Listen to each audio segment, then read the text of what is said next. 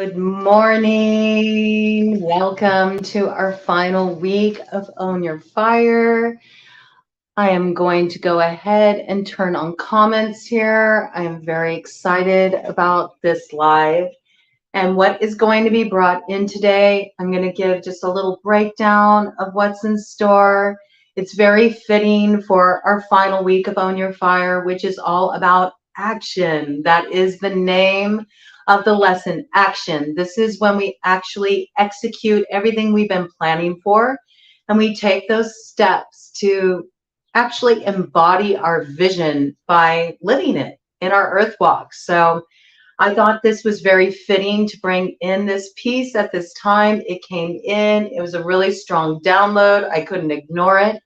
And so we're going to be talking about earth angels today and what that's all about, and some things that may surprise you. I want to kind of open up sharing my personal story and how I came to the angels, because a lot of people think I'm sort of an unlikely candidate, right, for somebody to be working with the angels.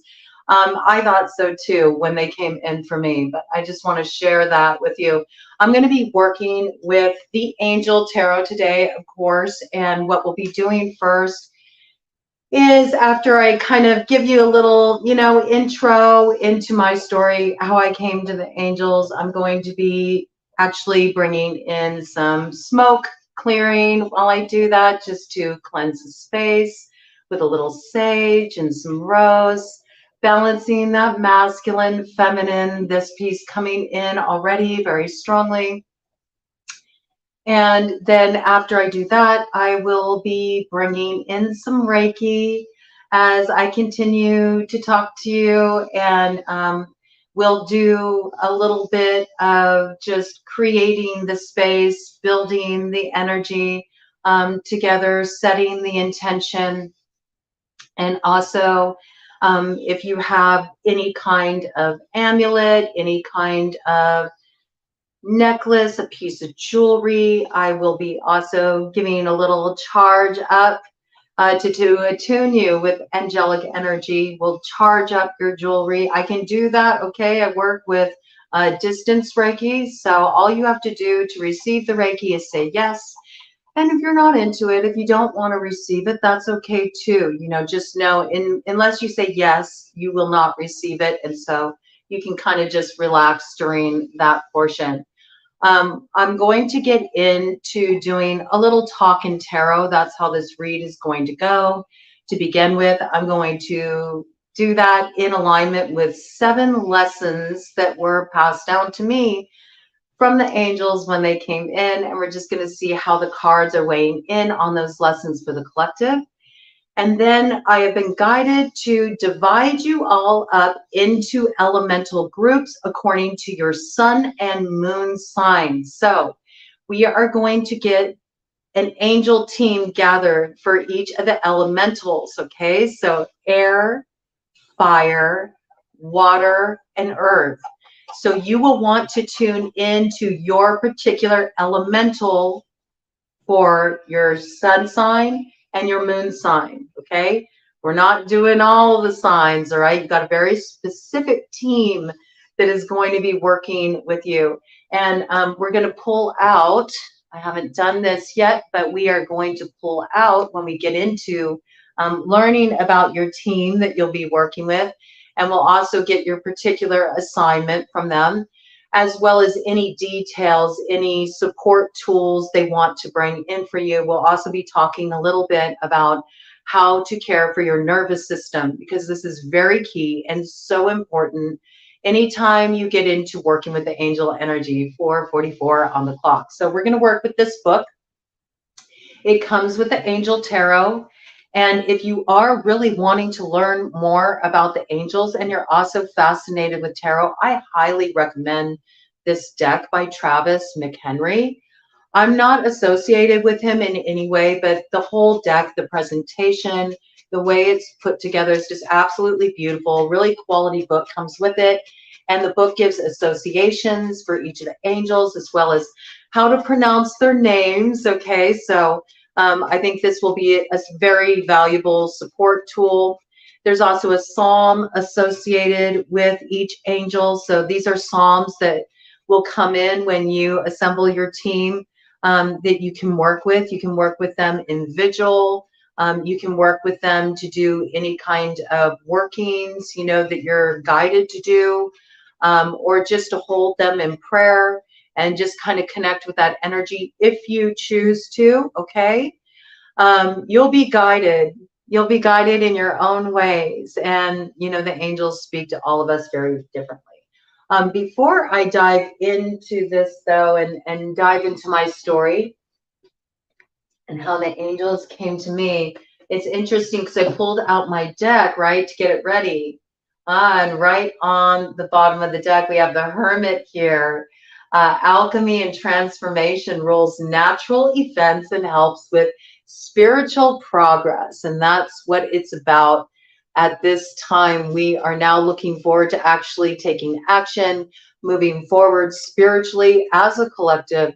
And this is something that's really being activated right now on the planet as a whole as we prepare to step into the Aquarian age. And we do have a supermoon coming up on August 1st that is in the sign of Aquarius. So really big gateway opening up here that's sort of asking us to step up to the next level, time to do our alchemy work, time to really come into that place of temperance where we're balancing things out, not just karmically, but also mind, body, spirit, okay? A lot of us are being activated at this time, and we are being called to be guardians of the earth, guardians of the light, guardians of one another. And this journey we're all on together, and to move beyond the polarization that is such a part of the algorithm right now and move more into that unity consciousness. So I went to go and prepare this deck, and I'm going to be preparing this deck while I talk to you. I like it. Okay, yes, taking action, owning your fire.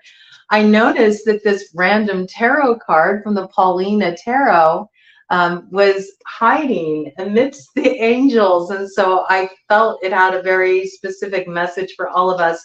And it is the Queen of Wands, okay? So I love this because she has that wand raised high. She's ready to direct the energy. That's what owning your fire is all about. It's about really embodying your fire, having your sense of passion, having your sense of purpose, having the vision, right? Because your fire, Pitta, is associated with Ajna, the third eye chakra. So first, before we take action, we have to see it, in our mind's eye. We have to get the vision that gets pulled down from the ether, and then we actualize it through our power center, through Manipura, our third chakra, 8:44 on the clock. You'll be working with that a lot as you dive into this and as you dive into this week, as well as the sacral chakra, Svadhisthana, which is all about your creative force and using that creative life force in the world. It was 9 on the clock, just as I went into that hermit energy. So yes, you are going to see progress on this level as you start to move into this week and heading on up to that super moon in Aquarius on August 1st.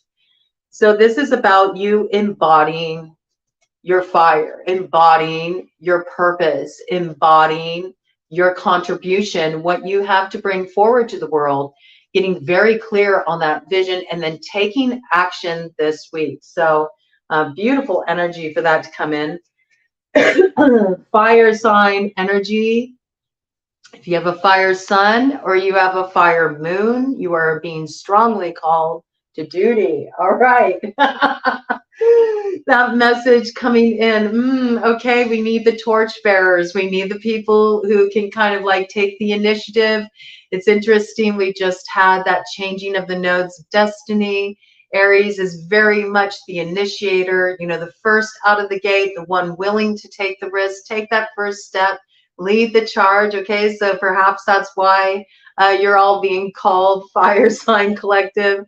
The angels are calling you out already. So I'm really excited to um, share this with all of you. Before I dive into the cards, I think I'm going to go ahead and get this smoke cleansing going here, just so we can clear the energy and set our intention for this space, which this is a space where all are welcome, no matter what walk of life, no matter your background, where you come from, what your story is, what your spiritual beliefs are.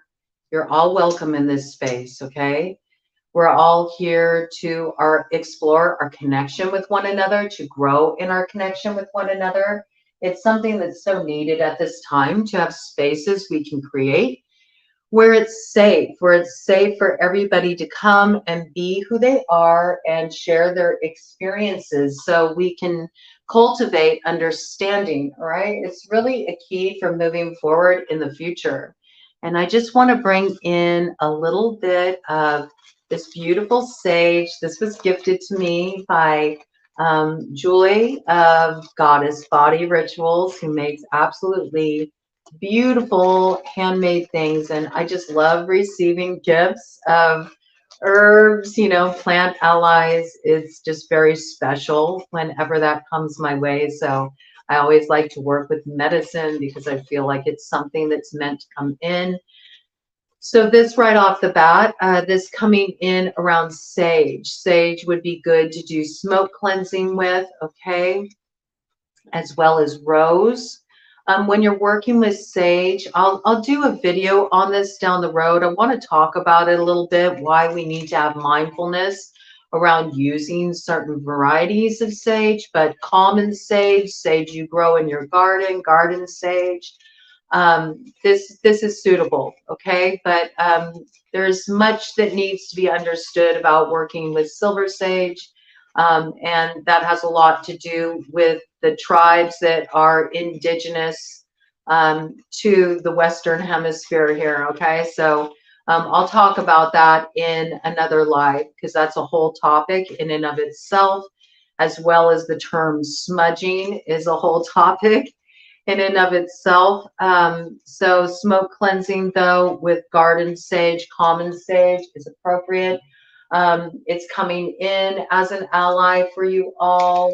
I feel like it's very much in resonance with the energy of Archangel Michael. It provides strength. It provides a certain grounding. It provides a certain clearing and clarity.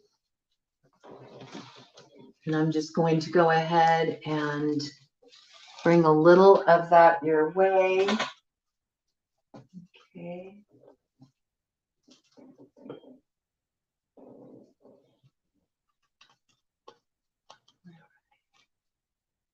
Just clearing the space around you as you prepare to enter this final week of Own Your Fire, as you prepare to take some of those actions you've been building and considering up until now. And if you're new here and you're a new subscriber, welcome. If you don't know what the heck I'm talking about, Own Your Fire is a course that I created through my website, Cobra's Medicine Bag. I'm an Ayurvedic practitioner, and I designed a whole dosha discovery series of courses where I go through each dosha seasonally and provide all kinds of guidance around self-care, recipes, mantras, meditations, everything, mind, body, spirit. And I used to charge for these courses, but I'm now moving more into my metaphysical work. And in order to just sort of pay it forward in an act of seva, as well as give gratitude for the path of Ayurveda and the way it's supported me in my own healing process, I really wanted to pass it on. And so I already opened up the Kapha course for free to the public. And that is the Kapha Reset course. And that is going to continue to be free. I'm opening up the entire Dosha Discovery series one by one to be completely free to the public, so you all can have what you need to find balance and healing and transformation in your life. It's such a powerful path, and it can support any path you're on, any path you're on. It's also wonderful just to be able to take charge of your health and have that preventative care coming in. So it's very empowering path, Ayurveda.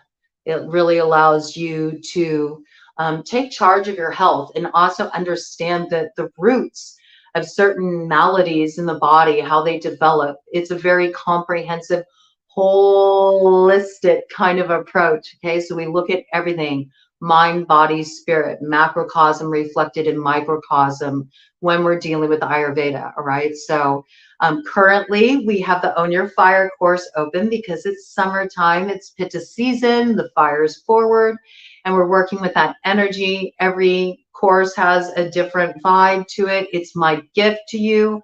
I'm not selling you anything. There's no upsell. There's no sales funnel, no sales pitch, nothing like that. Okay. I know it's not often in life this comes through, but it really is no strings attached.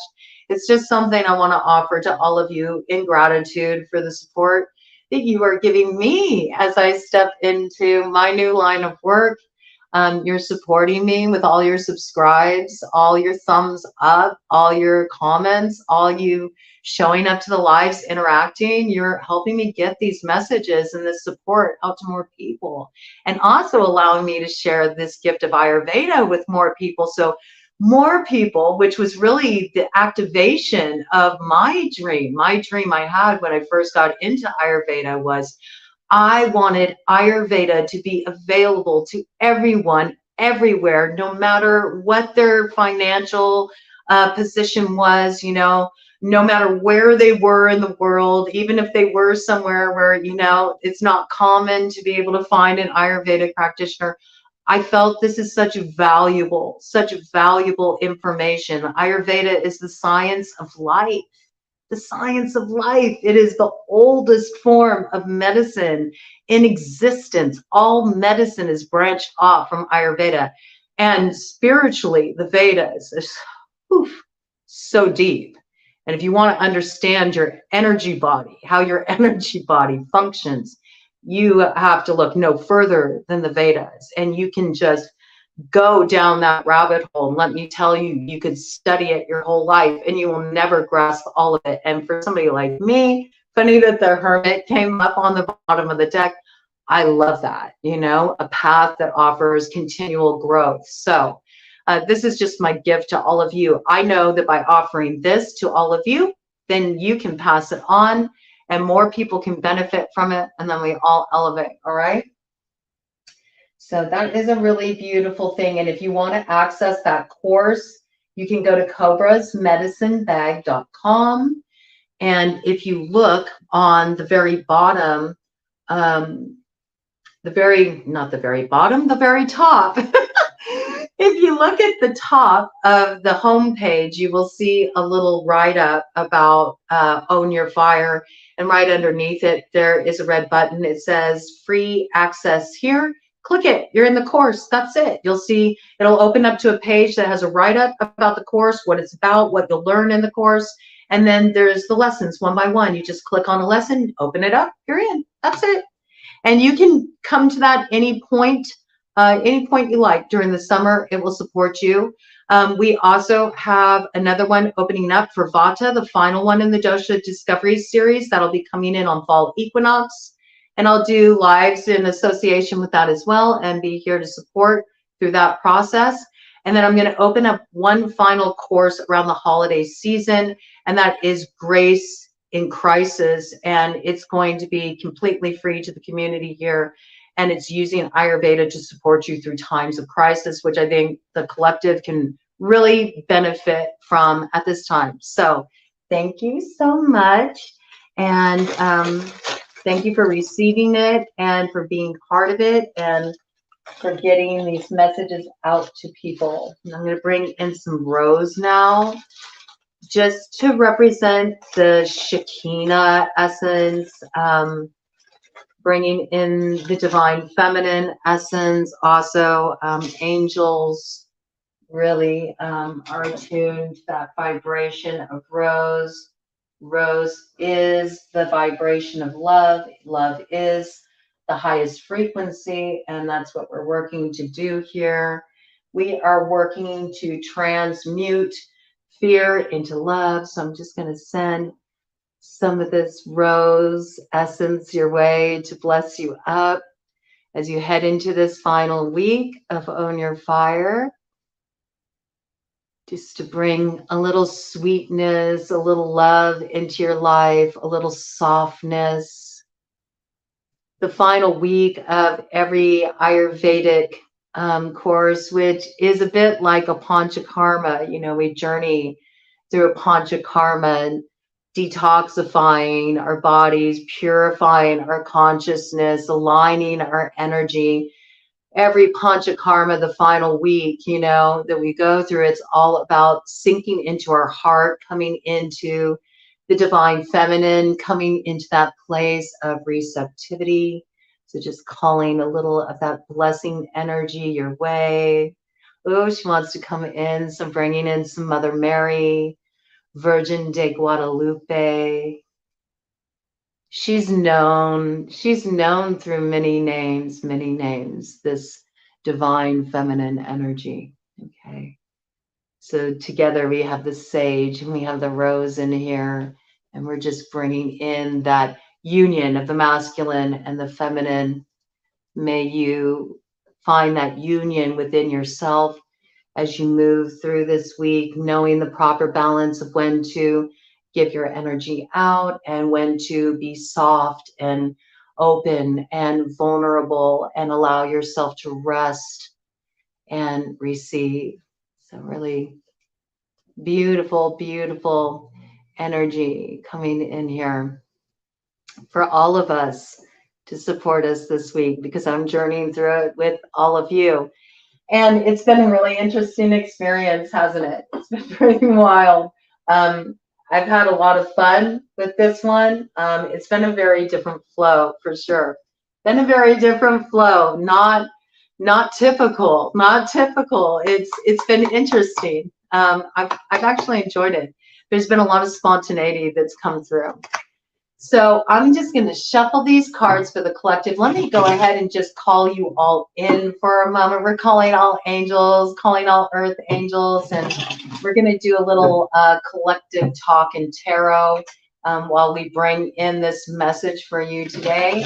And I'm going to share how I came to the angels, and we're going to go through the 7 lessons that they brought in for me, and we'll look at them with the tarot and just let them expand and deliver a little bit more information to you all.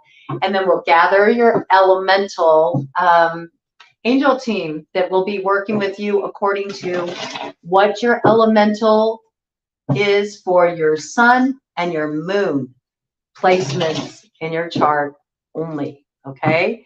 They really want to get it a little more focused in, because all of the elementals are being asked to bring their energy forward in a different way, okay? Let me take a sip here.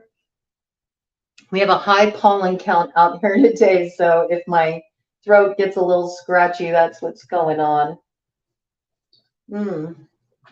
But that's good. We need pollination, right? Also, today is a very significant day. It is the first day of the 13-moon cycle calendar. So very potent. We had a really potent day yesterday. I put up a little short with that. You can still use that short even though the end of time day passed. It doesn't matter, okay, because time is all going down right now.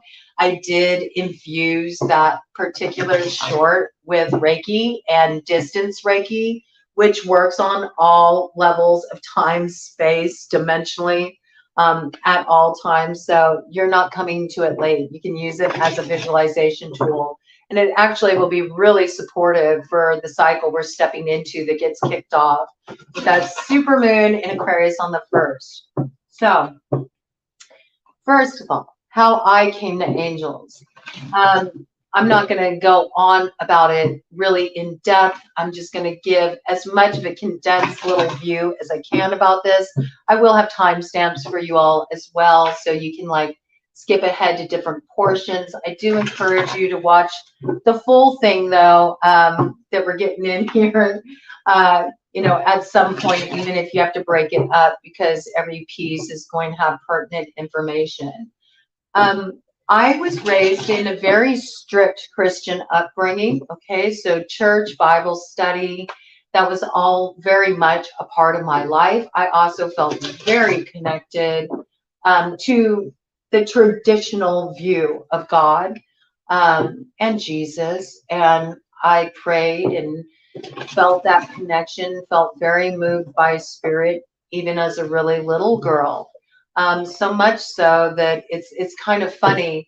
Um, my mom used to talk to me about the 144,000, and she was talking about, but wouldn't it be so wonderful to live in a paradise on earth? And I was like, no, I want to be in heaven with God. Like, I was like 7 years old, and I thought, oh no, I would much rather be in heaven. That would be much more beautiful of an experience. So I always felt very connected to angels. I felt very connected to God. I felt very connected to those traditional kind of Christian values. All right. But I also felt very connected to the earth, and I felt very connected to the earth, nature, spirits. I felt connected to fairy. I felt connected to gnomes. I felt connected, and I had experiences and connections with that realm too. So this created complications for me as a child, and I felt very divided because I felt connected to both. And I was being raised in a religion where that wasn't really acceptable. So at a certain point, I veered away from that. Actually, my family veered away from the church we were going to, and my parents let me and my brother, my sister was too little at the time, she was just born, let me and my brother decide if we wanted to continue to go to church, if we wanted that to continue to be part of our path. And I really respect my parents for that. They let us make that choice. They didn't want to naturally assume that just because they decided that they didn't want to be part of that anymore, that should mean we should have to go along with them. And I was ready to just be free because I felt my connection to spirit in my heart. And I always had certain questions in church that nobody ever gave me the answers to. We're not going to get all into that, but I just embraced my own path. And from there, I started to do a lot of exploration. My exploration led me in a completely opposite direction. I ended up getting initiated onto the third road, which is a fairy tradition of the path of the craft, and also incorporates shamanic practices. Okay. And I've had many different teachers come to my path in many different ways. I've worked with Yeye Louisa Teach. I've worked with Francesca Durandis. I've worked with Sivan Gar. I've had so many different teachers from so many different traditions. And I have a thirst for understanding different cultures, different backgrounds. And now that informs a lot of my spiritual work. So even with the different goddess, god archetypes that I connect with, I love to trace them globally throughout all different cultures. And what I've learned, and I'm so excited to bring more of this into Broad Coven because it is part of my vision here, the way that we actually all are tapping into the same energy. It's really beautiful, actually. It makes things a little bit, more interconnected. We really think we see things so differently spiritually, but we don't. These different gods, the goddesses, they are expressed through different cultures in different ways, but it's all the same source. And to me, that's so beautiful, like looking at the threads of connection. Okay, so anyway, I've had a lot of different teachers from a lot of different traditions. and a lot of different cultural backgrounds. And it's been a very beautiful experience for me. So I really embraced the path of the craft. That really spoke to me. I felt very empowered. It was a reclaiming for me, and I needed to go on that path. Now I don't really have such a definition for my path, even though, you know, in my intro video, you'll hear how I introduce myself. That's how I kind of related to myself then. But as time has gone on, because we hopefully continually grow and evolve, I really realized that I'm not able to define what I am with a label. You know, I'm just a reflection of spirit, just like each of us are. And I'm expressing myself spontaneously in the moment. Okay. So I'm open to everything, and I'm always open to learning more. I know I will be learning as long as I am in this physical body. I will be learning, and then I'll probably graduate to another dimension where there will be more lessons for me to learn. Okay. So all of your beliefs are welcome here. This is a safe space for everybody, no matter what your beliefs are, no matter what your spirituality is. I honor that. I respect that, because that is a reflection of the truth of you and how spirit is choosing to express itself through you in this world. So this is a place where all are welcome. And I just really want to emphasize that. I'm about unity here at Broad Coven. I do not support the problem. I support the solution. Okay. So here I was, you know, on the path of the craft and very focused on fairy. That's what fed my soul. And all of a sudden, I had this experience in 2009, right near the tail end of 2009, where the rug got pulled out from under me in a big way. My marriage union of 14 years was completely disintegrating because I went through a big transformational healing process in myself. It cracked me open. I realized that my path was calling me in a different direction. It was scary. It was scary to step into the truth of that. It rocked me. It was also very dramatic and incredibly uprooting and destabilizing. And it was during that time that the angels came in for me. And at first, I didn't know that it was angels. I didn't know what was going on. But I'm sure as many of you who feel connected to angels can relate, or if you don't feel connected yet and you do decide to open up to this, you'll discover soon enough for yourself. They start really making it clear that they're working with you. Just certain people will be drawn to you, and you will also encounter earth angels in your earth walk. And the thing about encountering earth angels is they're never what you think that they would look like. Okay, so we know all this kind of like dogmatic view around light workers, right? And there's a lot of talk. You hear it on YouTube all the time about, well, they're karmic, you know, and you're divine. It's like, no, you know, it's all one energy. We're all working through karma in this life, and we're all divine. And being an earth angel has nothing to do with being pious or perfect. You know, a lot of times when I tell people that I work with angels, they kind of like snort almost indignantly, because they're like, wait a minute, you know, I've heard you talk, you know, sometimes you got the mouth of a sailor, you know, how can you have a connection with angels? Because they have this dogmatic view that in order to connect with angel energy, you have to just, you know, be so pure. And it's not true. It's not true. There's a Tennessee Williams quote. He says that, I'm paraphrasing, okay? This isn't the exact quote, but he says, if I got rid of all my demons, I'd lose my angels, you know? And here's the thing, you know, life is both shadow and light, and we can't separate that in the earthly existence, right? And it's just part of our reality. And there's a very loaded, you know, it's largely colonialist fueled vision of darkness that I don't appreciate, because darkness is always associated with evil or negativity. And really, they're two sides of the same coin. You can't separate the two, because without darkness, there's not light. Without light, there is not darkness, all right? They're interdependent on one another. And when we're looking in terms of Ayurvedically, macrocosm reflected in microcosm, they're also reflected in us. They're reflected in everything we see. We know this. Look at nature. There's nighttime, there's daytime. Is nighttime evil? No. Nighttime's beautiful and peaceful, and there's still light, right? There's still light, even in the darkness of night. Okay, so this is a fallacy. You know, light had to emerge from something, right? What did light emerge from? It emerged from the darkness. The darkness is the deep, dark earth where seeds germinate and, you know, things grow.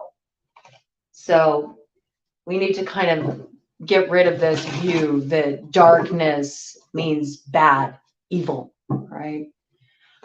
People may think that's not a big deal to refer to it in that way, but it is actually, because it's programming. It's part of the algorithm, and it's another thing that keeps us divided, okay?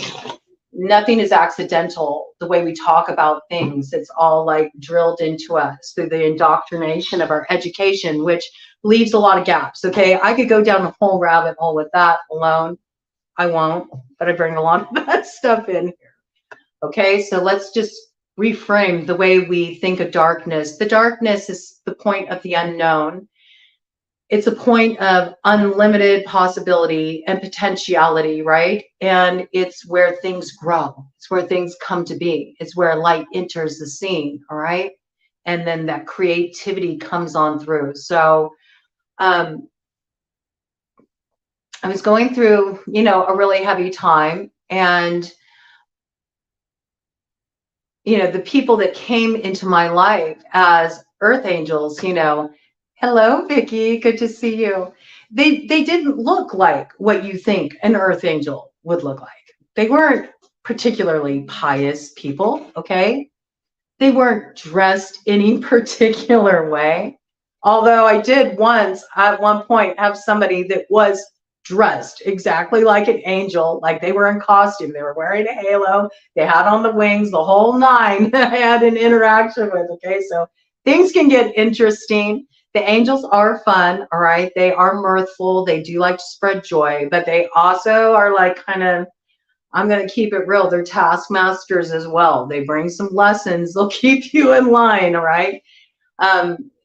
It's been my experience, you know, that sometimes it can really blast you open. People have said that you can say, hey, whoa, back off. But I don't know if that's really so true, because I think there's a little bit that they know your edge better than you do, you know, kind of energy. So they're going to open you up as much as you're able to open up, and they know that you'll be able to handle it, integrate, though sometimes it can feel testing. Okay. So what happened to me when the angels came into me, which in a way they did kind of come into me in the sense that they awakened through me, okay?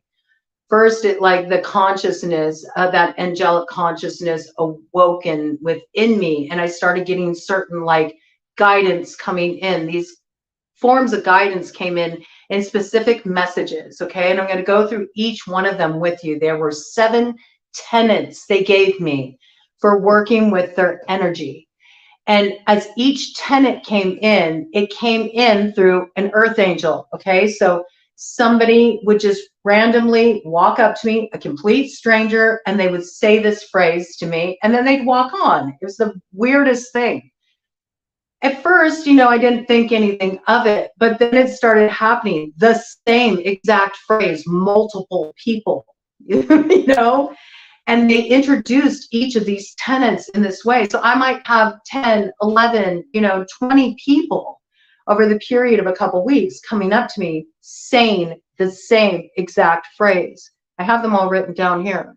So as I bring them in, you'll understand how kind of destabilizing it can be when you first encounter angelic energy. I also want you to understand the piece that these messengers that come in for you are not going to look like what you think they should look like if you listen to kind of the programming, because they'll come in unexpected ways. They'll They'll come as the homeless person sitting on the side of the street.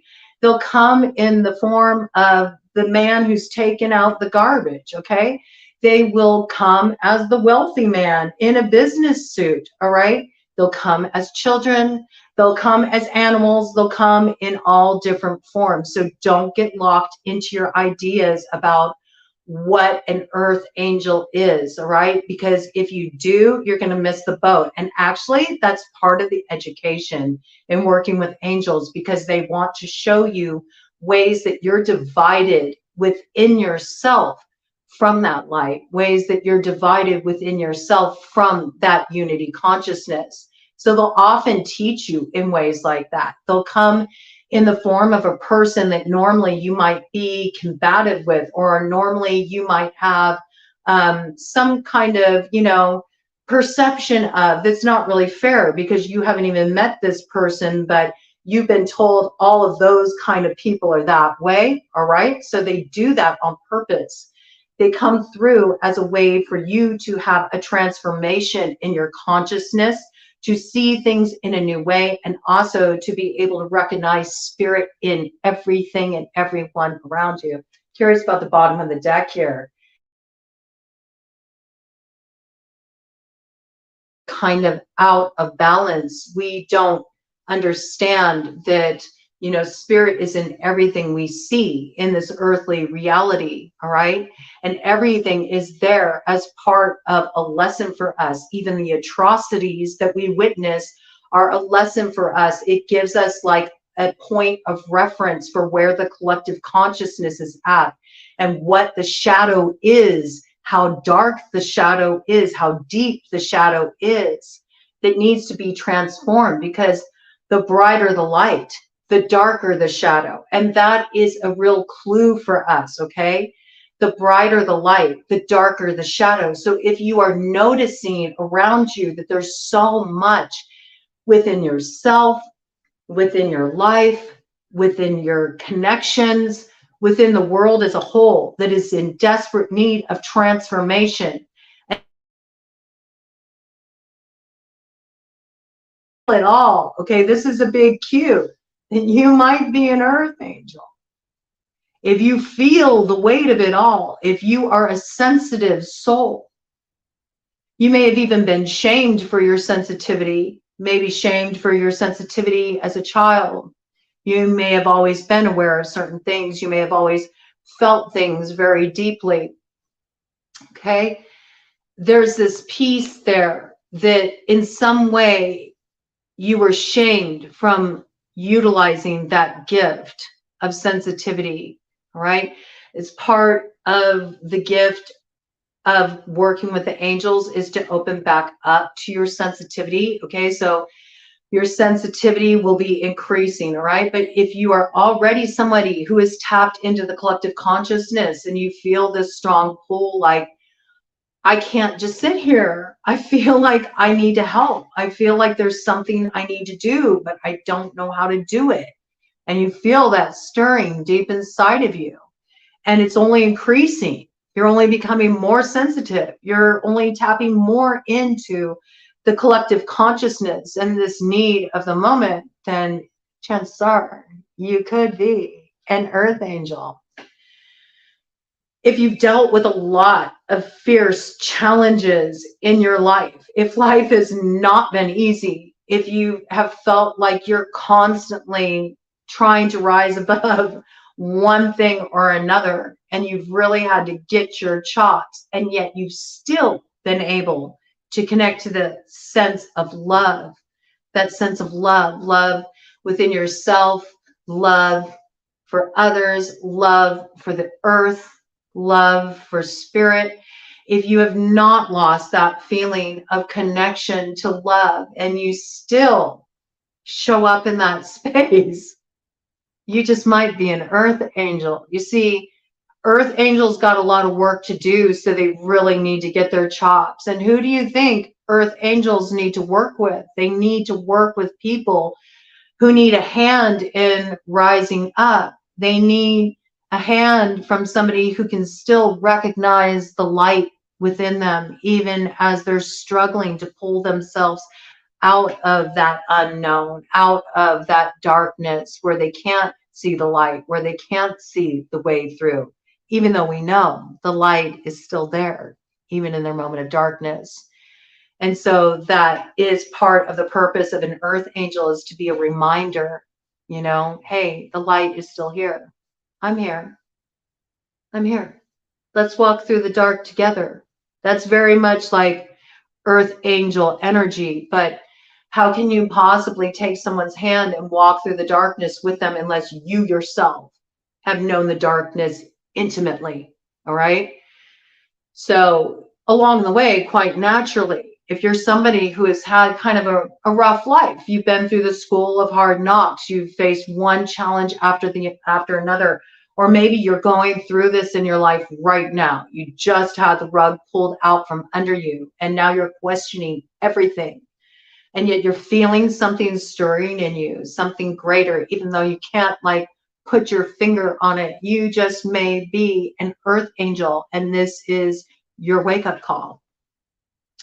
Time to earn your wings so you can really fly, so you can really experience the freedom of your purpose and what you're here to do.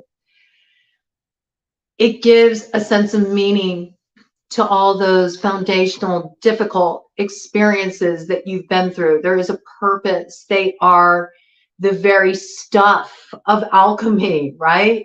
They are the very thing that called you to transform. For many of you, they are the very thing that called you to your spiritual path. And you'll go through this repeatedly throughout your life, initiation after initiation after initiation after initiation. It's part of the process.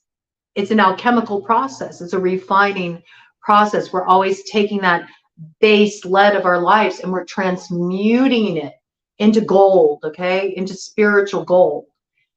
And this is the thing. As you transmute spiritually, you transmute in the earthly realm as well. And so it's this beautiful, like, endless, I'm getting this image of this like cornucopia that is just able to feed all. It feeds you and it feeds all around you, and it feeds your life, and everything comes into this beautiful state of harmonic flow where you are merged with that song of ecstasis, that one note that ripples throughout all of existence and all things on all dimensions and all layers of reality, past, present, future, and beyond. And once you're in that flow, everything is provided for you. Everything where you feel is lacking right now is provided for you. You get the keys to the kingdom, but kind of the joke, a little bit of the divine play is that you had the keys to the kingdom all along. It's all been inside of you all along. And once you get your keys, then you can help others find their keys by like shining a light for them, you know? Shining a light for them. People underestimate that, the value of just showing up, just being present, and being present with another when they're going through their challenges. Okay, so I was in such a place of challenge and such a place of loss. And one day, a friend came up to me. You know, I had just done a healing session with her because I used to do body work. And I had given her some body work. I did some massage for her. I did some Reiki for her. And we were saying goodbye. And as she walked out the door, she stopped in her tracks. She turned around. She looked at me and she said, "You are a woman of love, and love follows you." So this is the first tenet. Now, I didn't think much of that at that time. I just thought she was saying something sweet to me, but it was the way she said it. It was just very unusual, the way she said it. And I found out down the road that she has a real strong connection with angels and that she works with angels a lot. It's a kind of funny point of reference.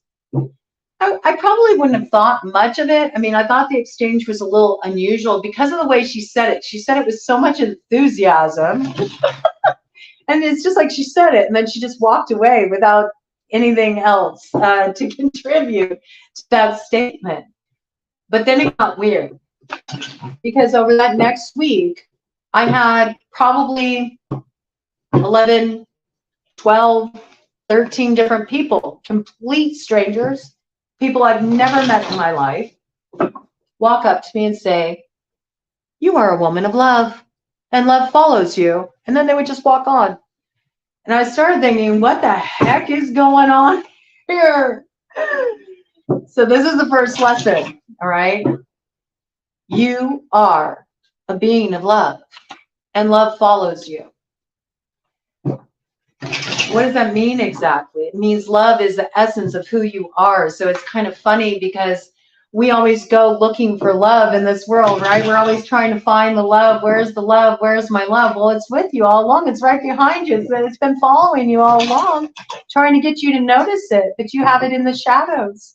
So you got to pull your love up out of the shadows, and you got to expose it to the light so you can let it guide you forward.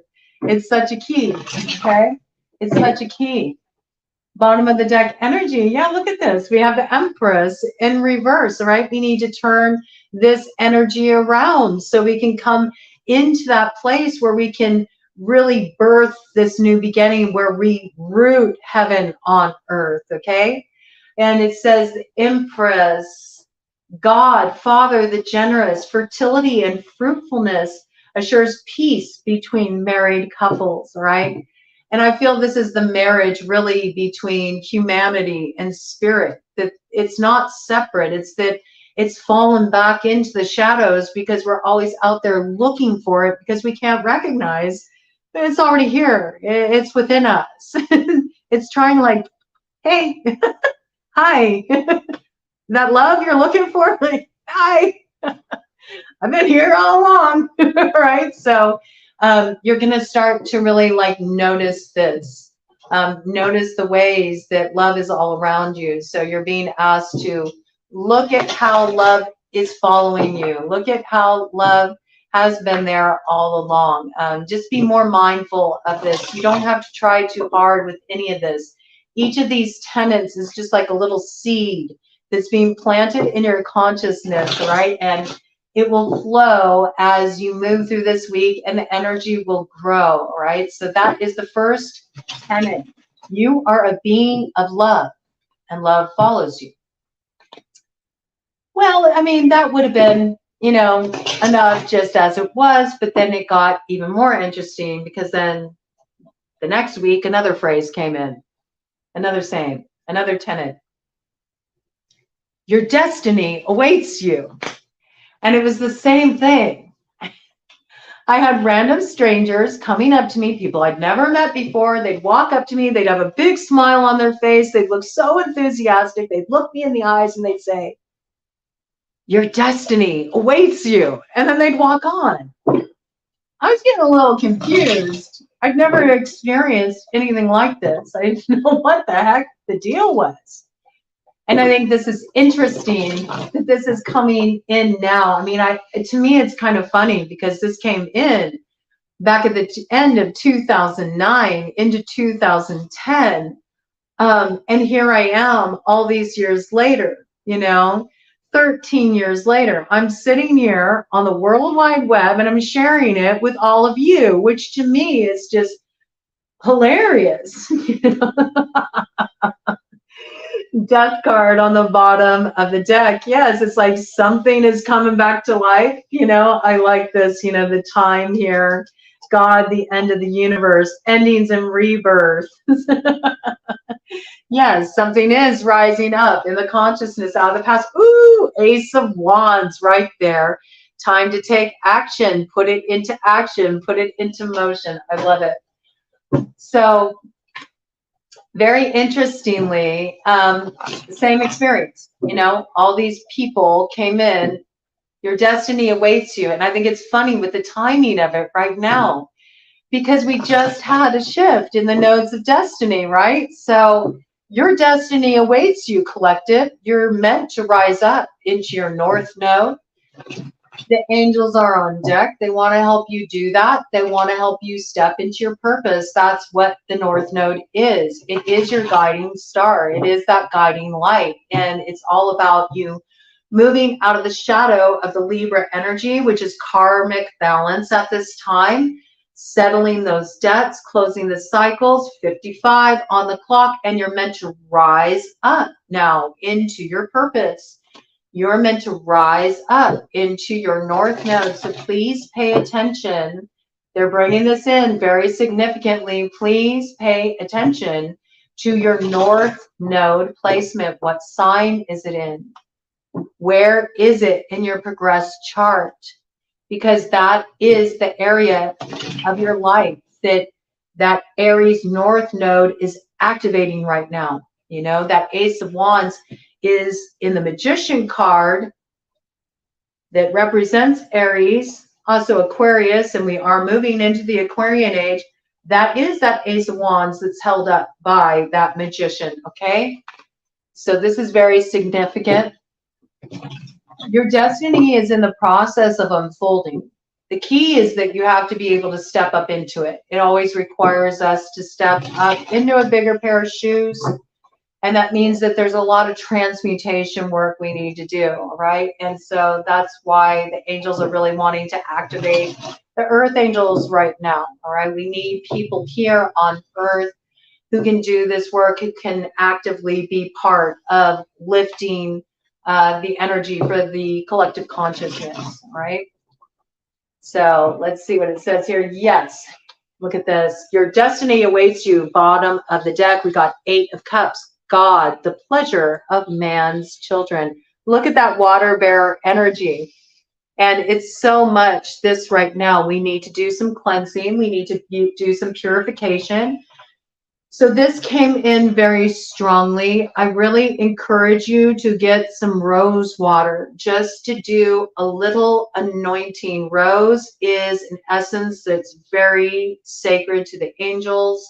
A lot of times people will notice scents coming in with angels. Rose is a very common one. Sometimes you'll get other floral scents. Jasmine, violet are common as well. Violet tends to be very common with fairies.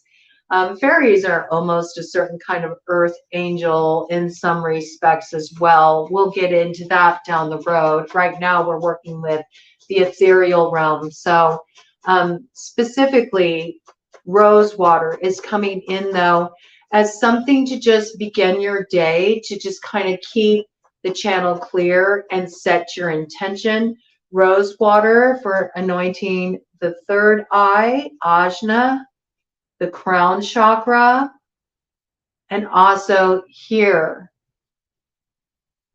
vishuddha, throat chakra, and heart, okay? So these upper channels, the upper chakras are wanting this cleansing and purification at this time so that the upper channels can connect, you know, with the bridge, the heart, which can connect with the lower channels. That's how we kind of bridge that gap between the upper chakra channels and the lower chakra channels. So there's a lot of different ways that you can make rose water. Very simply, I just made some rose water myself. I got one of the beautiful heirloom roses, one of the first roses that bloomed. I asked permission from the rose bush.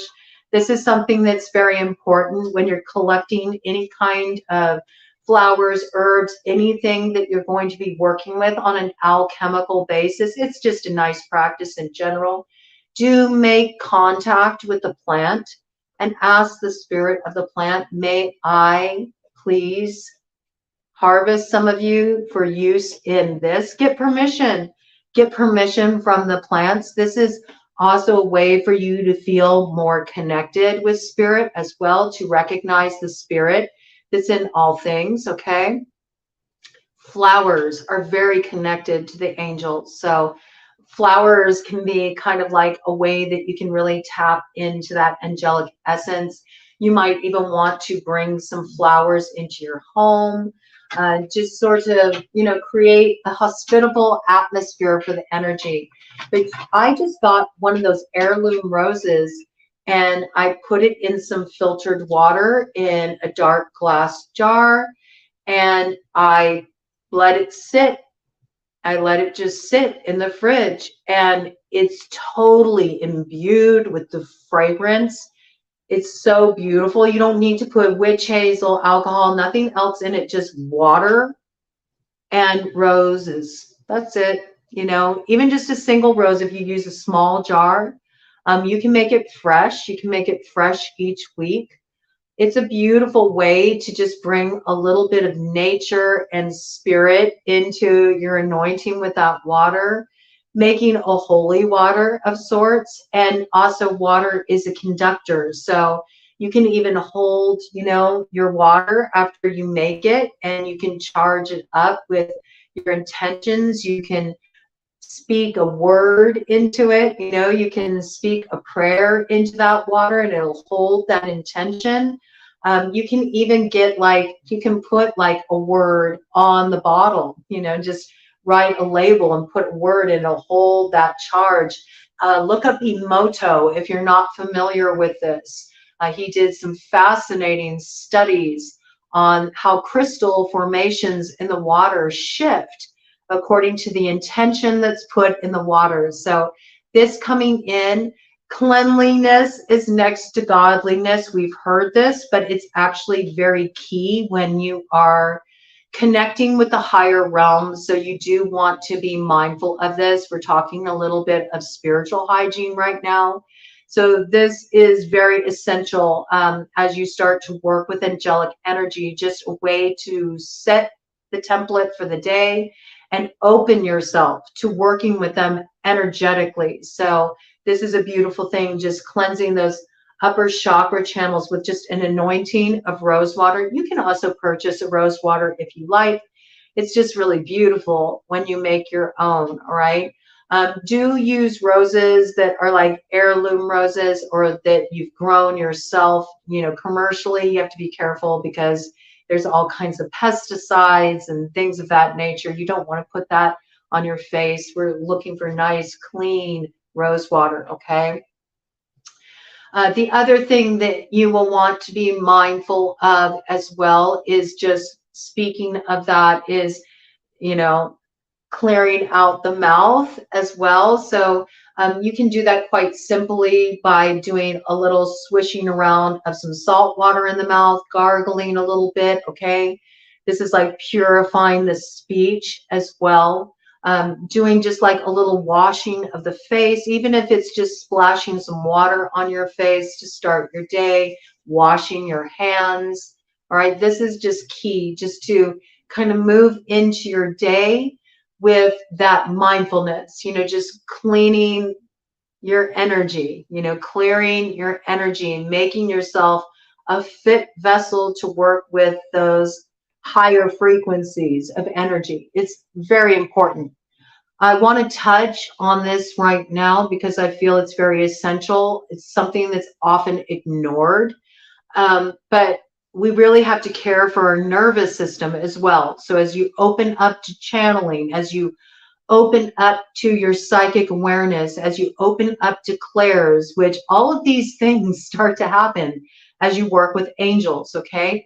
As you open up to working with angels and you have these experiences, you have to be mindful of the effect that it can have on your nervous system. This has everything to do with the centers of the consciousness, the centers of the brain that get activated when you are working on this level, namely the pineal gland. Okay, your entire endocrine system gets affected, your entire nervous system gets affected. So very important as you start to work with these energies to really keep a nice kind of cleansing, a cleansing diet. First of all, you know, fresh juices are wonderful, as well as making sure that you're getting good EFAs, monounsaturated fats. They're brain food. They're also very soothing for the nervous system. Eggs with the yolks just a little bit runny has the most bioavailable source of lecithin in it, and that is super, super supportive for the nervous system, as is ghee. You also want to make sure that you're getting good quality protein because it's wonderful to open up to the etheric realms, but it can be very challenging if you're not grounded. And Protein is very grounding. It brings you into your body and it keeps you stabilized. Also, make sure that you are nourishing your body because that's so essential and it's so important for you to be able to ground the energy that is going to be coming through as you align with the angels. All right. So, we know we need to clear this energy as well. You know, any kind of cleansing baths are very helpful just to kind of keep your energy clear and maintaining good energy boundaries as well. So the more that you can kind of like start your day with a little, you know, clearing work to prepare yourself to step into your day and to have these sort of interactions where you're opening yourself up to the angelic realm and you're opening yourself up to the psychic gifts and the gifts in awareness that come through that. You want to do so in such a way where you feel really supported in your earth walk, because otherwise you can lose your grounding cord, you can lose your stability, and then you're not really going to be able to do this work and root it in reality in a way where you're going to be able to feel supported and you'll be a support to others as well, right? If you tap too much into the ethers and you lose your footing, then you're just going to wander off into the alfalfa. You'll get overwhelmed. All right. So this is a very key, important point. So just some kind of simple way to start your day where maybe you send down a grounding cord. I have a lot of videos about this. You know, you can look up, I put together some playlists that can be a big support for you all. So if you ever have any questions about tools or resources, I created a playlist. It's on the home page and it's called Medicine Bag. And in that playlist, you'll find all kinds of like Reiki, grounding, meditation. It's just all just kind of like healing journey videos that I put together. So you can learn a lot about how to put a shield around yourself. But it can be as simple as just envisioning any kind of bubble you want around yourself that just allows you to have a little buffering. It's so important too, especially when you're already a sensitive person, you're already a sensitive soul, you feel things deeply, you have that sentience where you pick up the ambiance around you, you pick up the emotions of other people.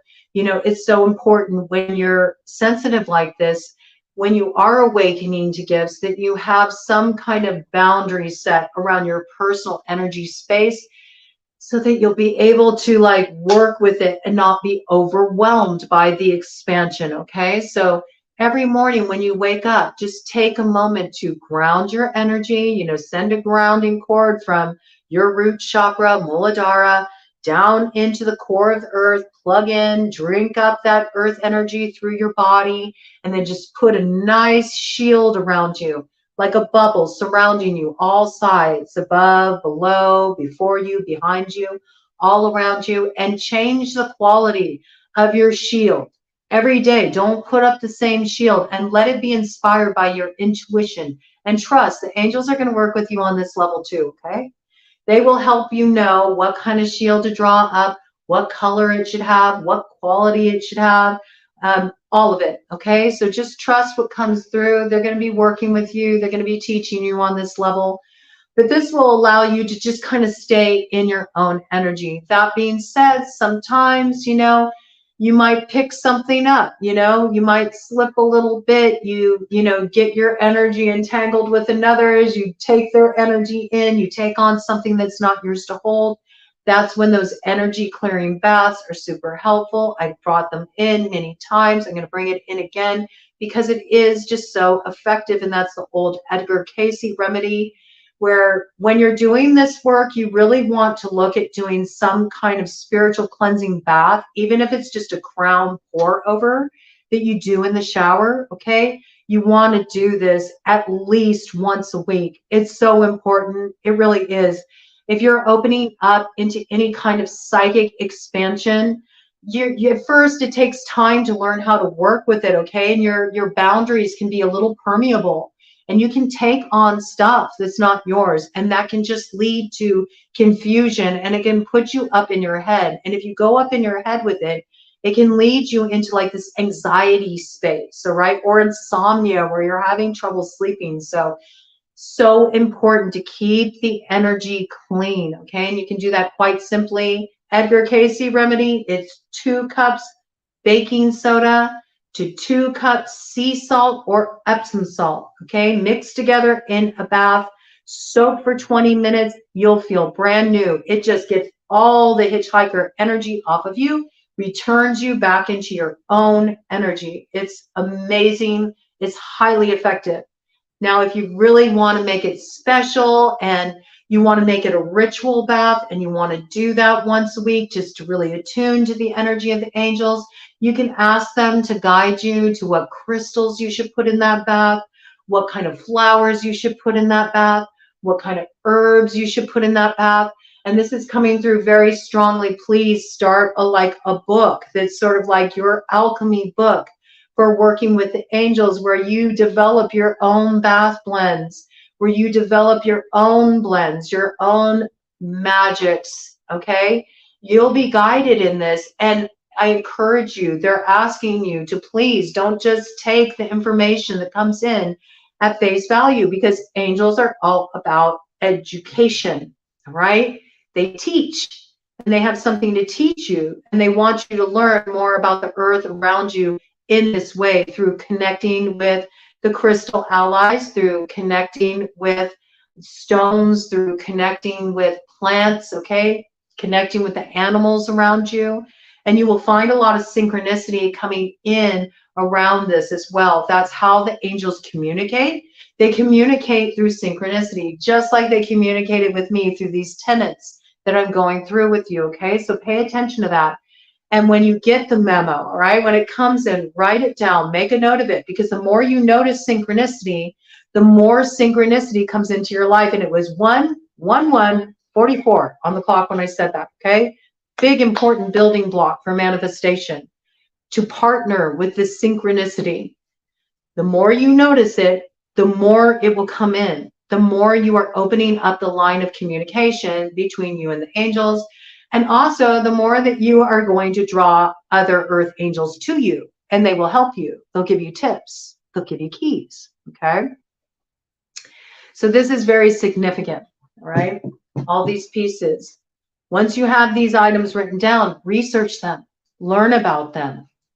And also, if you're going to be putting them in a bath, okay, or any other way they guide you to use them, if they guide you to make a tincture with them, or any of these things, do make sure you research, follow up. And if it's something to be ingested, make sure it's safe to ingest it. And if you discover, well, why was I guided to put this in some kind of, sun tea? If this isn't safe to ingest, there's some guidance there for you about maybe something that you have ingested spiritually, emotionally, mentally, that's acting as a toxin within you that needs to be cleared. And you'll learn about that through the plant's metaphysical association. So Google can be a valuable resource for this, all right? And you'll kind of be forming your own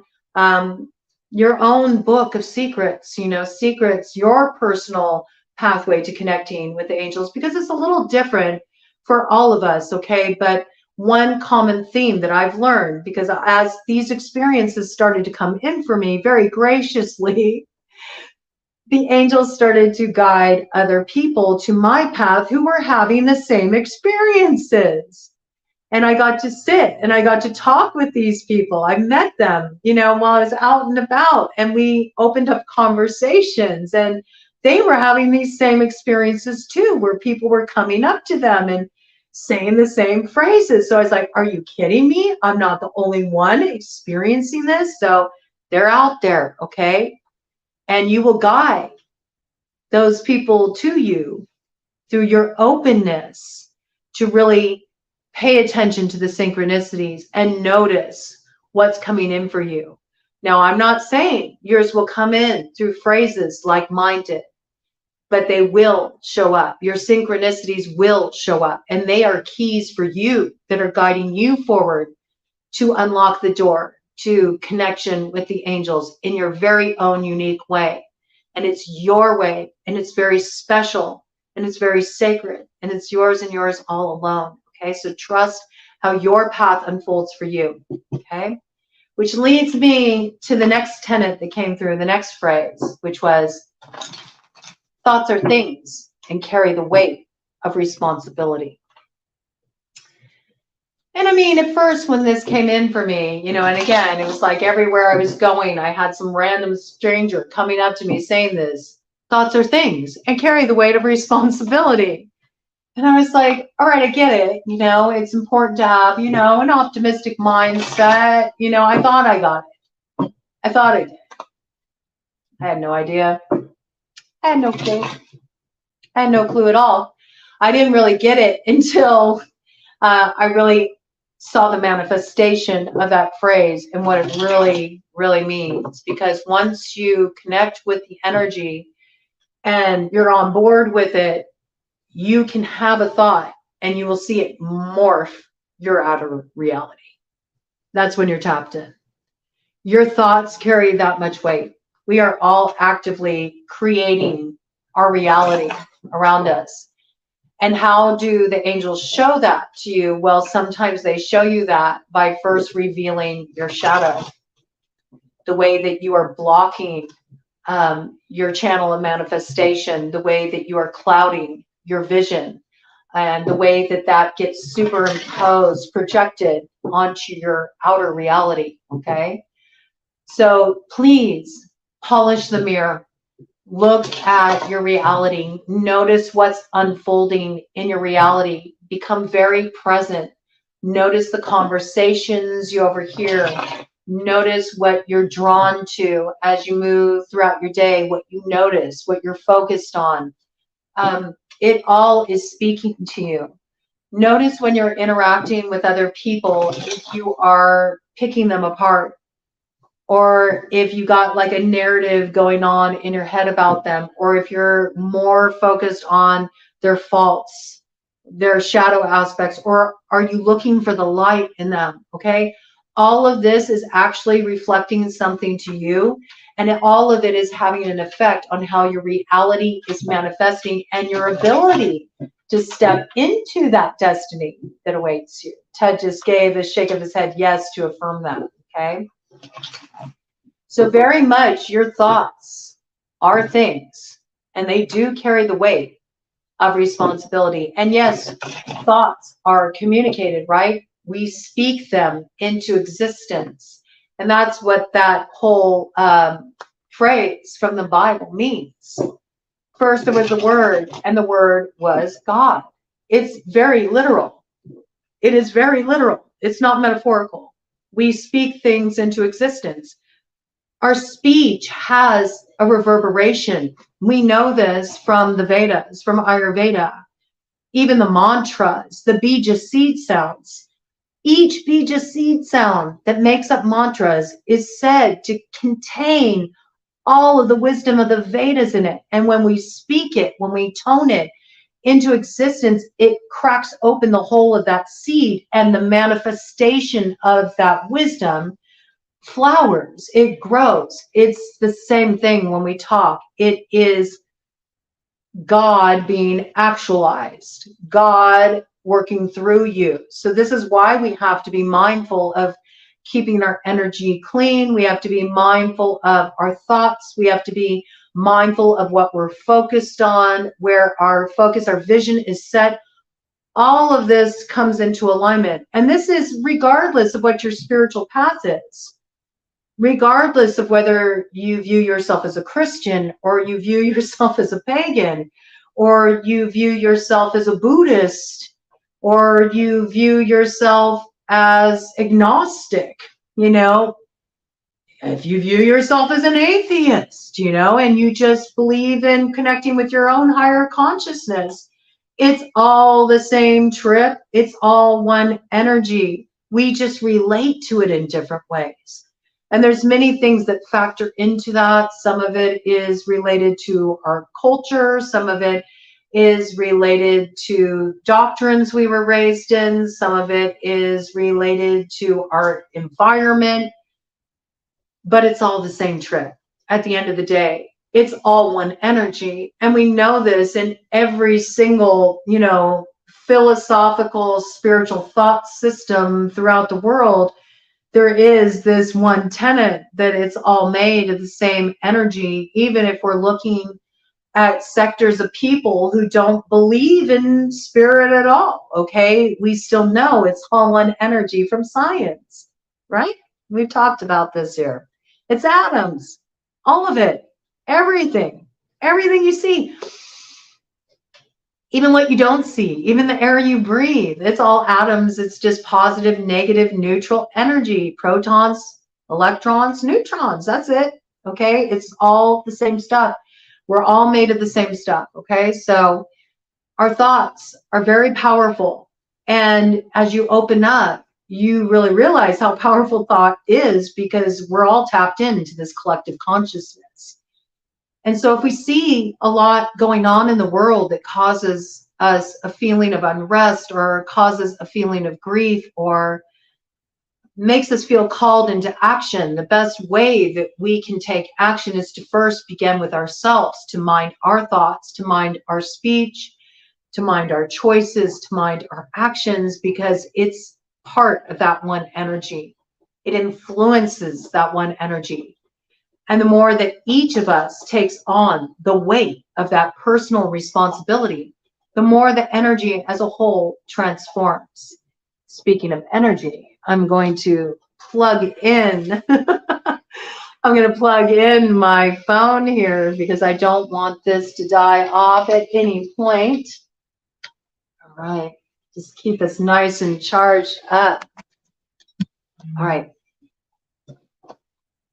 Yes, and right on the bottom of the deck here, we have Seven of Cups, God, the just judge. Contemplation makes the truth known. And I like how the angel is pointing to the hourglass, like the time is now. You know, when do you have your point of power? Right now, in the moment.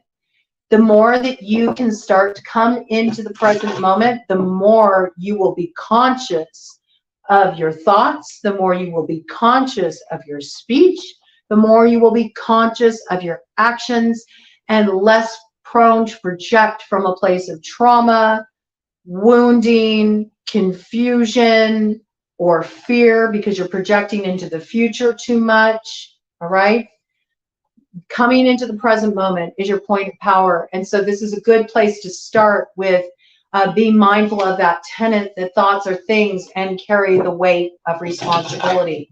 When you notice that you're starting to think back to the past too much, use a cue to kind of bring yourself back to the present moment. I started to snap. I just used a snap every time, like, I noticed that I was worrying too much about the future, or that I was worrying too much about the past, or focusing on the past. And I'd remind myself, hey, that's not what's going on right now. What's going on right now? You know, I'd kind of have like a dialogue with myself. And the more you do that, the more you'll get used to just being really in the present moment. When you're in the present moment, you're tapped in. It's all going down right now. It ain't happening back there. It ain't happening over there in the future either. It's all happening right now. Life is happening through you right now. Is that so? You want that, Ted? Ted says, I see string cheese happening for me right now. He's been looking at his treat that's in here. All right, Ted, we'll feed you a little bit. Ted just manifested with his thoughts. He says, thoughts are things, and the thought I'm having is this string cheese. Give me. Okay. So yes, you know, this is a key. Oh, I love this. Look at 8 of Wands. Yes, the thoughts are things. They are like the arrows that go out into the world and they hit the mark. You know, they bring things into being. And this is about the energy is going to start moving very rapidly. Okay, we already got that going on astrologically. So there's this way that you can stay very present and very grounded and very focused, even as things start to move quickly. All right, even as we start to move into that expansion step by step together collectively into the Aquarian age, there's a way to stay very balanced and focused and centered in that. And that is all about, you know, being in the present. All right. 8 of Wands, grandeur makes one passionate toward God. Yes, this is when you will be inspired by creativity. That's when creativity can work through you. And it was 1, 24, 44. on the clock when I said that. Okay. And there is going to be a lot of creativity awakening in you. That is another way that angels come through. All right. They come through musing energy. They act as a muse. That's because they bring a little bit of that heaven onto earth through your creativity. That's what you're meant to do when you partner with the angels. You're meant to work with your creative energy. And a lot of times this will come through creativity. You'll be inspired to write a song. You'll be inspired to make a piece of art. You know, you'll be inspired to dance, or you'll be inspired to create something, write a book, you know. All of these things can come through, and there are ways that you can also tap into the energy. Okay. They're suggesting you might want to work with a little automatic writing, you know, maybe as a way to close your day and just to sort of allow yourself to see on paper what came through for you, the synchronicities that you noticed in the day. And then just open up the space, you know, ask the angels to come on through in your writing and just see what happens. Just let yourself write on the page or doodle. You know, you don't even need to write words. Just let the energy come through. Let yourself be inspired. Okay, interesting. Very interesting. All right. Now we know how important the thoughts are, which brings me to the next phrase that came in for me, which was, be careful what you wish for. You just might get it. And I mean, we know this on a practical level, right? But we get caught up. We think that, you know, we want what we want, and that's the only thing that will give us happiness. And we sometimes don't understand how much what we want can veer us off course, okay? So there's a need to really be mindful of the wishes you make as well. And that's one thing that I really learned through working with them with that lesson, is that the best wish is the wish that is what will put you in alignment with your spirit, with your purpose. And I have a simple prayer, you know, that I like to start my day with. It just puts me in the harmony of that. And it's very indicative of my path and all the different traditions I work with. But I just bring this in every morning because it's my wish. It's the wish that I set my intention with. And that is, Mother Goddess, Father God, please protect me in my magic and life, guide my thoughts and deeds, and give me the power to live life according to your generous wisdom. And that was a prayer that was shared with me by my beloved teacher on the path of the third road of fairy, Francesca de Grandis, okay? And it's a potent prayer.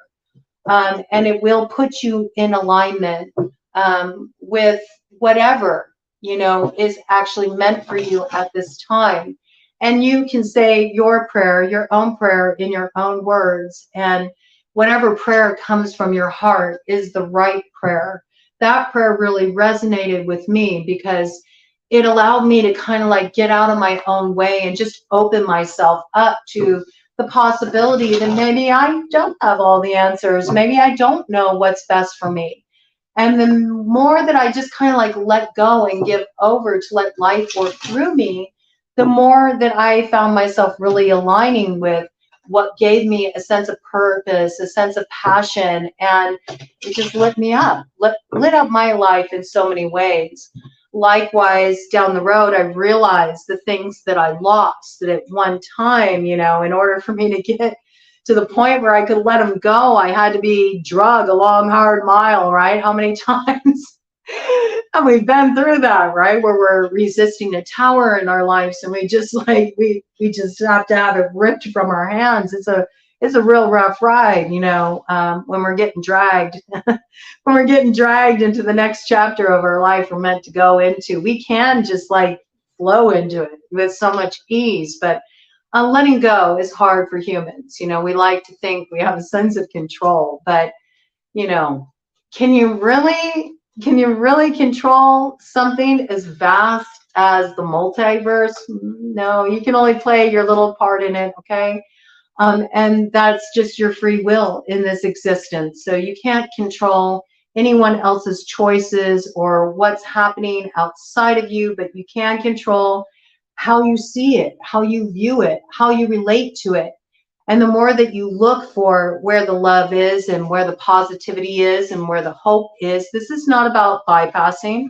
It's also about being aware of where there is suffering, where there is things that are in need of transformation. I mean, that's part of being an earth angel. You are acutely aware of the suffering. You are, because you yourself have been through a lot of suffering. You yourself have been through a lot of trauma. That's why you have the compassion.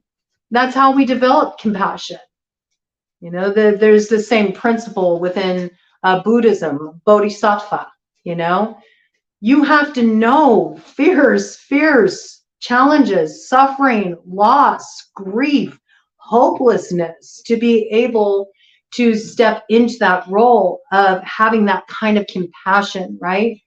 But the difference is that you don't look at what is suffering from a standpoint of hopelessness, right? You look at it from the standpoint of, okay, well, where is the solution here? Or what can be done? What kind of action can be taken to provide some kind of relief, to provide some kind of healing, to provide some kind of upliftment, okay? And that is the difference, okay? So it's about having this kind of focus where you're more solution oriented, all right? And in solution oriented, understanding that sometimes us getting what we think we want isn't necessarily what's for the best, not for us, and maybe not for the greater whole, okay? And there's something we have to understand about that and be willing to flow with life's changes. It's part of our transformation work. It's part of our alchemy work to be able to be accepting, to be able to say yes. Yes is a PowerPoint, okay? Yes is a very affirmative word. Yes is a place of really being in harmony with that spirit of letting go, giving over, and acceptance. And it is a point of transformation. And I mean that even when you're dealing with something that's very painful, or where you're experiencing grief, or where you're experiencing loss, you can still say yes to it. You can still say, yes, I'm experiencing this loss. It hurts. I'm angry. I'm confused, whatever you're feeling.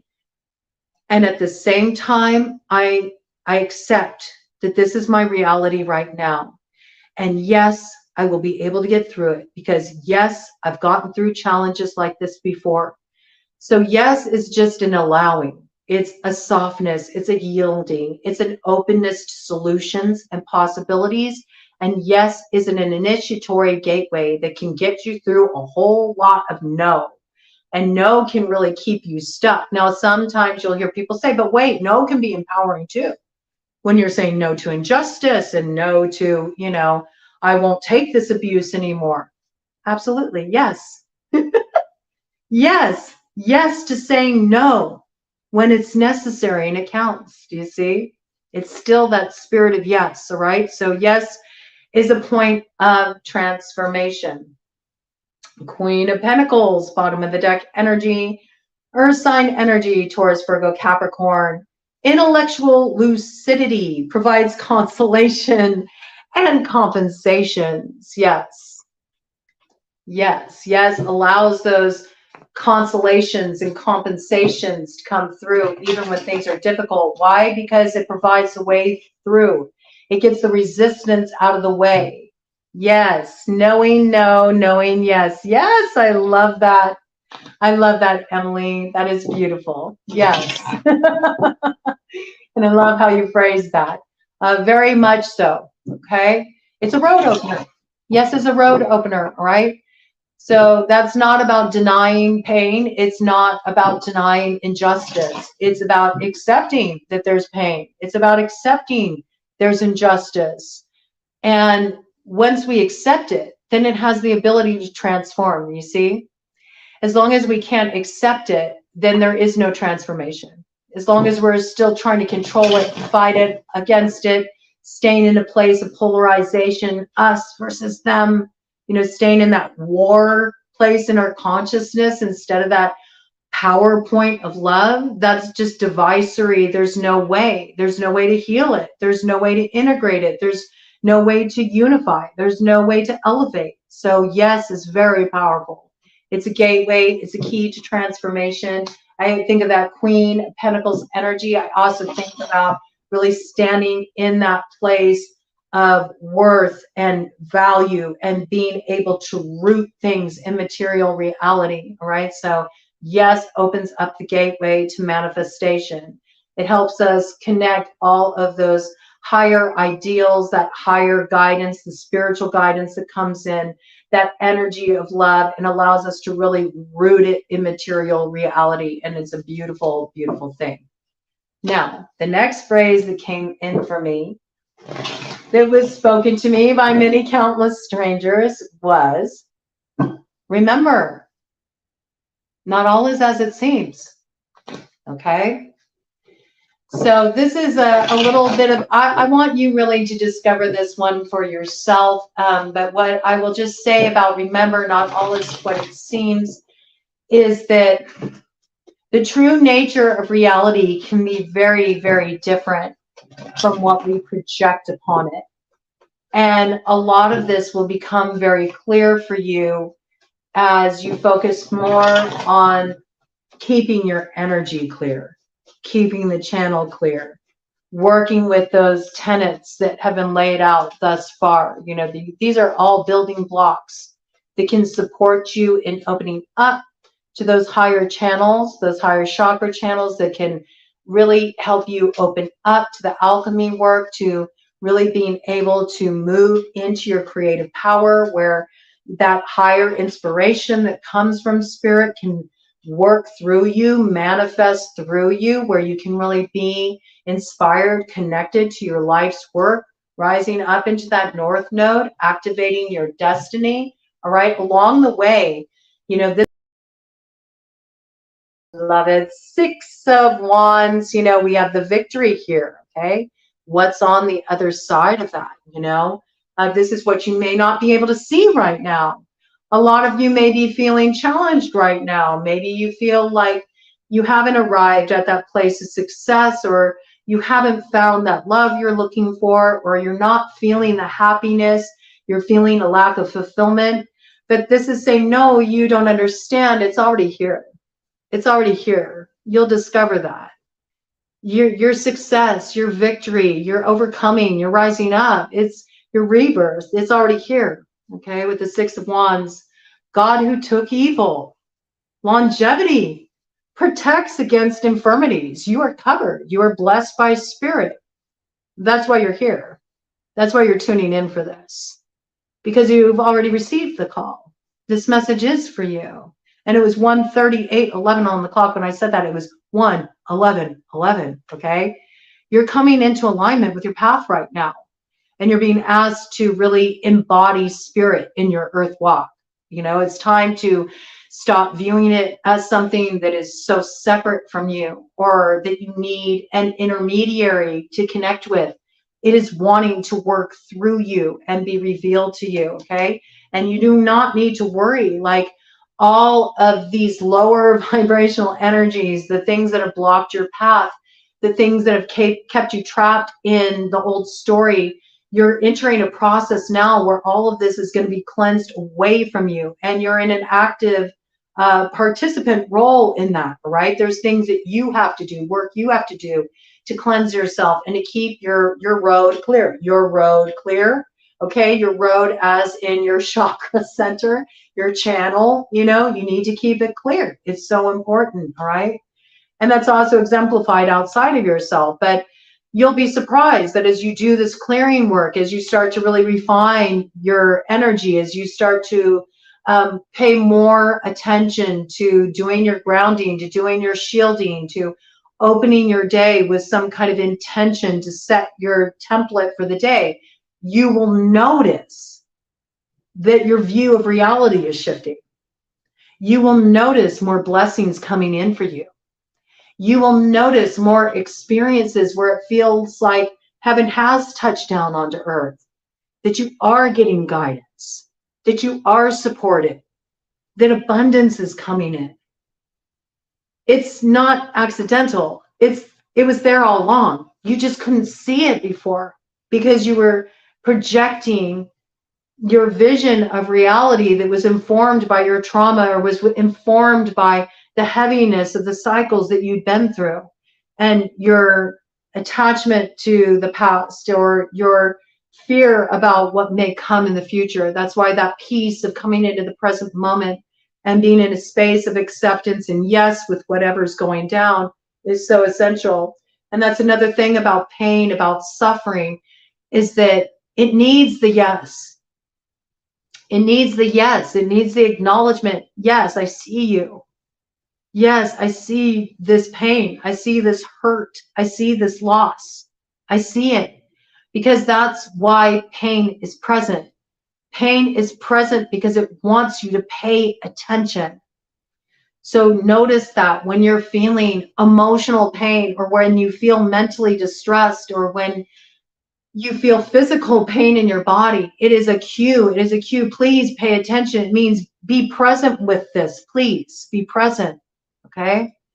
So this is all here to guide you. It's all here to inform you. And as you start to do this, you're going to realize, wait, not all is as it seems. It's much better than I think it is. It's much more beautiful. There's so much more hope than I've thought. I've been programmed by the algorithm for too long. I didn't realize. But now the blinders are coming off. The scales from my eyes are falling away. I'm not falling for the original lie. I'm starting to see the connecting point between all things. And once you arrive there, it's a beautiful thing. Which brings us to the next tenet.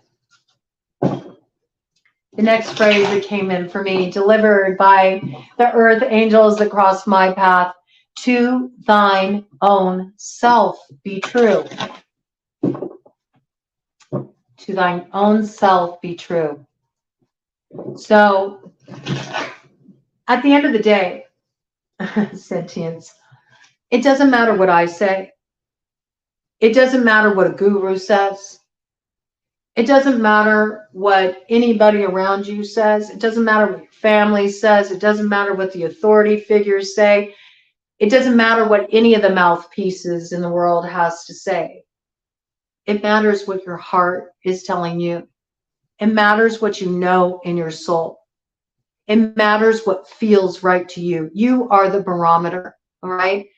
So this is so important. Even guru, if you break it down, each letter, G, you are you, okay?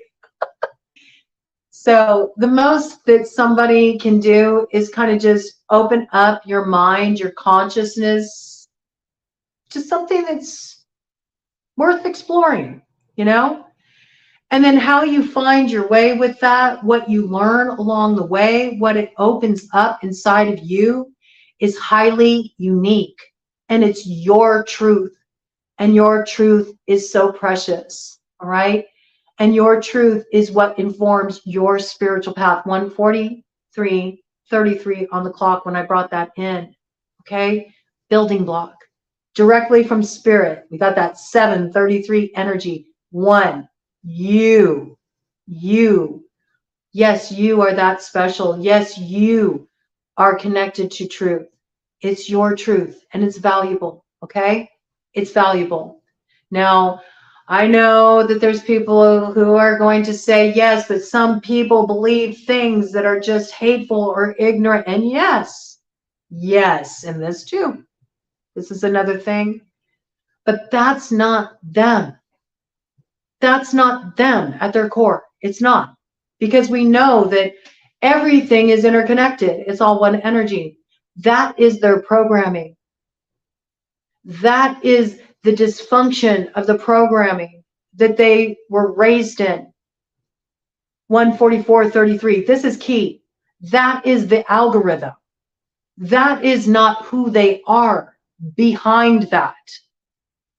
And that's why it's so important that we start to do this work, because what is needed to really turn this energy around collectively, to turn the world around, 1:44:55 on the clock, is we need to start learning how to hold space for some pretty tough conversations, some pretty tough communications. It's going to be the old clashing with the new. It's going to be very easy to be combative at times with the changes that are being required of us collectively moving into the future. But if we really want a revolution, if we really want an evolution, it is necessary that we learn how to hold space for the opposing side.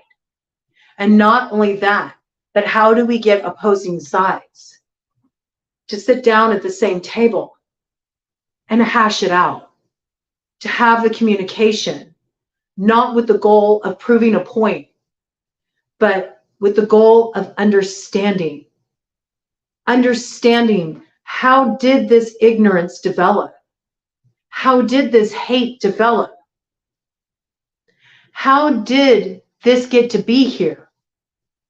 And how can we, through holding space, safe space, respectful space, grounded space, a space devoted toward the solution, how can we work it out? Okay? And yes, that may seem an impossibility right now.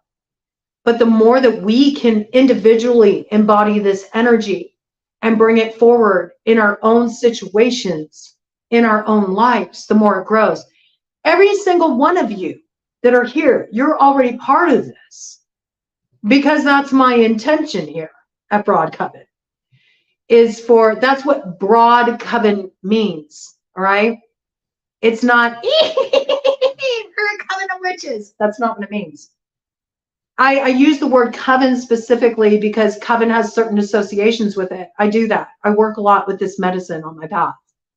I use things that are activating for people because I'm trying to show you how you can have knee-jerk responses, reactions, perceptions of things that may not be true at all. All right? This is how we get to the place of unraveling the conditioning and to opening up our consciousness. Coven simply means a gathering of people, a gathering of people in common cause. That's it. It's just a gathering of people. That's what a coven is. There's no evil associations. There's no any specific associations with the word coven. It means to gather people together in a common cause, to all hold a common intention together, to all hold a common energy. And we know that here at Broad Coven, that intention is broad. It's wide open. And yeah, it's a play on words. I love double entendres, okay? I am a broad, all right? I got a bit of moxie. I'm a little rough and tumble. I'm a little leather and lace. I'm all those things, all right? I'm all of it, just like you're all of it. But broad in the sense of broad perspective, you know? Open our minds. Let's blow our minds. Let's all collectively have a tower. Let that lightning bolt of illumination come in and blow our minds and show us the areas where we don't got it right, where we are wrong, where we do have something new to learn, what we can learn from each other. And for it to be okay, for people to be here, to have a different view, to have a different feeling, to have a different belief, you know, to come from a different walk of life. Why can't we all hang out together? Why can't we all learn from each other? And when we don't agree on things, why can't we just talk about it, hold space for it, see what comes on through? That's the point of transformation, okay?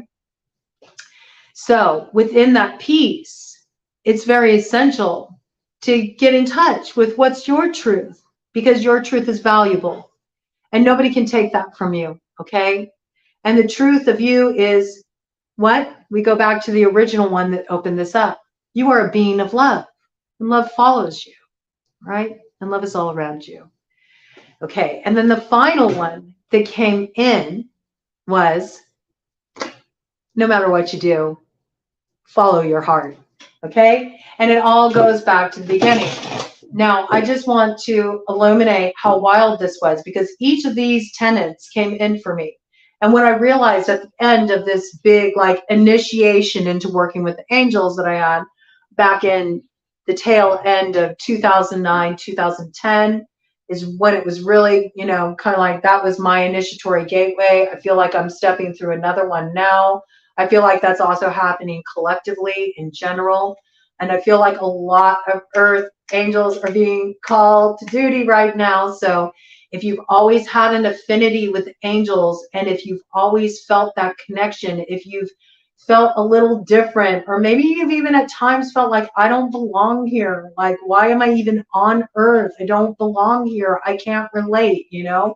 If you felt like an outcast, if you've had a hard knock life, if you've dealt with a lot of challenges, if you've had to rise up out of some shit, and yes, even if you use a cuss word now and then, even if you're not perfect, okay? You wouldn't be an earth angel if you were perfect. You wouldn't even be here if you were perfect. You would have already merged into, you know, the ether, into the song of ecstasis. You wouldn't need to have a physical body. Just by nature of the reality that you are embodied demonstrates that you still got work to do, okay? We all have work to do, all right? So earth angels aren't required to be perfect. That's not part of it. And actually, in being an earth angel and the support that you will offer once you're activated, you're still going to be learning along the way. It's part of your education. It's all part of your education, all right? So it's a beautiful transformational journey. But the very key point is to make sure, you know, you're always coming back here, right? Coming back here, coming back to that heart, all right? And that this is what you let guide you. This is what you let guide you. It's the bridge. It's the bridging point in your chakra system, anahata.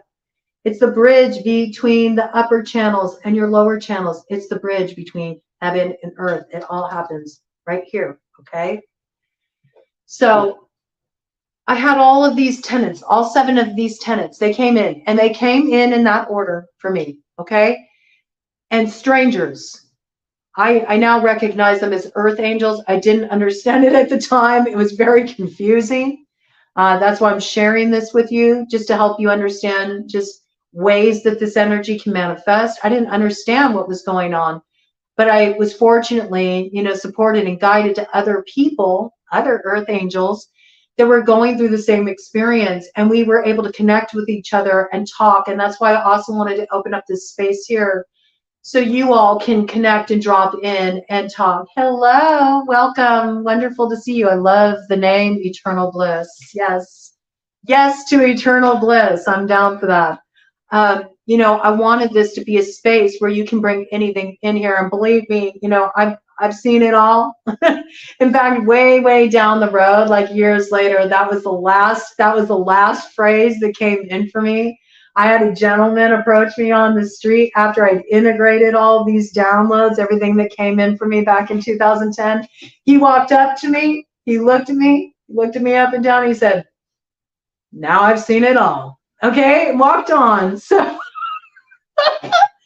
you know, there's something here that is going to be unfolding for you, and it's really special. But just to give you an idea how potent their energy is. After all of these phrases came in, I was like, I don't understand what's happening to me. Right? I always was a sensitive person. I always picked up energy. I've had clairs since I can remember, you know. It's just I came into this world like that, and it's something that's always been activated in me. You all have these gifts, whether you're aware of it or not. You all have these gifts. Everybody has the potential to awaken their clairs, to awaken their sensitivity, to be able to read energy, to everything. You have the ability to do this. It doesn't make anybody special if they're a reader, despite what you may hear some say. You know, it doesn't make them any more special, any more connected, any more anything. They're just able to access these gifts, and you're going to learn how to access these gifts too. So this, even though I already had familiarity working on this level, when this came in for me, it like, it rocked me. And I was still in education at the time. So you're getting the benefit of my foibles, okay? Because I didn't know the importance of, cleansing myself. I didn't know the importance of, the kind of diet I was eating and taking care of my nervous system. And getting good quality rest, sleep, how important that was to really create downtime at night, to unplug from electronics, to allow myself to tune in. And to this day, I still struggle with that one. Once I'm riding a current, once I'm really in that mode where I'm getting a big download, like I'll have trouble sleeping to this day. And then I have to get present, Shannon. You need to do the work too. You still need to chop wood and carry water because you're not out there in the ether. You're here in this material reality. You have to be able to function in the marketplace. So I'm giving you the benefit of all this because I didn't have that. I didn't have that then. And so there at one point it became very confusing for me. The expansion was just so much. And it's at a certain point, I started feeling very confused. I didn't understand what was happening to me. Reality was becoming very mutable. It was just morphing around me. And the more that I was tapped into my thoughts, the more I saw reality changing with my thoughts. And that felt very overwhelming. And I didn't know how to digest this experience. So I did what I always do when I feel like I need support. I went to my power spot, which is this beautiful, grand, old growth oak tree back in California. At the time they said, I feel it's much older than that, but they said it was a 126-year-old growth oak tree. And I went and I sat with my tree and I just cried, I just cried. It was just like asking for guidance and asking to feel supported. And I was confused and I didn't understand what was going on. And as I'm there by myself and I'm praying and I'm just trying to balance out my energy, these two teenagers came walking down the hill. See, my oak was in this kind of cloistered area where it had brush and trees all around it. So it was in a canopy of trees overhead. So it's really like being in this tree dome, it's just this really beautiful, magical space. If you're ever in Northern California, you find yourself in Sebastopol, go to Regal Park and ask about the oak tree. Those who know will guide you to it. It's a very magical spot, okay? So there's a hill, that you can take a path up out of this little oak grove up the hill, and it leads you to an overlook where you can see the valley. It's really beautiful out there, okay?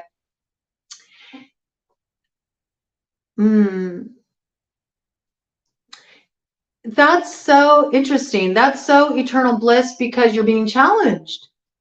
That's the thing. When you're somebody that you're here to do earth angel work, you have to face a lot of heavy tests and challenges because you have to learn how to alchemize the energy. All right. So just because you're experiencing negativity in your life does not mean that you are a negative person. You understand? We all have karma that we need to clear. We all come into our lives with that. And often part of that karmic clearing is just releasing the shadow. And sometimes that comes from outside stimulus. So we find we're dealing with a lot of negative people. We're dealing with a lot of negative experiences. And that's reflecting something to us. So the more that we can be present, we can understand okay, why am I feeling activated by this person right now? Because normally what happens, right, when we're dealing with negativity, it sparks something in us, right? We feel reactionary. So that's a time to really call consciousness in when you're oh, wait a minute, I'm feeling really reactive right now. I'm feeling impulsive. I want to say something back. I want to clap back, or I want to take an action. I want to do this. That's when it's so important to okay, wait a minute. I'm coming out of the present. Let me just get present with this for a moment.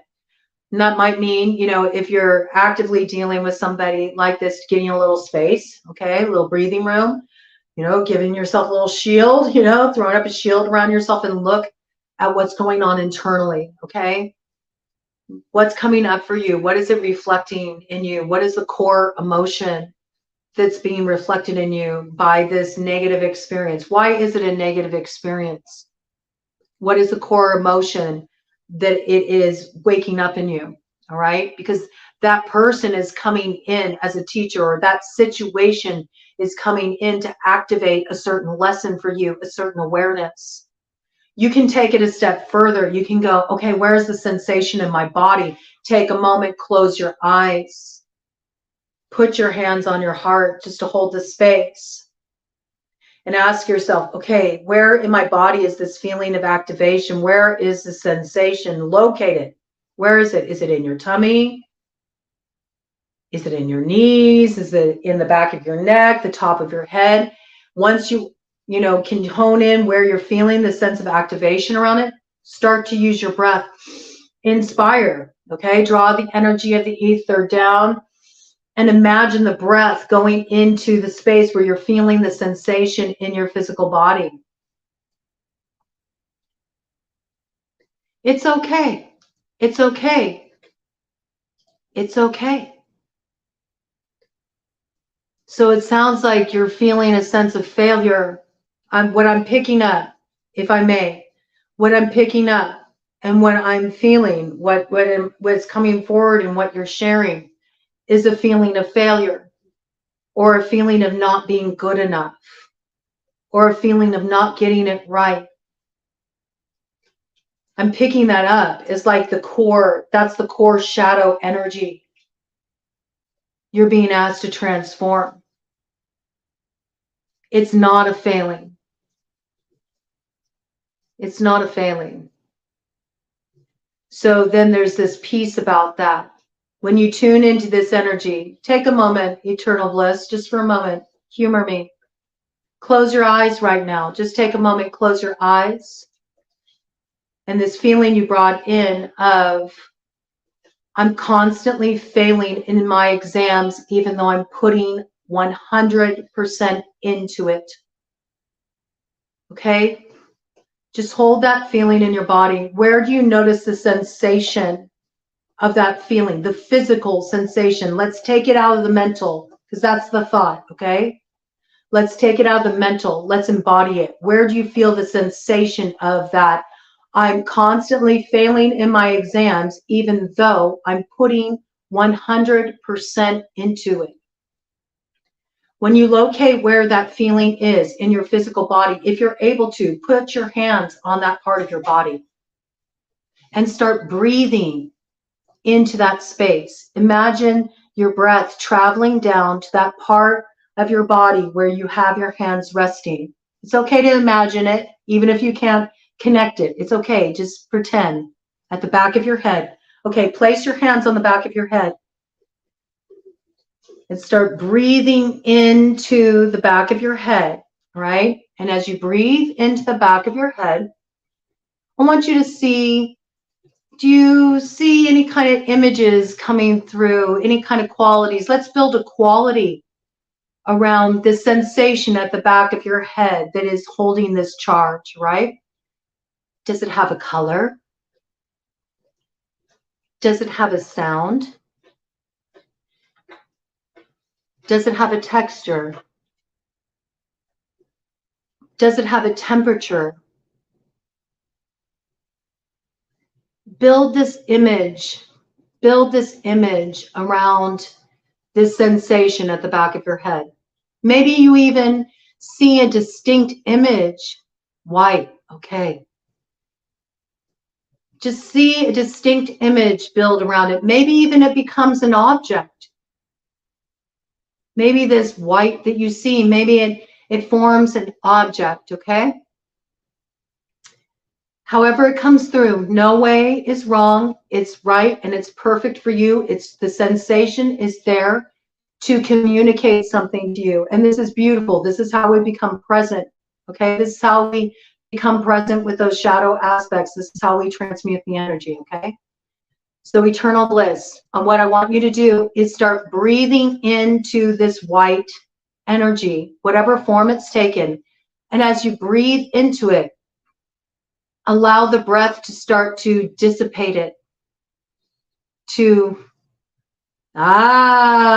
Okay, see? Do you see? Ooh, I got sentience. Okay. Does that tell you something? You say, I see an angel. That's because you became present with it. You became present with it. You became present with it. Okay? These stories, I'm always failing my exams, that's rooted in the past. And I got the hit right now that this actually goes way back for you. Way back for you. Actually beyond this life. This is like your bloodline stuff. This feeling of failure. Not good enough. You're being given the opportunity to be a generational curse breaker and transmute this energy. You do this by being present with it, like you're doing now. And look what happens. Just taking a few minutes to just locate the sensation in your body, getting out of your head, getting into the feeling, breathing into it, embodying it, not avoiding it, not telling the story about it. That is what keeps us stuck in the shadow. It's what keeps us trapped. It's what skews our perspective. By you doing that and being present with it, you allow the true essence to come through. For you to be able to connect with this angelic energy, how can you possibly feel that you're a failure? You're not a failure. We're all learning. We're all growing. And just because you're dealing with a lot of challenges, it doesn't mean you're a bad person. It doesn't mean you're a failure. It just means you got a really big purpose. You have a really important role to play because you're going to help a lot of people. And you have to know how to get yourself out of some really sticky spots. You are most welcome. You are most welcome. Yeah, don't give up. Don't give up. You know, you're here for a reason. You have a purpose to fulfill. Ted agrees with that. So don't give up. And I'm really glad you're here. And thank you so much for being open and bringing that piece in. Yes. So how can you think? How you say, I want to help a lot of people, man. That's the ultimate goal. How can you be a failure? Do you see? Remember the tenet. Remember, not all is as it seems. You're not seeing yourself accurately, but you're being given an opportunity to see yourself through the angel's eyes. And that's why you're here today. Okay? That's why you're here today. Ooh, Two Rivers is joining you in this. Two Rivers sees in golden eagle. Garuda. Remember that? Garuda coming on through the vehicle for spirit to come through and bring blessings. In Hindu tradition, Garuda carries Vishnu. All right, so that's beautiful. And that ocean energy coming in with Vishnu, it's the cleansing energy, the purification energy. All right. The fact that you're here, the fact that you have that sweetness in your soul, eternal bliss, that you want to help a lot of people, it's so beautiful. How could you think you're a failure? You're not a failure. You're just doing the work, man. But I get it and I understand because I had to struggle with a lot of that stuff too.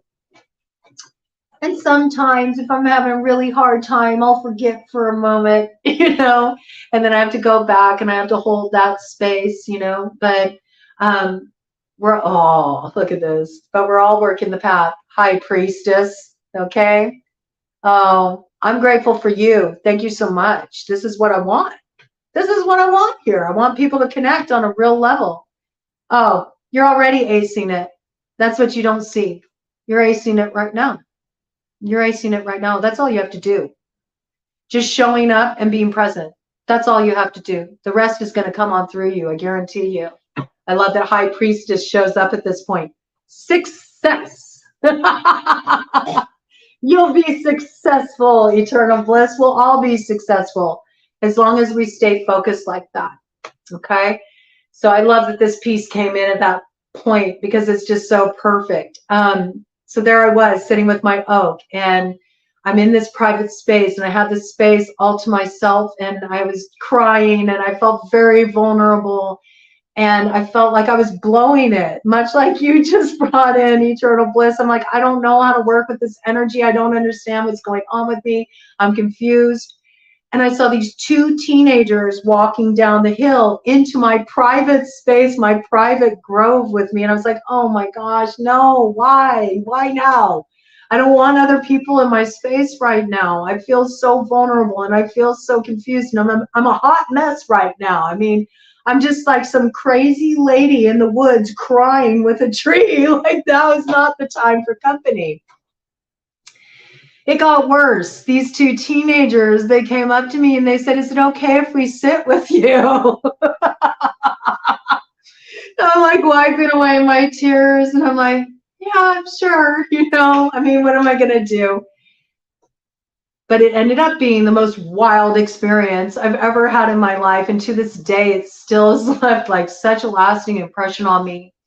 They started talking to me. We started having a conversation. They couldn't have been more than like 16 years old. Okay. And they started having the most far out, like wild, expansive, metaphysical discussion with me. We were talking quantum physics. We were talking about spirituality. I mean, this conversation, I was like, how the heck do they even know? How do they know this stuff? I mean, they're like blowing my minds, these teenagers. What's up with this? And the whole interaction, just like time just like eluded me. Time just disappeared in this interaction. It was the strangest experience. And then the girl said, can I share my poem with you? I do beat poetry. And I was like, yeah. And she stood up and she pulled out of her pocket her like music. She had like a little this was a while ago. She didn't have a phone. She has like some like little like recorder device, and she presses it and it's playing this like kind of like jazzy vibe. She starts doing this beat poetry. Brilliant. I mean, just this brilliant beat poetry. It was phenomenal. I mean, I'm a writer, so I was just like, whoa. I was like blown away by it, and her flow, her cadence, her style, everything. It was just so powerful. It was so powerful. I felt like so deeply impacted by what she shared. And I said, have you shared this with others? Like, have you gone and shared this with others? And she said, oh no, I could never do that. And I said, why? Why could you never do this? And she said, because. She said, I was in a really severe car accident and I suffered brain damage. And so I have no memory, and I have to write everything down. I would never be able to remember my words in front of an audience. But see, that didn't make sense. It was contradictory because she didn't read any words. It flowed through her, what she had just shared with me. I said, but you just shared with me and it came through beautifully. And I mean, even if you wrote down your words in a book and you read them in front of the audience, I'm sure that they would gratefully receive them. It's so potent. And she just smiled at me. She didn't really answer my questions. It all struck me as very unusual. And I noticed that the sun was going down, and I'd been there for hours upon hours talking with these teenagers, and I had to go home before it got dark.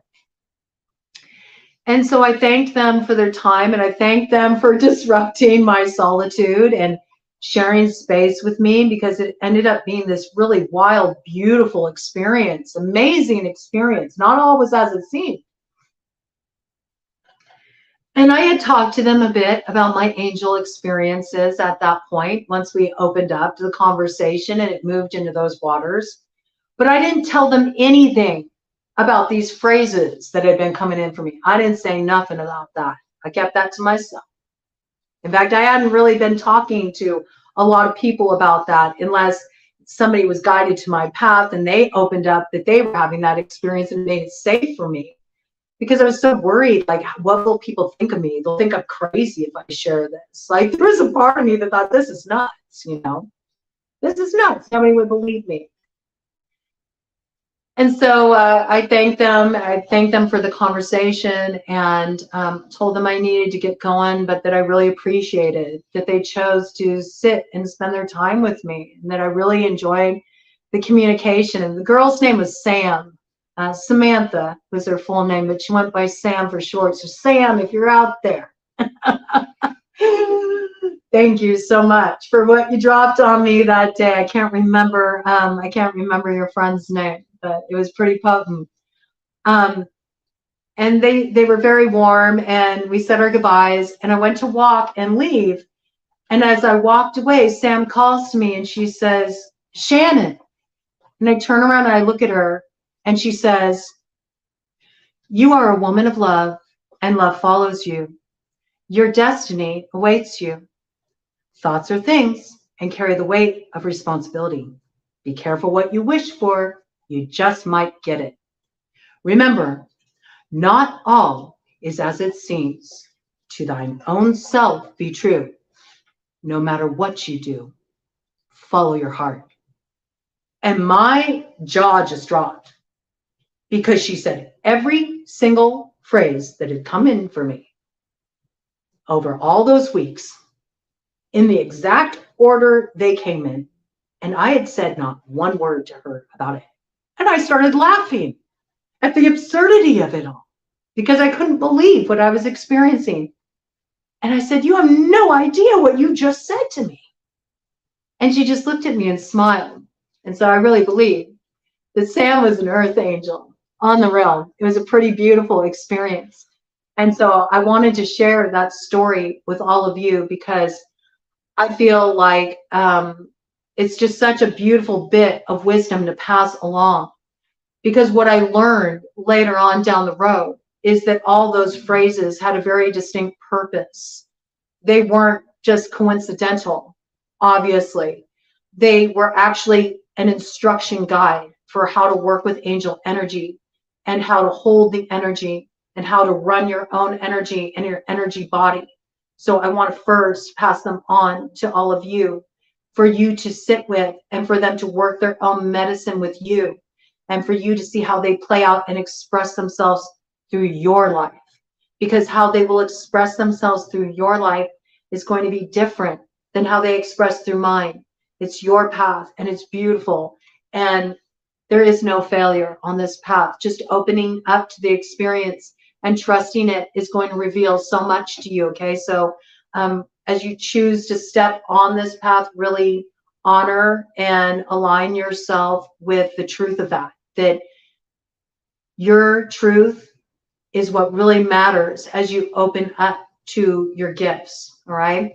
I really feel called to move into the actual reading portion of this. So 2/18/11, I'm going to write down the timestamp for that.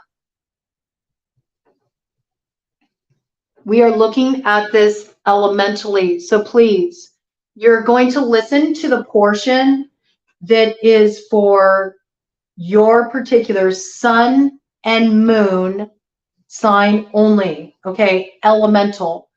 There's going to be an angel team gathered for air, fire, water, and earth. So different angels working with the different collectives, because you each have certain things you're supposed to embody at this time, certain lessons to work, certain synchronicities to look for. And they specifically brought in, I think because of the masculine feminine, I think that's why, like the inner union, the conjuncto, where we really unify the masculine, the feminine polarities within ourselves. That's what the creative force is about. That is the essence of creation, okay? It starts within you. So they want you really to attune with those energies, your sun sign and your moon sign specifically. That's it. You're, of course, welcome to listen to all of it, but we're going to just get your angel team for each particular suit, all right? We're going to begin first with air, okay? So if you have a Gemini, Libra, or Aquarius sun or moon sign, these are going to be the angels that are going to be making up your team. It may only be one, okay? We'll see. Obviously, you're going to have a team because you're going to have at least two because you're going to tune in for your sun and moon, unless you're, you know, air, fire, earth, water, you know, moon and sun, which is possible. But hey, if that's the case, then that's just really the energy you're meant to hold down. They really brought it in strongly like this, so I want to definitely stay on track with as they're bringing it in. I'm not the one who's outlining this for y'all right now. I'm just being the messenger, delivering the message, okay? We're not going to look at the bottom of the deck energy, anything like that. We're just going to get the cards. So for air sign collective, suns and moons, Gemini, Libra, Aquarius, what angels are stepping forward to work with them now as they initiate into their role as an earth angel and awaken their gifts? Who is working with air sign collective as they step on the path of the earth angel? Whoa, did you see how that flew out? This one really flew out. Okay. You got quite a few. You got a main one, okay? This is what I got. You got a main angel that's holding it down. I'm going to go ahead. We're going to get the correct pronunciation and everything. I got the book here. And then you got three that are kind of like they're your supporting crew, all right? And we'll look at that. So let me get this book here. This book is great. It really goes into details. This is where you might want to take some notes because it's going to give you very specific things to look out for. So let's see here. It'll also tell you what family of angels your angel belongs to, the hierarchy they're in. Okay, so this is number 57, first of all. So 3, okay, you're working with that Trinity energy coming forward very powerfully. You might also have Ascended Master energy coming in for you at this time. So really be aware of that in terms of Ascended Masters that come in as muses for you at this time. You're meant to work with those energies as well. They're all on deck is what I just heard. They're all on deck. Okay. Okay, it takes me just a minute to look these up. Number 57.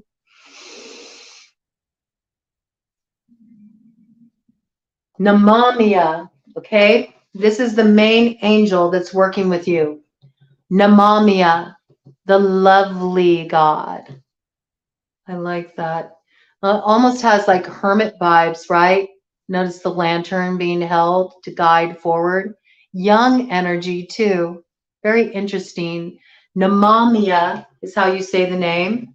I like it, mommy. It even has mommy in there. It's like mama energy is what I'm picking up. I'm just noticing that, you know, there's this real like childlike sense of energy here.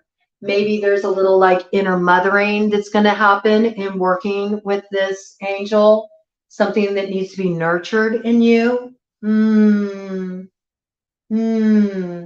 Nurturing the way forward. Interesting. Okay, let me see here. Page 88. 88 is also a power number for you. Be looking for that as a sign when you're on the right track, okay? It's on page 88. That is significant. That is not an accident.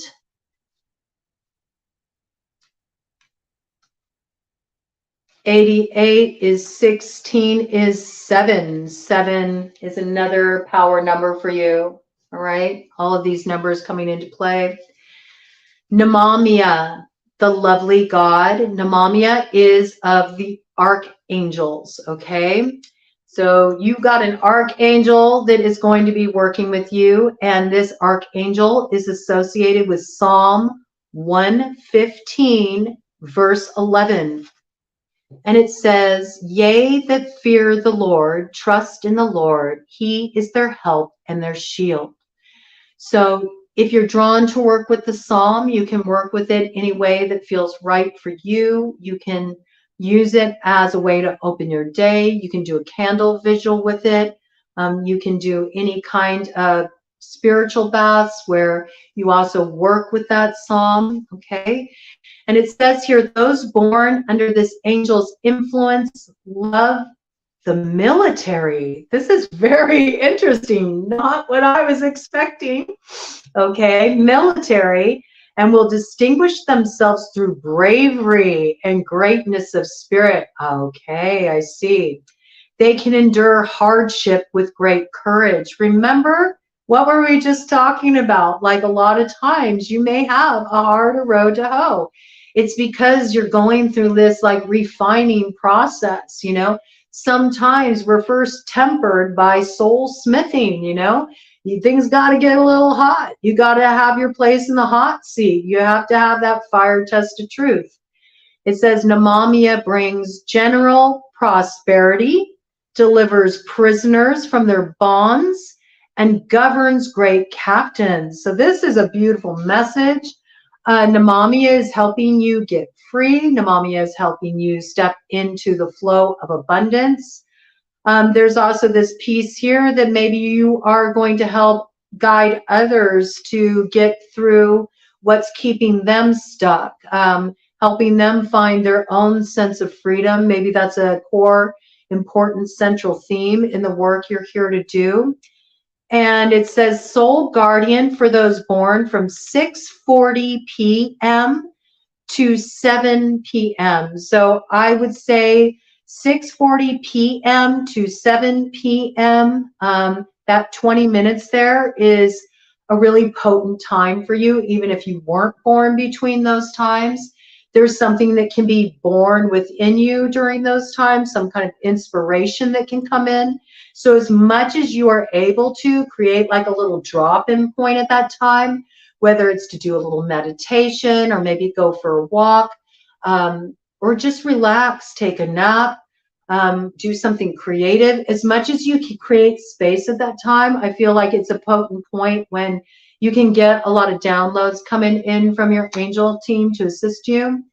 It says moral guardian for those born on the 15th of May, the 26th of July, the 6th of October, the 17th of December, or the 27th of February.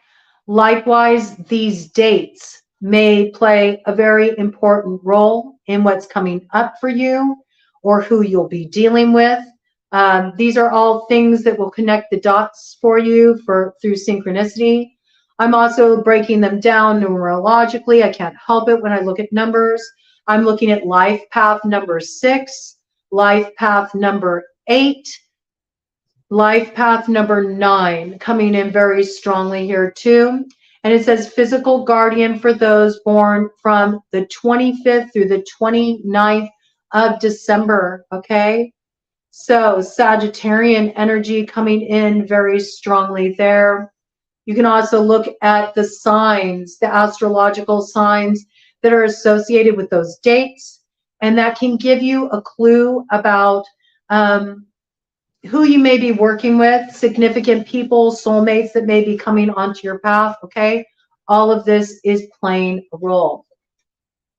All right, and the way that Namamia is going to be helping you and working with you is to give you discernment, all right? Discernment. So there's something that is going to be clarified for you here, all right? Namamia is going to help make you very discerning, very sharp in your intellect. There's something about really merging your intellect, and perhaps this is the work that you're doing. It requires you to step in a role where your intellect is very essential. Some of you may also be in positions of leadership. You're meant to lead. I think of that when I think of the messages that came in. You might be required to step into some leadership role. You also may have to be in some kind of role where you have a lot of discernment. You may be mediating something. You may be stepped into the role of judge. There's also this piece here about deliverance of prisoners. So whatever you're bringing forward is going to help first set you free, and then you'll be able to help others get free along the way. This is going to bring a lot of prosperity into your life, and I feel like there's a lot of blessing that comes in. You're getting to experience a new aspect, a more nurturing, more loving aspect of your path. Maybe you've gone through a lot of tests, challenges, struggles. You're getting to the other side of this, and so now you're experiencing the lovely side of working with the angels. So this is really beautiful. And then your supporting team, we have the Hermit, the Six of Swords, and the Queen of Pentacles. Yes, I feel like these supporting cast of angels are coming in to help you move away from the troubled times into smoother waters. You're going to find things just a lot more easy, less turbulence, less churning of the seas, more smooth sailing moving forward. It looks like you're really rooting whatever growth process you've been through into your material reality.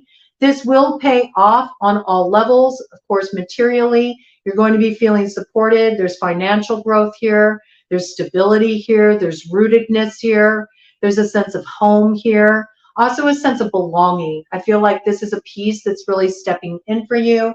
Perhaps this is what Namamiya is helping you transform, this sense of not belonging.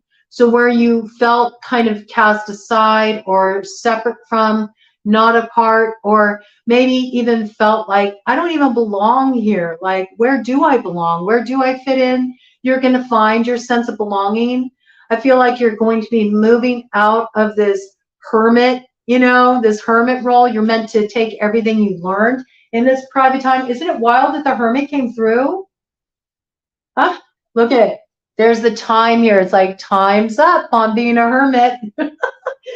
It's time to use that light to go forward. It also, the childlike energy reminds me of the energy of the Fool. So you're really opening up to the newness of your path and everything that it's going to bring you. Really beautiful energy coming through here. And it says here with this particular angel, we'll get the name here for the Hermit energy. Word of God creating all. So remember that piece. We speak things into existence. So thoughts are things and carry the weight of responsibility. We already got discernment. Okay, so this is the tenet they're really going to be working with you on. I feel air collective, air sun, or air moon placements. All right. So let's check this out. Again, 7 energy coming through, 70 associated with this card. So reconfirmation on that being one of your synchronicity numbers. Let's see here.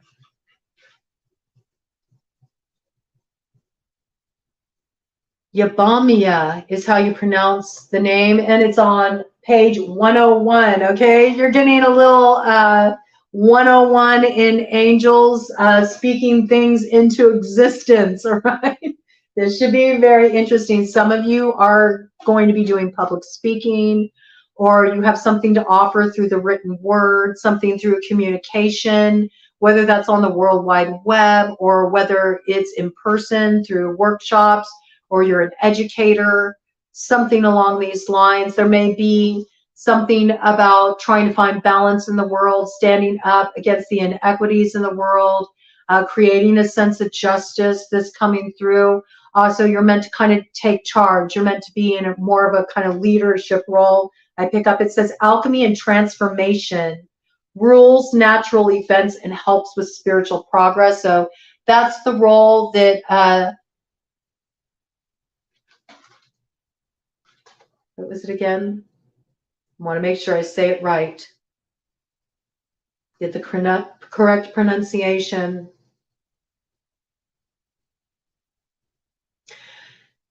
Yabamiya. Okay, that's the role that Yabamiya will be playing with you.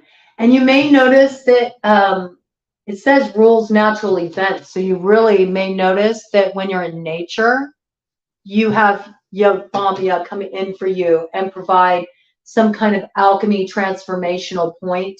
In fact, the more that you can connect with the natural world, it will help you in this process and will enhance your spiritual progress. Okay, so let's see what Yabamia has to say here. 101. I love that. Getting the education, getting the basics of speaking things into existence. That's what Yabamia is going to be helping you all with. Okay, let's see. Here we go. Yabamia, Word of God creating all. Angels is the hierarchy. And the biblical passage is Genesis 1, verse 1. In the beginning, God created the heaven and the earth. So you're really meant to move into your creative energy right now. You are going to root a bit of heaven on earth. It wants to come through you. And you are going to do this a lot through what you speak into existence. So maybe you're rooting a little bit of divine inspiration from heaven on earth through your words, through your communication, through what you're writing, through what you're sharing online. Okay, it's the point of alchemy and transformation. This may also have something to do, because of the natural events, this may also have something to do with the natural world. Maybe you're meant to be a steward of the earth or step into some kind of earth activism. And there's a piece about you being a mouthpiece for this, okay? So something coming forward for you all. Anyone born under Yabamia will be distinguished by their genius and will be considered one of the great scholars of philosophy, okay? Very interesting. And philosophy is associated with the ninth house. The ninth house is Sagittarius. Some of you may be dealing with Sagittariuses. Some of you may have a Sagittarius sun or moon. Some of you may just have a strong Sagittarius placement in your chart. You may also want to look at the ninth house, what you got going on there, because you did have the 9 energy come in with the traditional tarot with the hermit, okay? So there's something here for you to really look at, your ninth house, what's going on with that. Also Sagittarius placements you have in your chart. What house are they in? That gives you a clue about your purpose that's being activated, how these angels are working with you, where the point of alchemy and transformation is. Also, you know, philosophy. So there's a lot that's going to be awakening in you, your own philosophy of life. And that also brings in the piece of to thine own self be true, that tenet. So I feel like this is really getting rooted in you, your own personal philosophy, your own personal view, and perhaps you're meant to share this with a wider audience, that it provides some kind of support, some kind of assistance. It says, Yabamia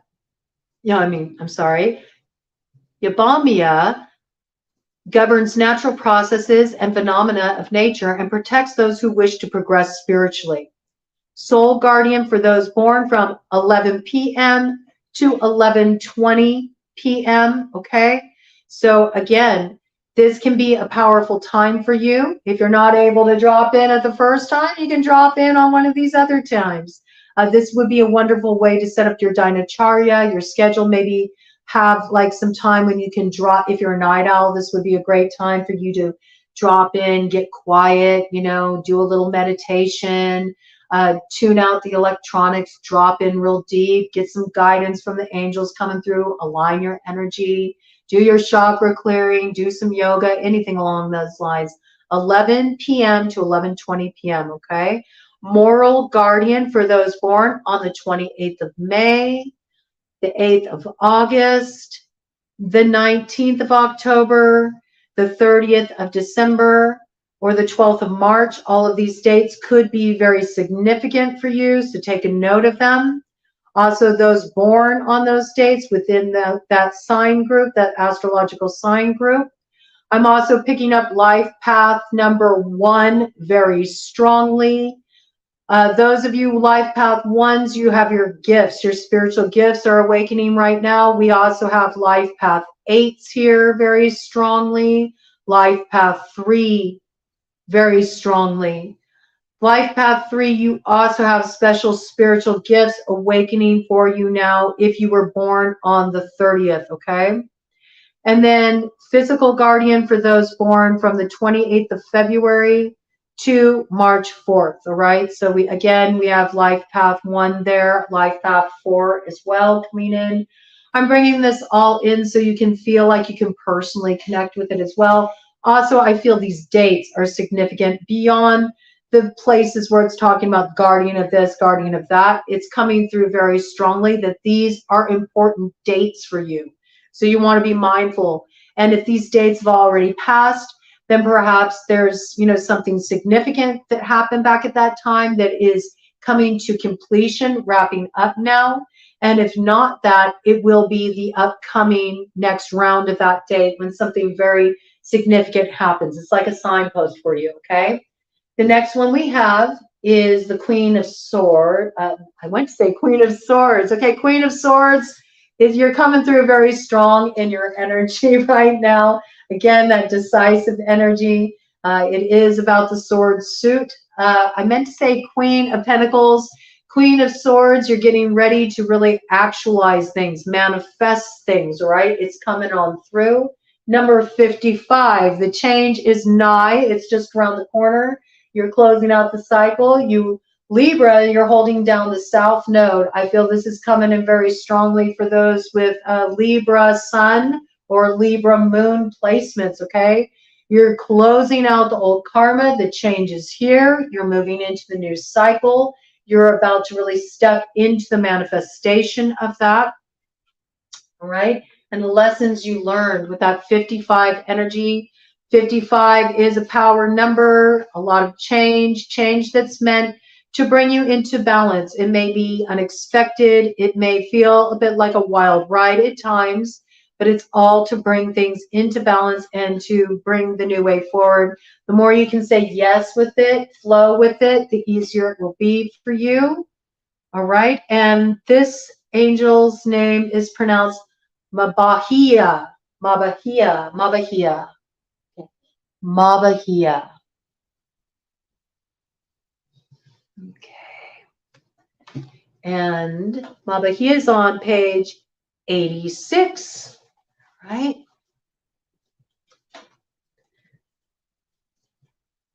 So that's 14, temperance energy, something being balanced out. It's also 5, so a reiteration of the 5 energy. Yeah, you got changes coming, okay? So be prepared. You all are about to go through a lot of change. You're going to need to be very decisive. You're going to need to execute clear judgment. It says here, intellectual lucidity provides consolation and compensation. Okay, so whatever is lost, whatever is released, something is going to compensate you. There's something coming in that will make the loss make sense, okay? It's coming through very clearly. And let's see here, 86.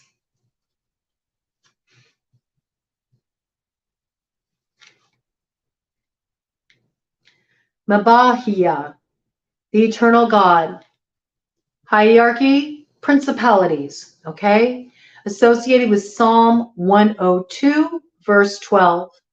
But thou, O Lord, shalt endure forever, and truly thy remembrance unto all generations.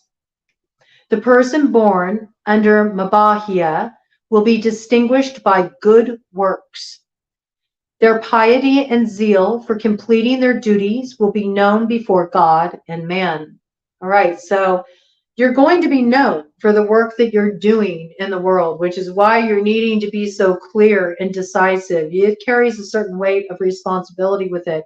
Whatever you're communicating, whatever you're bringing forward, you will be known for what you're doing, okay? So you have a responsibility to bear, and this is very important as you move forward to be mindful of this. Mabahia is beneficial for obtaining consolation and compensations and governs morality and religion. All right. So some of you will be doing spiritual work. Metaphysics plays a role in the work that you're doing, or you have some kind of message to deliver that uplifts humanity in some way or supports the growth of humanity. All right. Very important role you got to play here. It says soul guardian for those born from 6 p.m. to 6:20 p.m. Okay. So another window of time when you can drop in for guidance, when you'll find that you have easy access to channeling that higher guidance coming in.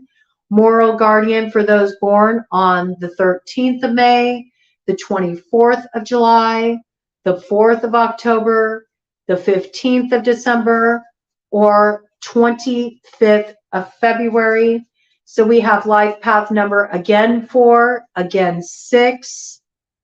6 and 4 is coming through very strongly. Also 7. All right. So do pay attention to those dates as well. They could be very significant dates. They could symbolize other signs that you're working with, born within those dates. All right. Physical guardian for those born from the 15th to 19th of December. There is a lot of Sagittarian energy here. So you're really meant to work with this Jupiter energy. That also lets me know that you're really stepping into this position of abundance, the bless up. The energy is about to get bigger, more expansive. Your road is opening up, all right? It also makes me think of Gemini, because Gemini is on that axis with Sagittarius. So if you're a Gemini rising, then you are a Sagittarius descendant, okay? So that could also be why this is coming in so strongly for you as well. Definite Sagittarian vibe. So travel is part of your future, philosophy, expansion, and really, you know, Sagittarian is also optimistic, okay? So you're here like lift the energy, lift the vibe. And finally, we have 6 of Swords. This is the vehicle that's taking you out of the old cycle into the new. And let's see, number 63 associated with this card. So again, 9 coming through as a power number. It's really interesting, the same numbers showing up. I find that really fascinating. And let's see how we pronounce this angel's name. 63. Anahuel. Okay. Anahuel, the gentle God. Page 94. 94, 13. 13 could be a power number for you.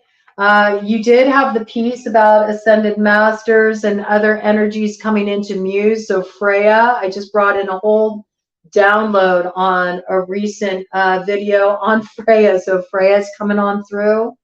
Those of you with any kind of Norse ancestry might want to connect with the energy of Freya. Let's check this out. Those of you born on the 13th, those of you with life path 4, right? Freya may provide a key. Freya may be the chariot that carries you forward. Freya actually rides in a chariot that's drawn by cats.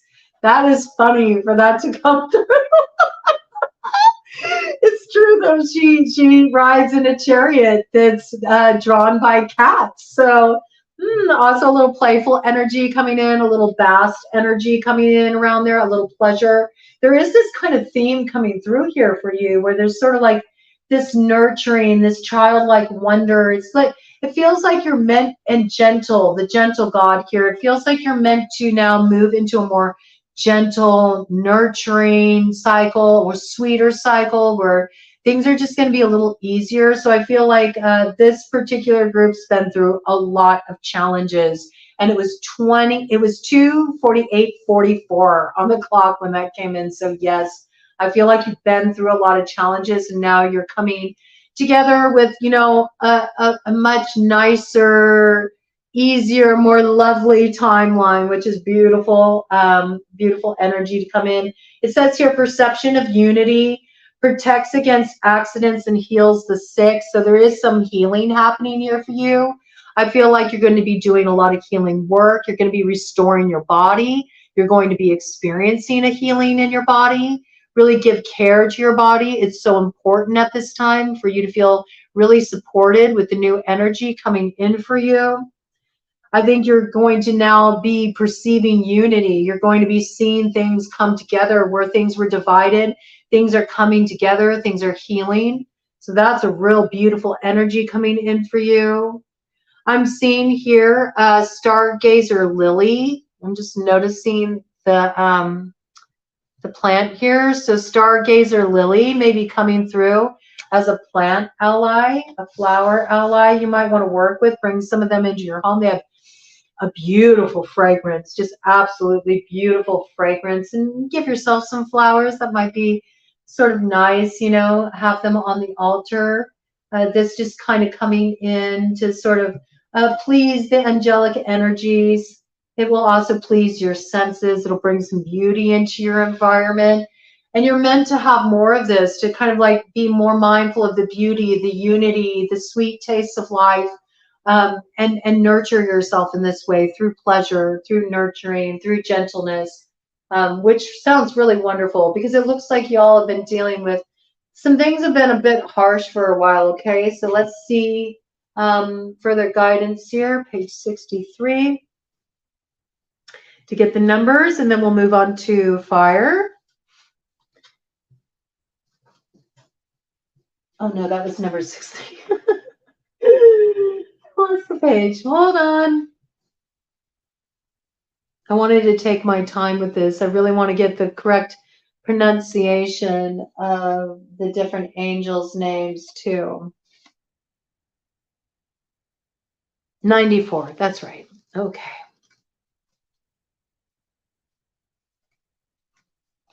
See here.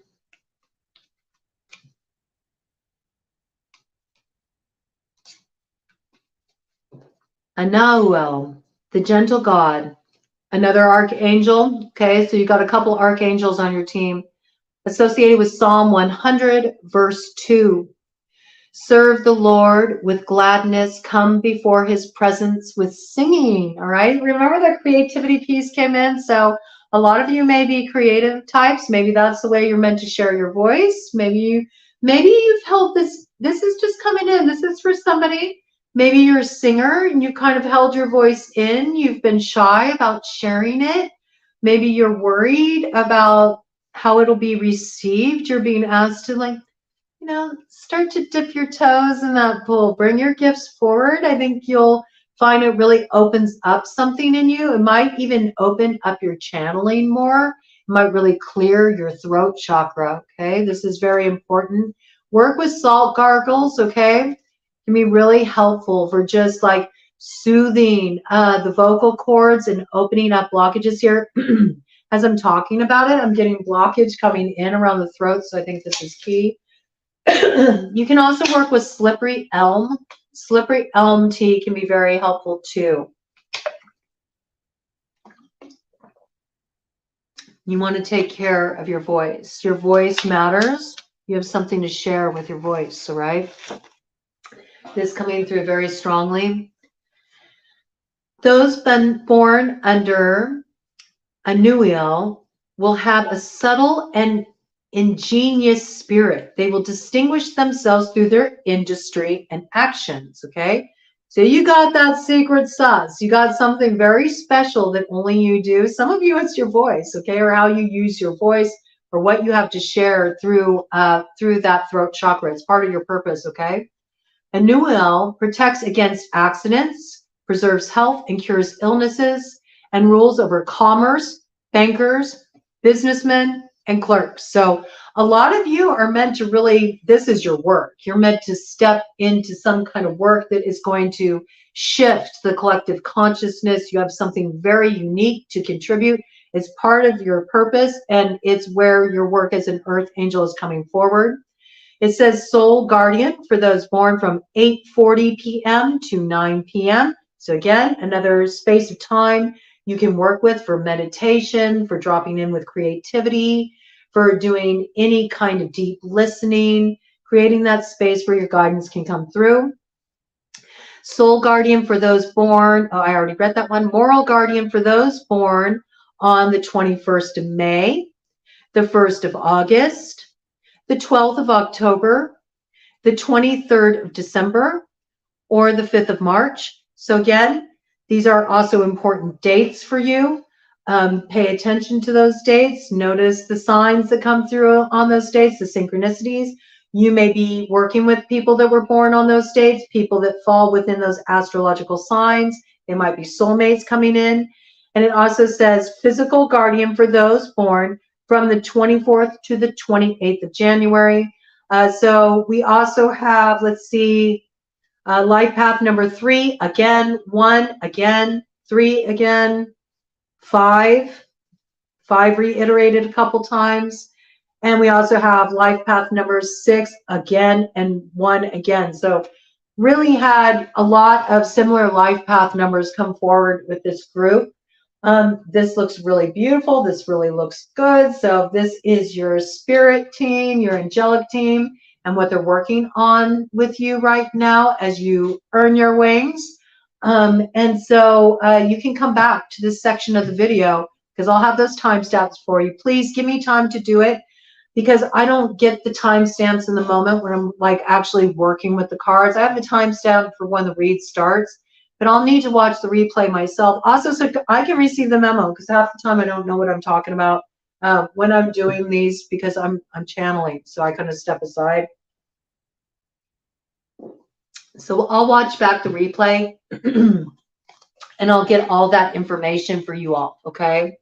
And you can skip ahead to the section you need to watch. All right, we're going to move on now. I'm going to just give a few shuffle of these cards so we can have the nice and the energy mixed up a bit. And we are going to be looking at who is the angel team for fire, sun, or moon signs. So Aries, Leo, Sagittarius, sun or moon, we are gathering together your angelic team who will be working with you, what the work to do is, what your assignment is, significant numbers, people you may be working with, all that actions. Let's see what wants to come through for you all.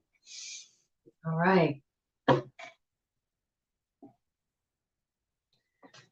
Who is the angel team for fire sign, sun, and moon? Aries, Leo, Sagittarius, sun, and moon signs. Who is the angel team for fire sign, sun, and moon signs? Aries, Leo, Sagittarius. Who is the angel team? Oh, wow. Okay, you got a few too. They all came out like this. It's wild. They all came out together like this. All right, so this is interesting. And remember that message came in. I'm feeling like fire signs, you are leading the charge, okay? You are being called to action right now in a big way. You are the torch bearers. You're meant to light the way. And I mean, hello, we had Aries take over the North Node position, the magician in charge of wielding this wand and directing the action toward alchemy. So you are really being called to duty by the angelic realm right now.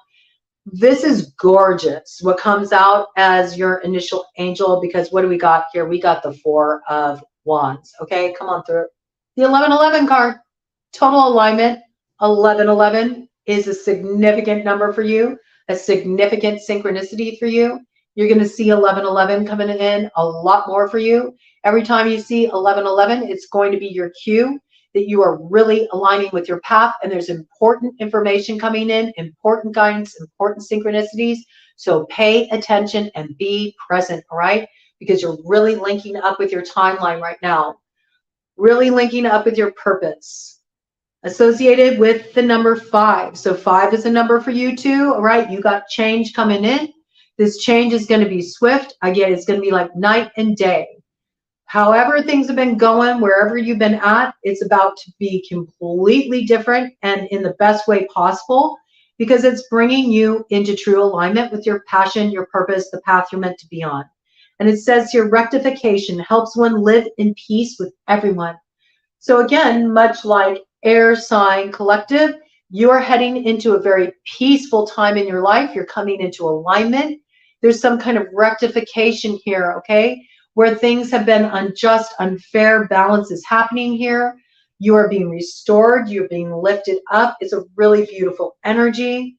It's interesting, as I say, being lifted up. I just happen to cue in on the cover of this book, and I feel like this is the energy around you at this time. It's like that masculine is really holding the feminine and is lifting up, you know, a certain like lightness of being. Some of you are coming into union with a romantic soulmate.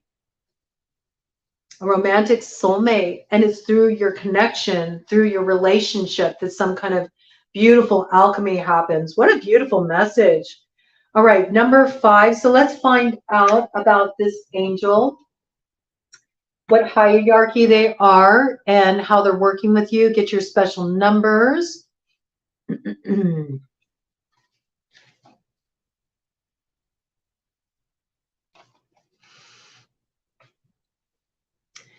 Pronounced Mahasya, God the Savior. Okay. On page 36, 9. Okay, so 9 is a number of importance. 9 may be a spiritual life path number for some of you. 9 also makes me think of petitions. A lot of times in petitions, you'll work with the number 9, just stating your intention. You might want to do some votive work for this to come in with a 7-day candle, okay? Writing your petitions and, you know, just guarding that flame, guarding that light, being a guardian of that light and holding that light with your petition. Let your angels guide you in what kind of petitions to work with on that, okay? That coming through very strongly. But that candle gazing too, it can help you really hone your focus. They call that tratak, Madhya tratak. And it's very, very good for using for meditation, but also really building the vision of the third eye. A little Ayurveda coming in there. Okay, 36.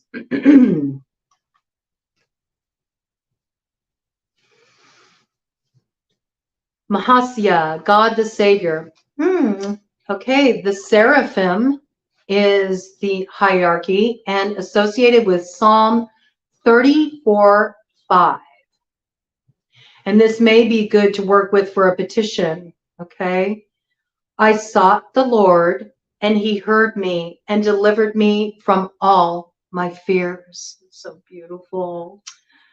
Okay, the person born under Mahasya learns all that they desire with ease, has an attractive face and character, and is happy with honest pleasures. So that sounds all good, all right? Again, it sounds like you're being delivered into a little bit of an easier time, getting to have some of the sweet taste in life, moving a bit into that sun energy, taking the lessons you learned, and now they're lighting the way up ahead and leading you into an easier time, you know? I love this because it says learns all that they desire with ease, okay? You're not gonna, you know, your path is not so rough anymore, okay? Your lessons are gonna become a lot easier. I feel like the revelations will be coming through for you really like thick and fast, and it's just all gonna be like right there. It's gonna be that kind of like that aha moment. I got that energy around y'all, like, oh my gosh, I get it now, okay? And you may find that you're having a bit of a glow up too. I feel like the radiance that's coming in is really going to be shining through you. I'm getting specifically through your complexion. I'm also getting eyes and smile. So this makes me think of the Ayurvedic concept of beauty, because in Ayurveda, beauty is not considered like a superficial thing, all right? And I love the concept of beauty in Ayurveda. It's not about fitting within the parameters of like some beauty ideal. It's when your spirit is so bright that it radiates out through your visage, through your physical appearance. And that's what is beautiful, your spirit shining through. So I feel like you are going to start noticing that a lot of people, this is going to be one of your synchronicities, that there's going to be like a new light in your eyes. I also feel like there's going to be like a new like resonance or tone in your voice, that your complexion is going to take on a certain glow, a certain radiance, and that people are really going to notice your smile, and that your smile really does have the ability to like light up the room. So there's something shifting with your appearance that's like spirit manifest within your body that's going to like shine through, and it's sort of like uplifts the energy around you. And there's something about your laughter.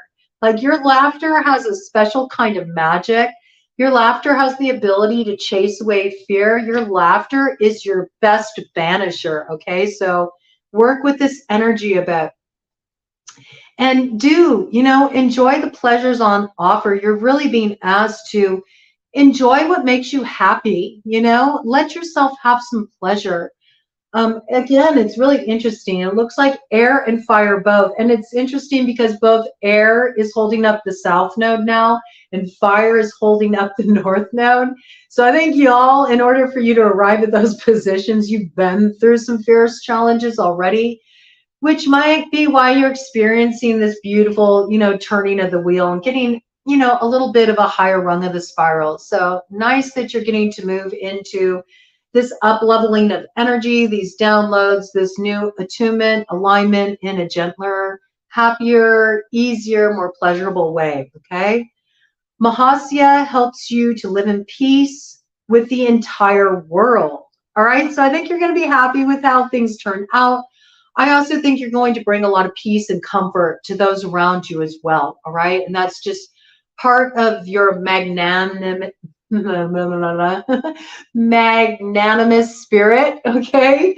That word wanted to come through for you. So it's just, there's something about your spirit. There's like a certain largesse of it that's going to inspire a lot of optimism, give a lot of comfort, and really help people out who might still be going through some rough stuff, okay?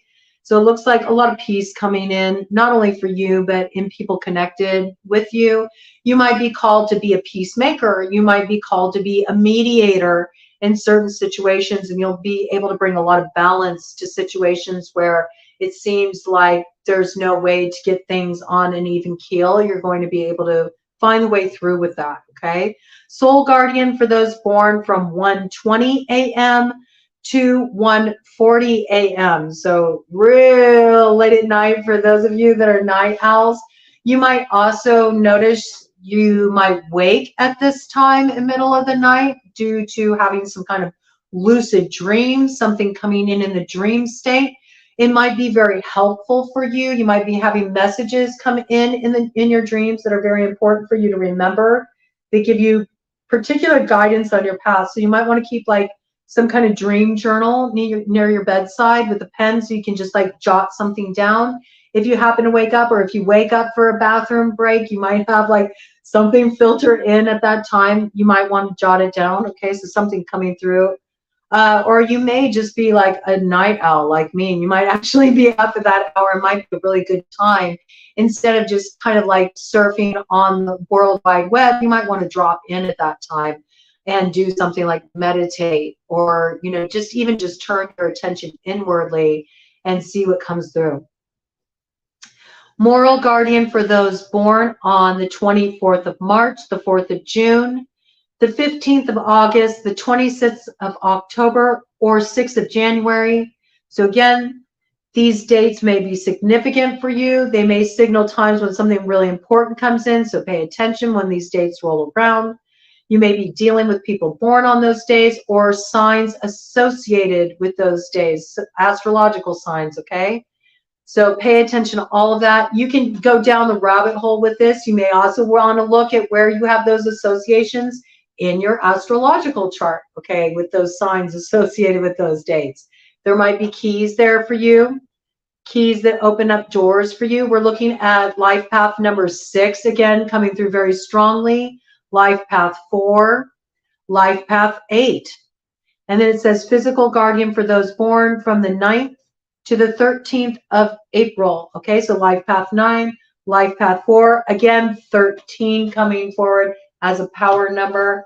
Freya energy coming forward as an archetypal energy you might want to work with, might want to explore, might want to read about Freya. She really holds that Venusian energy very strongly. So this coming on through. Okay, so let's see your other ones here.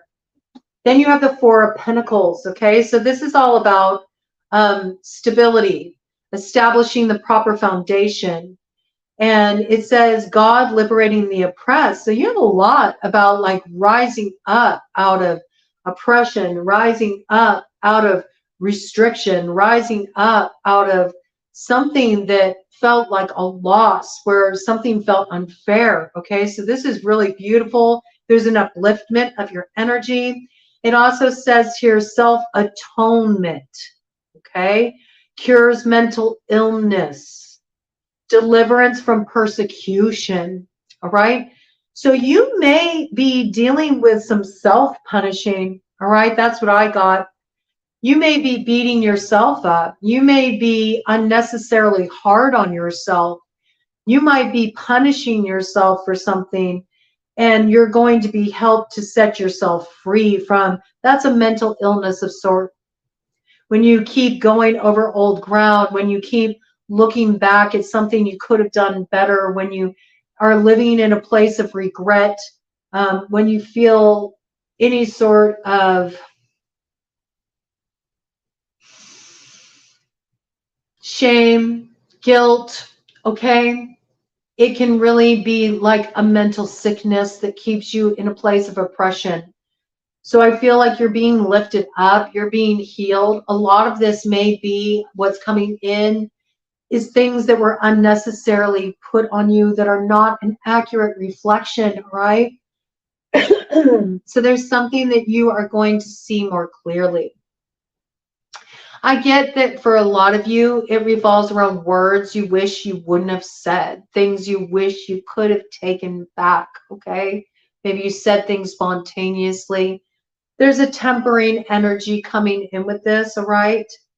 And where you have felt like nobody understood you, or I'm just noticing how there's like one is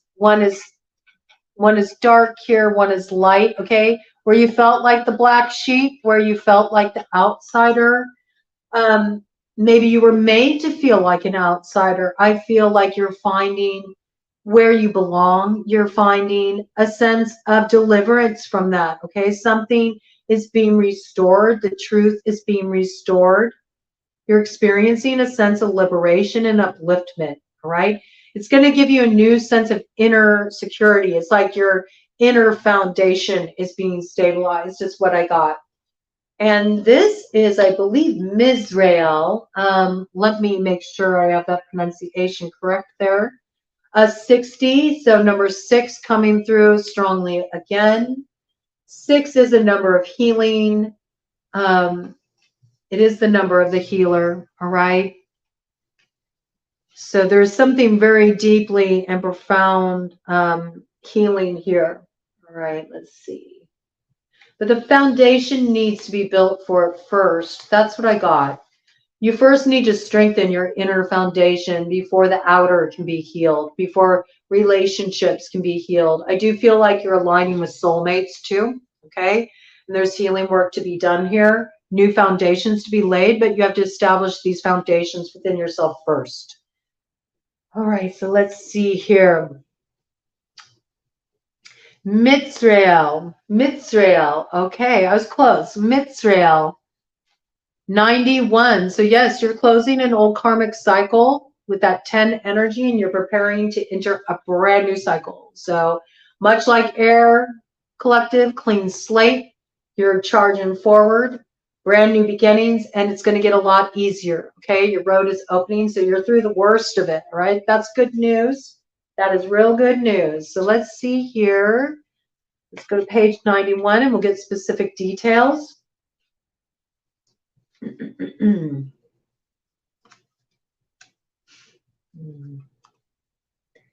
Thank you so much for hanging out with me. I really just wanted to drop in deep on this one and take my time. I hope you don't mind.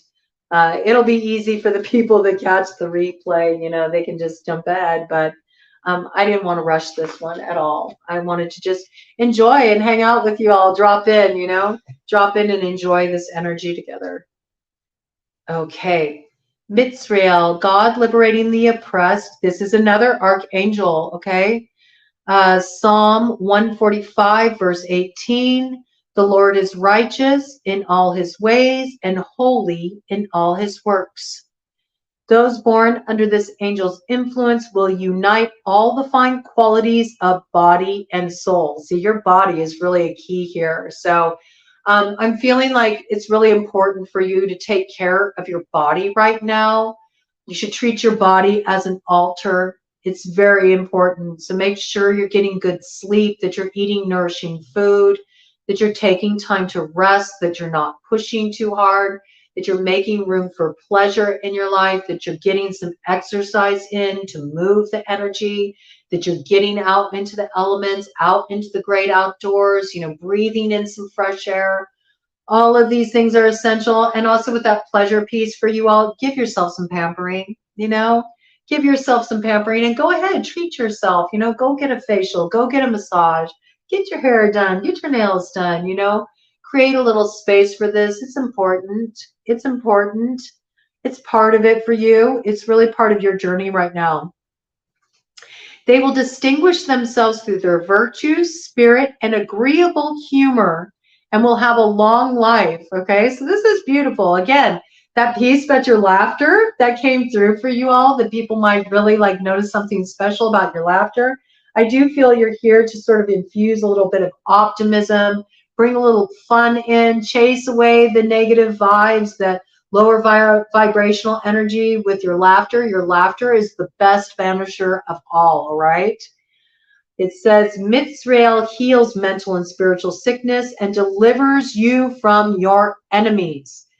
So, if you've had enemies within, all right, just blockages within yourself, old tapes, that keep running in your head, old projections you took on as your own, that outside people that you made an authority over who you are at your soul level, allowed that to have power over you. You're getting rid of that, okay? You're being cleansed and purified of that. This is also if you've had people in your environment who've been obstructing your path, interfering, causing issues for you, labeling you as the black sheep, making you feel like you don't belong. You're overcoming this. I feel like you're going to be guided to kindred souls. These are soulmates. I'm feeling like huge soulmate energy coming in for this group. More so than any other group. I really feel like you're aligning with soulmates. All right. You're going to find who you belong with. You're going to find the people that are meant to work with you on your path at this time. And there's something through your coming together that something really beautiful happens. Some of you are really connecting with your romantic soulmate too. And it's a beautiful reunion. Okay. You might have had people that were obstructing this, Sometimes, there can be blockages to soulmates coming together because when they come together, they're like a power couple, whether it's romantic or otherwise, It's like dynamic duo energy. It's when you're powerful in your own rights, but when you come together, it's like, wow, it just amplifies the energy. And so a lot of times there can be interruption in those connections. There can be outside forces that try to come in between those connections, because we know right now that the balance between light and dark is out of whack on planet Earth, okay? And so it's not that we have to cast off darkness, because darkness is part of the creative force. Darkness and light held in equilibrium, but that's the work we're trying to do right now with the Libra South Node, is really balance out that shadow and light, balance out those polarities. So this is something to be very mindful of at this time, okay? You're really meant to bring that light in. We need more of that light. And as you're coming together with somebody who can reflect that light with you, okay, and hold that light with you, there can be challenges, obstacles that show up, people who try to intercept, timelines that, you just missed it, like two ships passing in a night. This is very common, but you're coming together now. What was divided is coming into union. It's a beautiful thing. You're overcoming these challenges. It says soul guardian for those born from 7:40 p.m. to 8 p.m. Again, a window of time when, if you have it available, drop in. There's a lot that can come through for you at this time, a lot of spiritual guidance. And it's a good time just to drop into your heart, drop into your soul and receive, nurturing in that space. Moral guardian for those born on the 18th of May, the 29th of July, the 9th of October, the 2nd of December, and the 2nd of March. So all of these dates could be important to you. Important things might go down on these dates. You might be dealing with people born on these dates or signs that are born, in that time period. Also, I'm picking up life path number 9, life path 11-2, okay? Life path 2, as in born on the 20th, okay? So little different distinction there. If you're life path 2-11, then you're really coming into partnership, into romantic union at this time, coming through very strongly. If you are life path 2-0, like born on the 20th, then you are having some spiritual gifts coming through, any kind of partnering you're doing at this time, very potently. And then it also says physical guardian for those born from the 9th through the 13th of January. Again, 13 coming through as a power number for this group, and 9 as well. We also have life path 9, life path 4 there. All right. This looks really good for you, fire sign collective. Beautiful energy there. All right. Next, we are going to move on after I do a little bit of shuffling. I'm just noticing on the bottom of the deck there, we've got the 7 of Swords. So I feel like a lot of you feel like, someone ran off with your destiny, something interfered in your destiny. Oh no, it's just about to get cooking. Fire sign collective, fire, suns and moons. So just hold tight. Okay, you'll see. You'll see. Watch how it all plays out, right? Things are turning around for you. And you got a lot of help. Your spirit team, your angel team is on deck to help you out because you're meant to come into alignment with this. It's part of your purpose on earth, all right? And I think you've always known that. You felt that. You've intuited that. All right, clearing out that energy. Now we are calling in the angel team for water sign collective placement. So if you have a sun or a moon in Cancer, Scorpio, or Pisces, this is the spirit team coming through for you. These are the angels that are going to be working with you, as well as the work that they want you to do and things they want you to be aware of, synchronicities, times, dates, things of this nature, for you to know when they are on hand. So this is for water sign collective, Cancer, Scorpio, Pisces. Let's see the angel team that is working with you. All right. Let me set this aside for a minute. All right, angel team for water sign collective, Cancer, Pisces, Scorpio, Sun, and Moon placements. Cancer, Pisces, Scorpio, Sun, and Moon placements. Cancer, Pisces, Scorpio, Sun, and Moon placements. Cancer, Pisces, Scorpio, Sun, and Moon placements. Cancer, Pisces, Scorpio, Sun, and Moon placements. Cancer, Pisces, Scorpio, Sun, and Moon placements. Really? Very simple for you all. You got one. All right. They want all your time, all your attention, all of your focus, all of your nurturing. Ooh, it's a big one. You got Gabriel, the moon. How fitting. How fitting the moon would come out in this group. The moon that's associated with both Cancer and Pisces. Okay, that's really potent. Very, very potent. It's interesting too, because we do have once in a blue moon, super moon, coming up on August 31st in the sign of Pisces. Those of you with water sign, moon placements, oh, it's really going to pop off for you on that day, okay?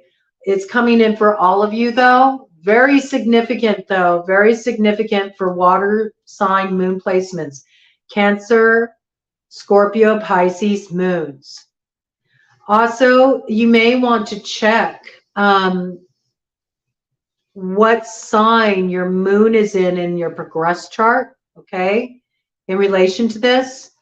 Either way, I feel like there's some real alignment coming in for you. Once in a blue moon, there's something very significant that happens at that time, and it's in direct relation to your purpose. And Gabriel is here to lend a hand with this. And it says, God is my strength. Divine revelation reveals messages. It says has the power to destroy. And I feel that in this case, the power to destroy is good. Like it's working, obviously, on behalf of building that light. It's part of your purpose. There's some tower that needs to come through. You're being armed with what you need to take something down, to end an injustice, to balance an inequity, to reveal a falsehood, to expose something that needs to be exposed. And this may actually be an important part of your work, your life path work, all right? You're meant to bring things that are in the dark and expose them to the light. You are here to help break people out of illusion and to wake them up. That's a very powerful message. Very powerful message here. There is no number associated with this particular card. No number, but it's interesting what's in the center here. It looks like the astrological wheel, the zodiac wheel. It's hard to get it to focus here. And I'm noticing the moon phases on each side here. So I feel like your astrology part, holding your astrology part is very significant. Okay, so whatever sign that your moon is in, regardless if you're tuning in for your sun, all right, maybe you're not a water moon. Okay, maybe you have a different elemental ruling over your moon. It doesn't matter. Your part in astrology, your moon sign is super significant right now, so pay attention to that. You're meant to bring the moon forward in your sun and what you're shining forward in the world, because the moon is like the inner world. So there's something happening within. It's something that's rising from the subconscious. It's being made conscious. It's one of your gifts, and you're meant to bring this forward. This is really going to connect for you with that super moon, the blue moon in Pisces that comes up. A lot of expansive energy in there. It's some kind of revelation. It strikes me as a tower. It strikes me as a revelatory tower, though. Like it's a moment when like some message comes through. There's like some divine inspiration, some download. Your mind is blown. You see things in a new way. You see a way forward you couldn't see before, and you're also armed with something that has the power to destroy anything that would block your path. That's what I got, because you need to bring this through. This is very significant. Okay, so I think that these are in the front of the book, because they don't have a number. They don't have a number here. So let me look. Bear with me while I look this up.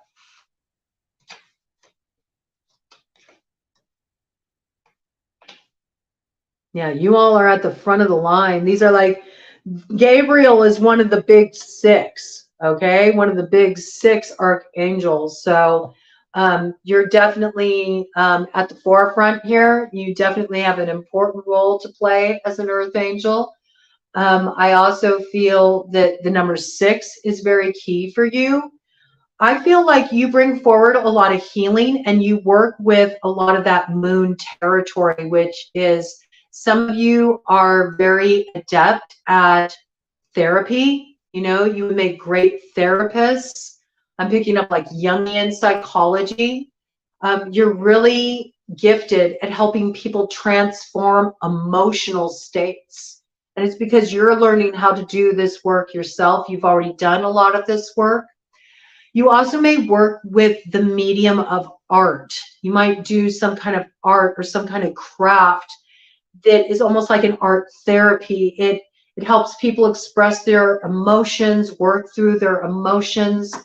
There also may be something through your art that you're meant to bring forward into the world. It is part of your path.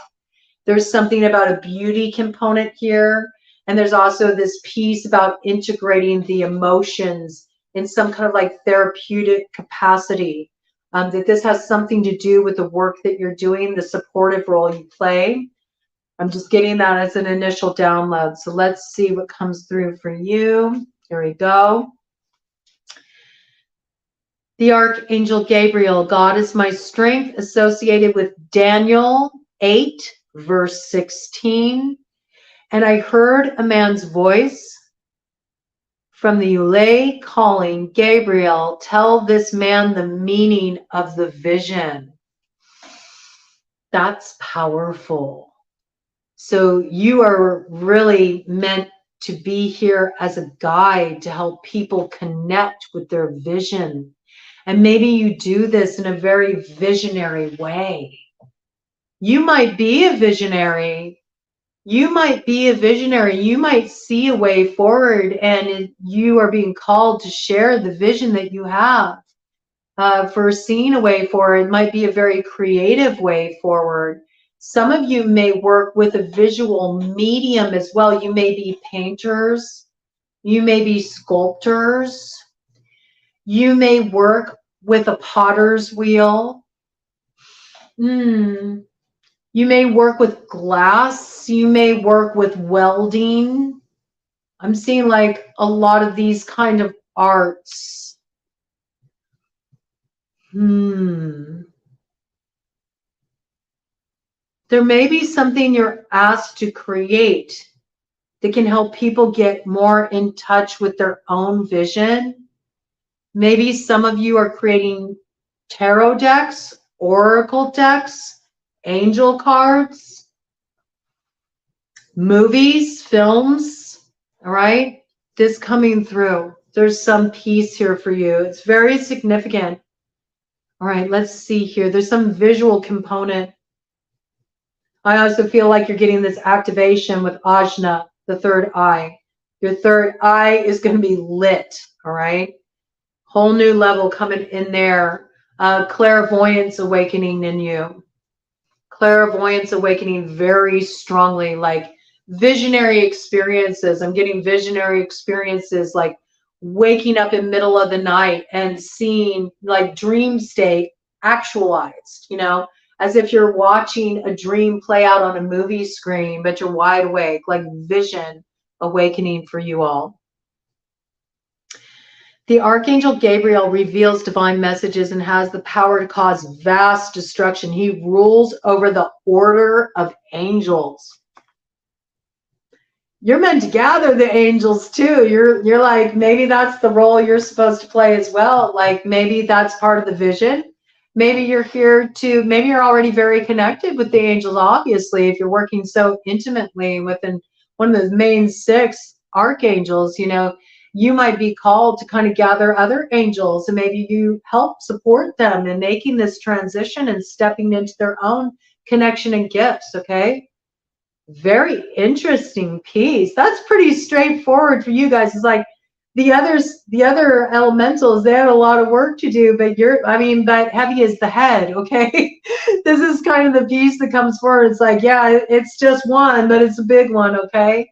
And holding the vision is very powerful. And it also carries a great deal of responsibility. And it makes me think of that thoughts or things and carry the weight of responsibility, that tenet that came in very strongly for you too, because that's where vision is born. Vision is born, all right? So there's a lot of work that's being done in the higher chakra channels with you. but you got something really big coming in on that Pisces blue moon, and it's lighting the way forward for you. That's interesting. There's no numbers associated either with you all. It's like wide open. I feel like you all are really meant to enter that fluid space, right? It's just all speaking to you right now. And you're meant to really work with the creative brain, you know, and work through that channel of creativity. So really notice what comes through for you. I think the muse is being very activated in you. Gabriel is also very supportive in helping with relationships, you know, finding loving solutions in challenging relationships, and can be a great ally in that regard. So all of this energy coming in for you. Okay, I didn't expect that. I was expecting to see a whole stack come out like came through for the other collectives, but that's what wanted to come through. Okay. And now let's get into Earth sign collective, all right?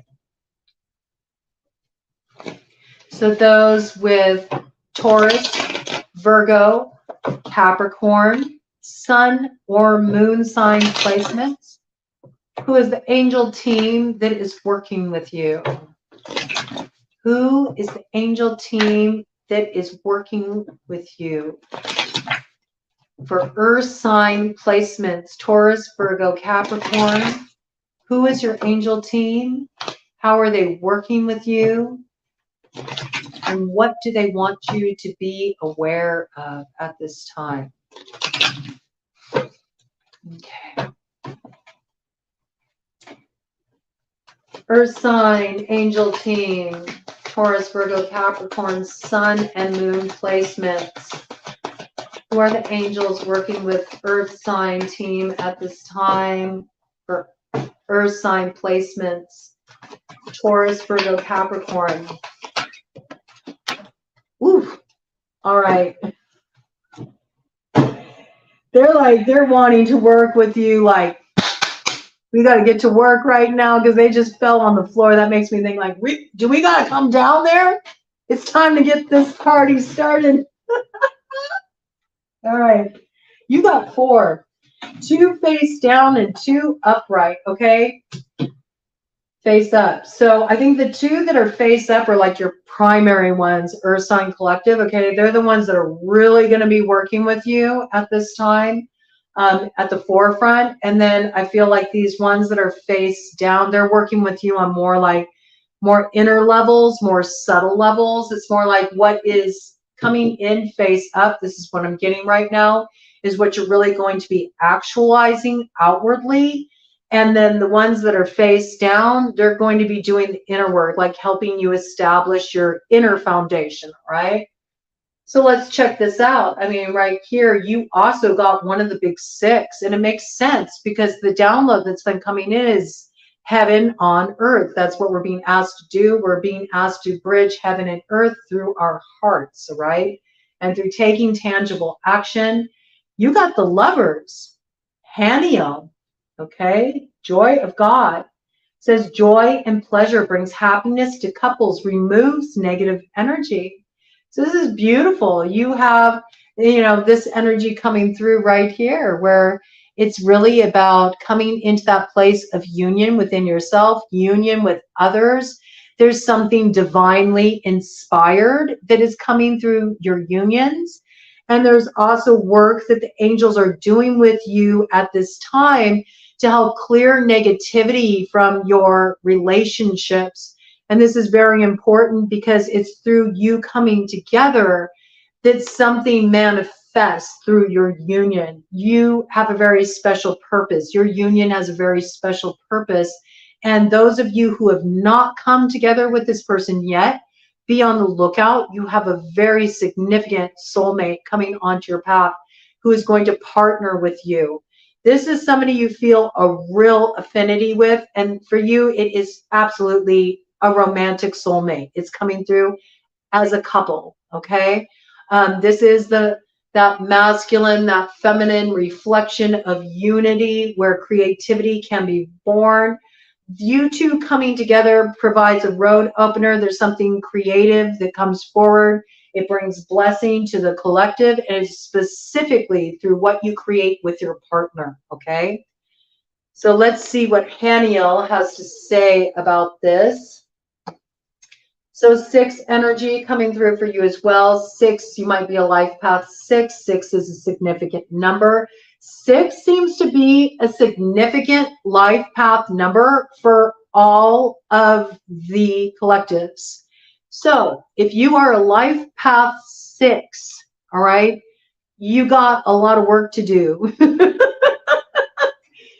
Even if you don't have, those placements, you might want to just tune in to the other elementals, because you're really being called to duty in a big way, because life path 6 has come up in every single one of these groups. Let's have a look here and see what comes through as any additional counsel from Hanael. Let's see. Okay, means the joy of God, all right? So you're really meant to embody this spirit of joy at this time. You're here to bring the joy, and you uplift others through your joy, right? So it's really about staying in that place of joy and nurturing the joy in your life. And it's associated with Psalm 145, verse 8. The Lord is gracious and compassionate, slow to anger, and rich in love. So looks like there will be a little tempering happening here. Maybe where you used to be quick to anger, there's like a cooling, a tempering of those emotions. You're going to be supported by Haniel, coming more into a place of compassion. When I also think of anger, I think of a firewall, okay? It acts as a blockage. There's no way anything can get through a firewall. So I feel like this is starting to dissipate. Some of you are going to go through a fire test of truth in your love relationship. This is transformational. It allows you to come into union on a deeper, more authentic, heart-centered level. Very significant. For those of you with life path 6 that, are tuning into these energies, or even if, you fall within Earth Sign Collective for a sun or moon placement, also be aware of your Venus placement. It's significant. But life path 6, if you have a Earth Venus, this might be coming through very potently for you in this respect, in terms of this particular elemental collective. All right. There's something about doing transformational work to transform anger into a place of compassion, to understand that anger is a firewall.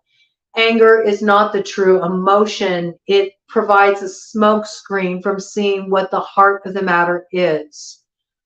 You're going to be doing a lot of transformational work around this, getting through the anger and getting to the other side so you can understand what the core issue is. You're doing this dynamically, though, specifically through relationship. So a lot of you are being challenged at this time in situations where maybe in the past you would have been quick to anger and you would have just cut off a connection and just stormed on out the door, Instead, you're being asked to stick with it. There's something transformational that happens in that process. It's its own alchemy. You learn something through this process that helps you pull something up out from the root that kept you from really coming into union before. And this offers a beautiful gift.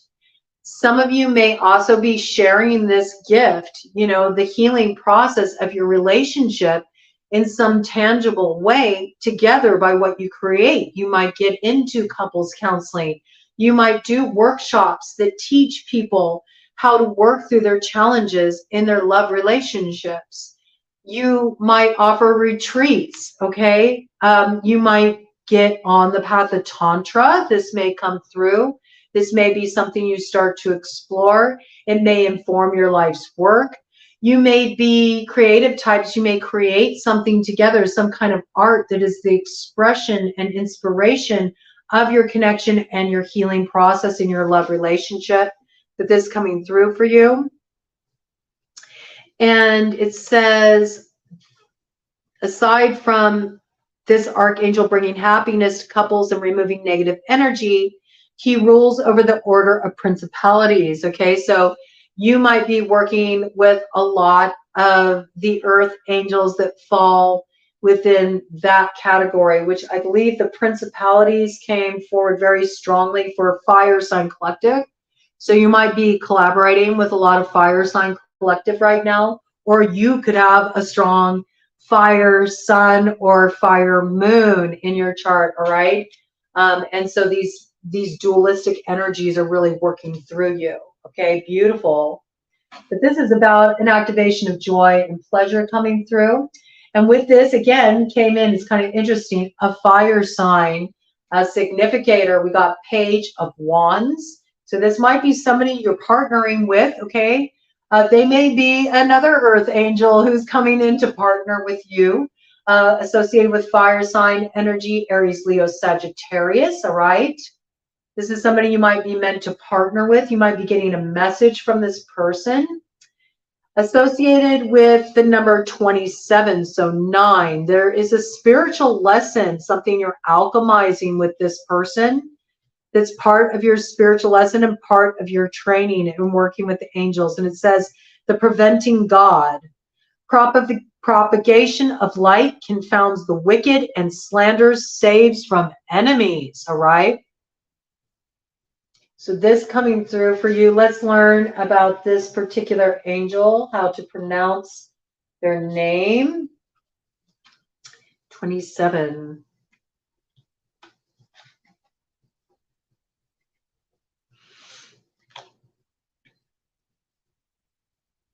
Yeratel, the preventing God.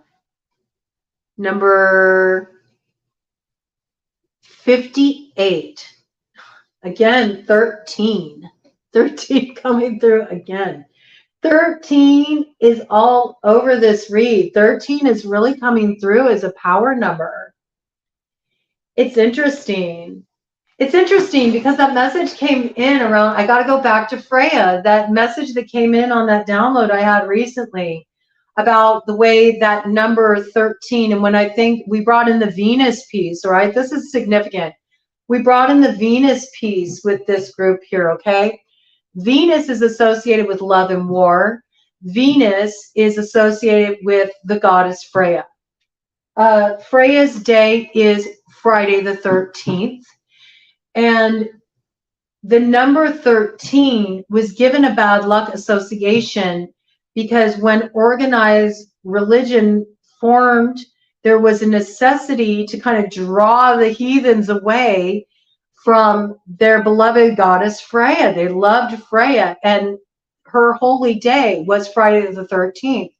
And so when this came in, they kind of started to slander, okay? They slandered the meaning of the day. They created this negative association that it was an evil day, that it was a bad luck day. And so this energy keeps coming through. There's this desire to reclaim 13. It's significant. And if you think about it, 13 breaks down to 4. And what do we view as the numbers signifying the angels? 4, 4, 4. So it's almost like they're saying this is a slandering of this energy, and we need to reclaim this energy. It's an empowerment. You think of that. You think of 1 is very much the individual energy, right? It's also new beginnings. 3 is working in partnership with ascended masters. So when you get the 1, the 3, you get the partnership between you and the ascended master energies, brings empowerment, brings power, okay? That's a very interesting message to come through, okay? So something's being transformed here. Something's being transformed here. It's being reclaimed. I feel like that's how that message is coming through for you all. Some important news coming through for you. Maybe coming through an earth angel that you're meant to partner with. This person could be somebody that has a strong fire sign placement. Aries, Leo, Sagittarius. Okay, so let's take a look at this here and see what else comes through, because there's going to be dates that come through in association with this. That might give some other clues. Okay.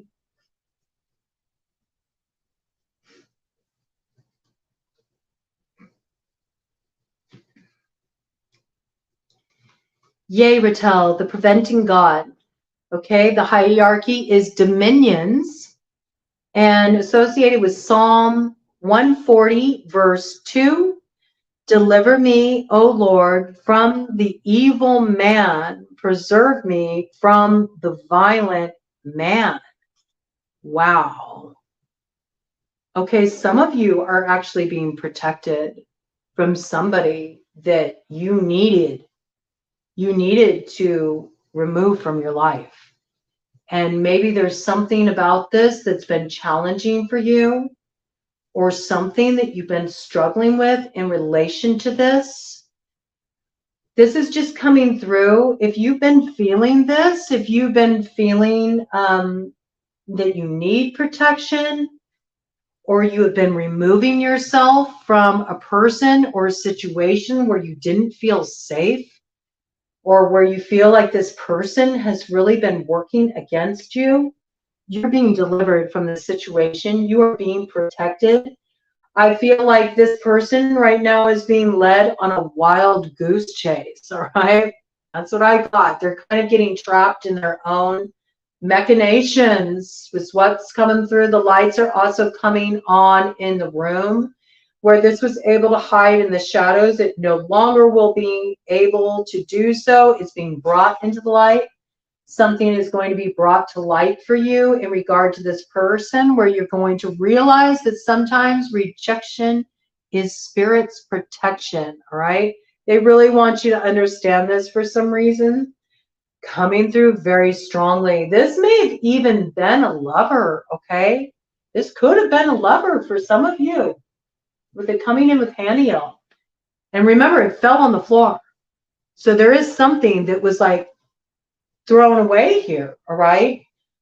This is a blessing for you. This is a protection for you, where you've had a hard time releasing something. You need to understand this is your protection. You're actually being aligned with somebody that you are meant to align with. Hannah is going to help you with that, guiding you to your true soulmate.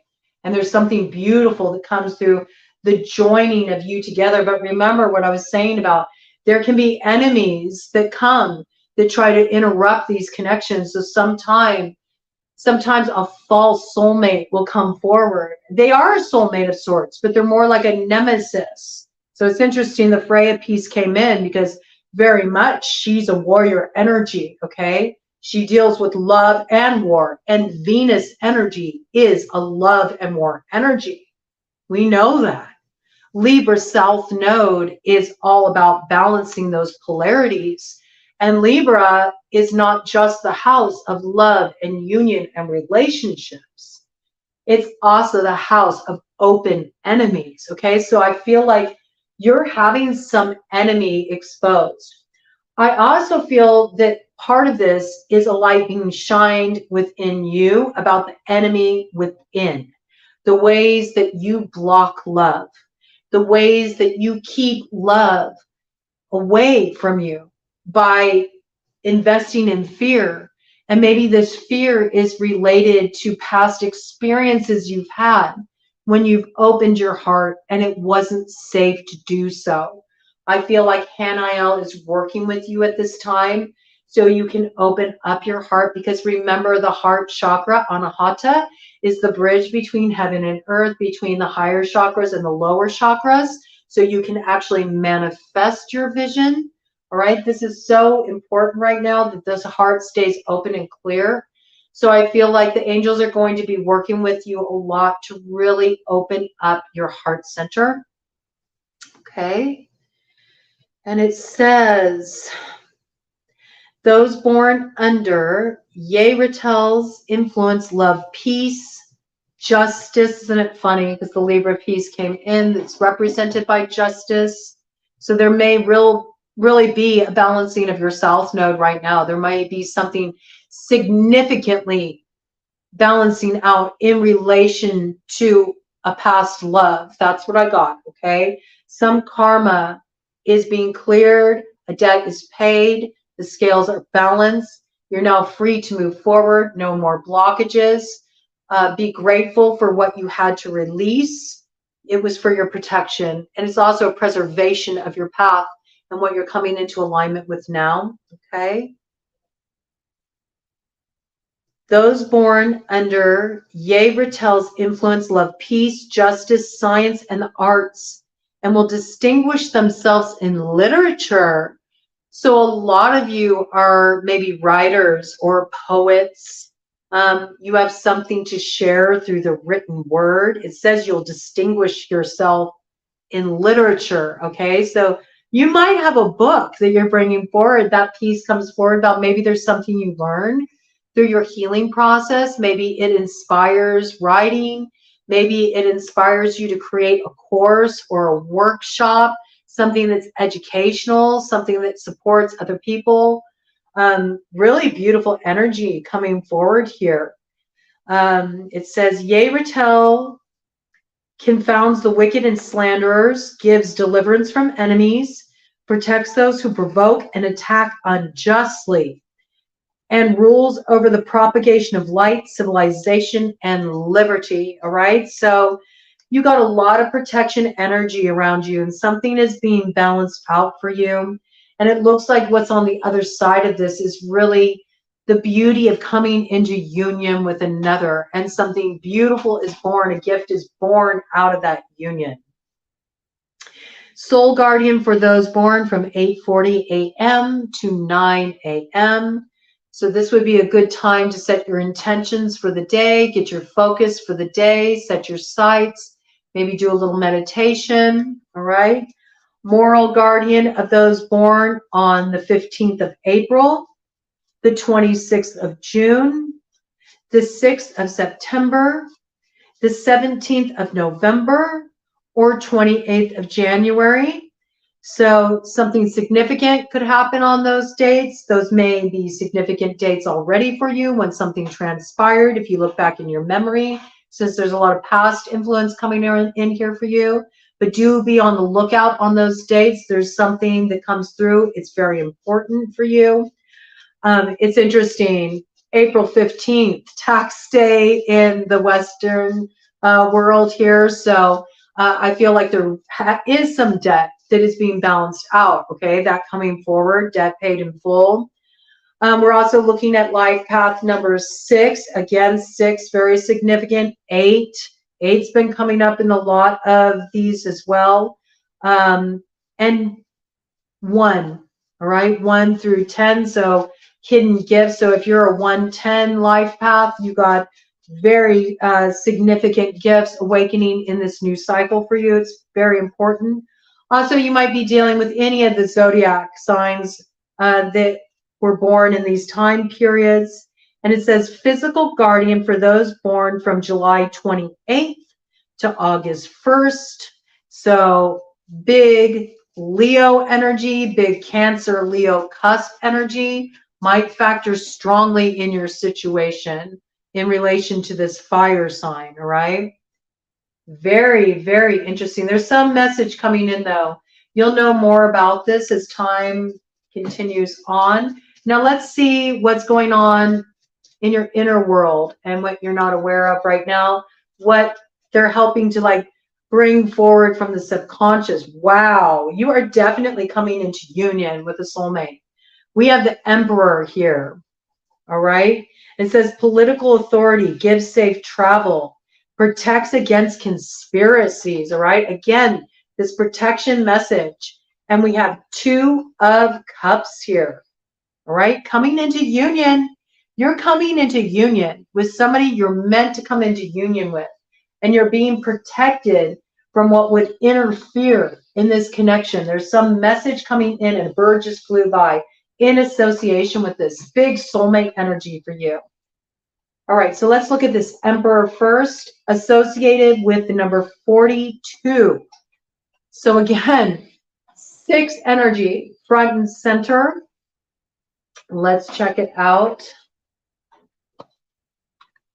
This will have some dates for you. This is some work you're doing on an inner level. There's something you're transforming on an inner level in relation to this Emperor, okay? You might be doing some real deep healing work. This person may really like bring up a lot of your trauma. They may bring forward a lot of your shadow work, something that really needs to be transformed. It's part of the journey, okay? This was meant to happen so you could really come into alignment with your counterpart. When I think of the exaltation of that earth sign energy, I think of the Empress, also associated with Venus, associated with the sign of Taurus. We recently had Taurus North Node, okay? So this is something that you'll be stepping into now. Let's see, 42.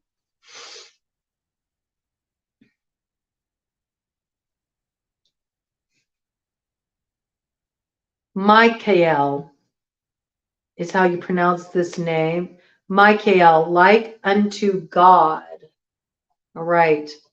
And is on page 73. So yes, the closing with that 10 energy, the closing of one karmic cycle to enter a brand new beginning, a brand new way forward. Okay, so let's see here.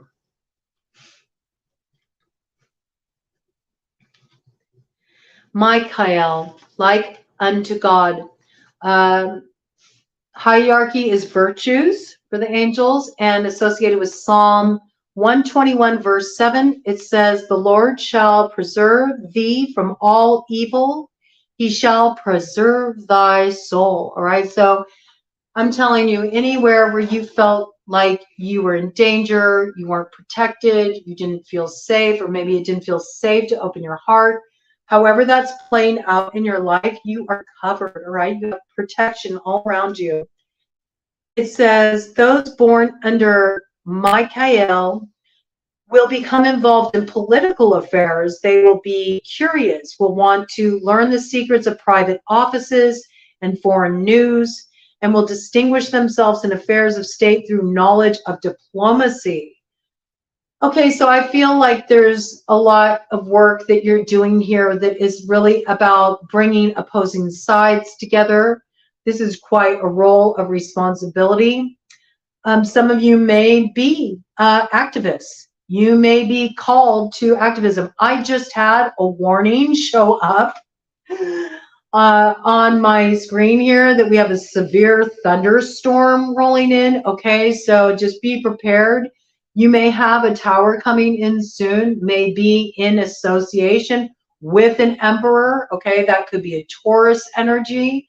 That could be also an Aries energy, all right?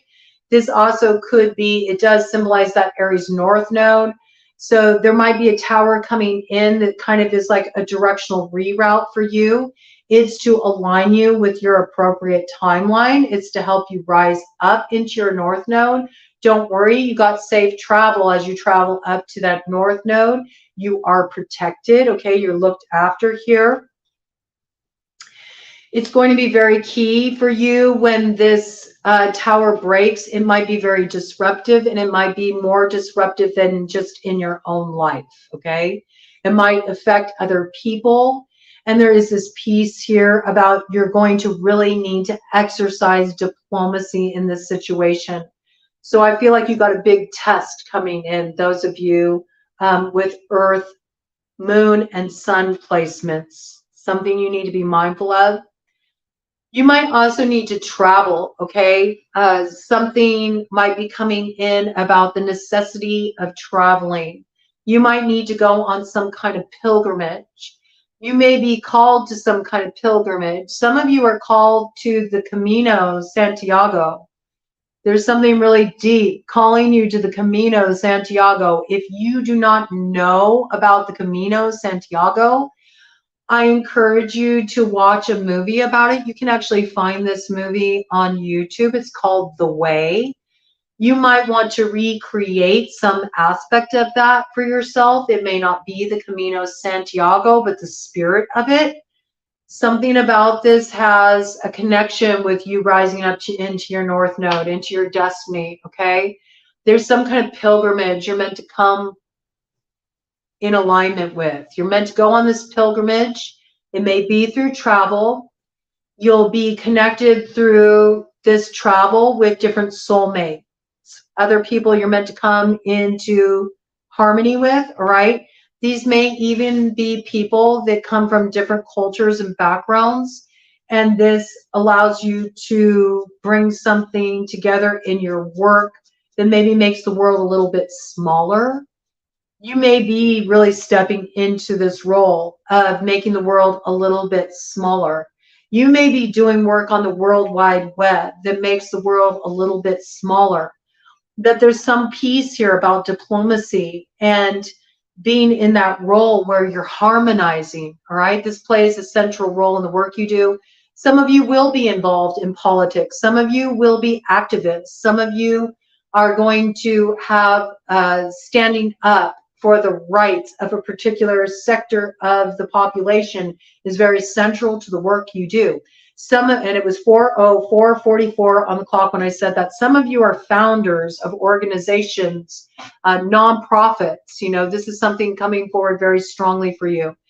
This is something that will become more clear to you.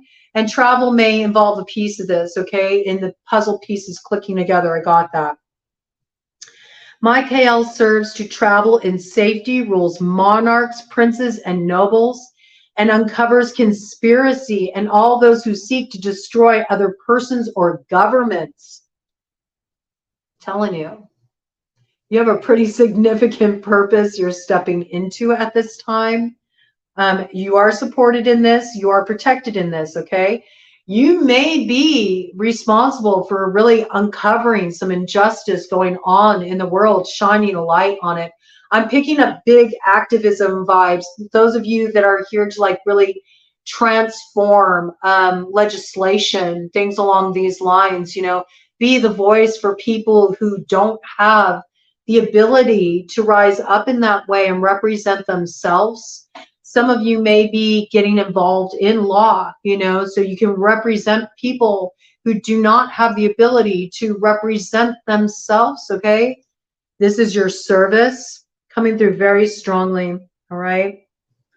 I'm also getting something about really the preservation of indigenous traditions and doing work to represent those who have been persecuted and oppressed, and you play some role in illuminating, educating, maybe even through your words, through the written word, to provide enlightenment, shine a light on these issues, and help support these people in having a voice, being represented. It's a very powerful purpose, very powerful purpose.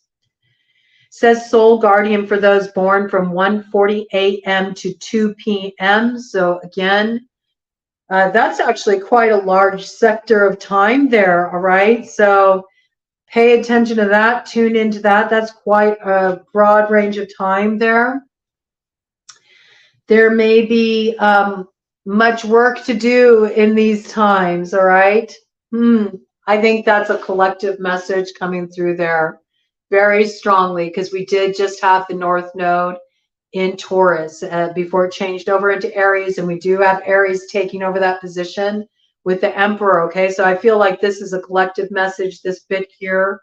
Not all the collective will receive this, because I know there's people that are going to skip ahead, but those of you who do receive it, all right, even if you don't fall into the distinction of an Earth Sun, Earth Moon, it's still for you, okay? Very important message here. This is the guardianship work we're being called to do right now, to expose injustice, to bring it into the light, to be a voice for maybe those who are not given the platform, you know, to maybe provide platforms for them to have a voice, to speak their truths into existence, okay? Very potent.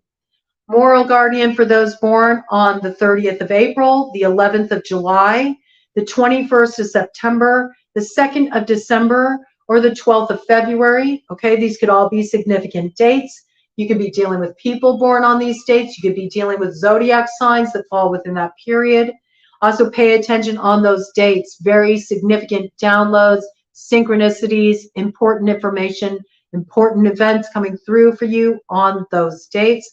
Coming through very strongly for life path numbers 3, 11, which would be 2, okay? So if you're a life path 2, 11, very significant for you. Also, if you're a life path 3, but you were born on the 30th, you got some very significant spiritual gifts awakening right now, activating within you. 3 coming through again, 2 coming through again. 2s and 3s a lot in this group for life path numbers. We also have physical guardian for those born from the 11th to the 15th of October. Okay, so there's that Libran energy that came in there very strongly. And we also have the 13th falling in there. That's very interesting. Okay, this would also be life path numbers 2 and 6. There's that 6 again. Very, very significant. All right, and let's read about this 2 of Cups, because it looks like something is coming into alignment. First of all, we know you're coming into alignment with your soulmate. You two have important work to do in the world. You're meant to bring something together forward, all right? 2 of Cups energy. Let's see how we pronounce this. It says the swiftly hearkening God. Fruition. You can't see this right now. You don't see it coming. It's coming, right? So this was face down. This is what hasn't been actualized yet. It's still beneath the surface, okay? It will be rising up into conscious awareness. It's not here quite yet. That's what I got. This new beginning isn't quite here yet. Fruition provides expansive intelligence and gives the grace of God, okay? 2 of Cups. And let me see how we pronounce this.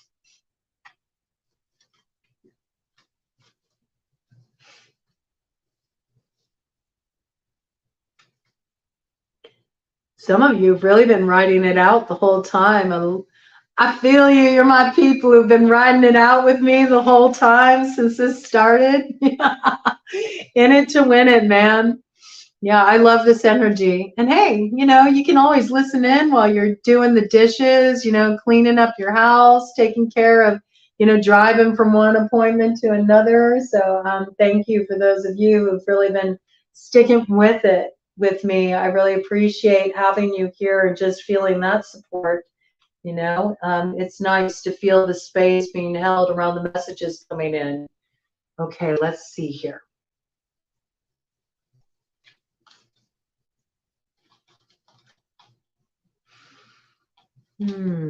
All right, 19.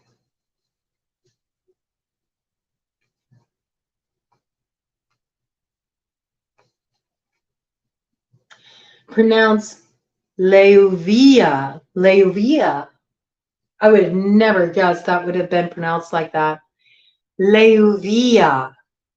The swiftly hearkening.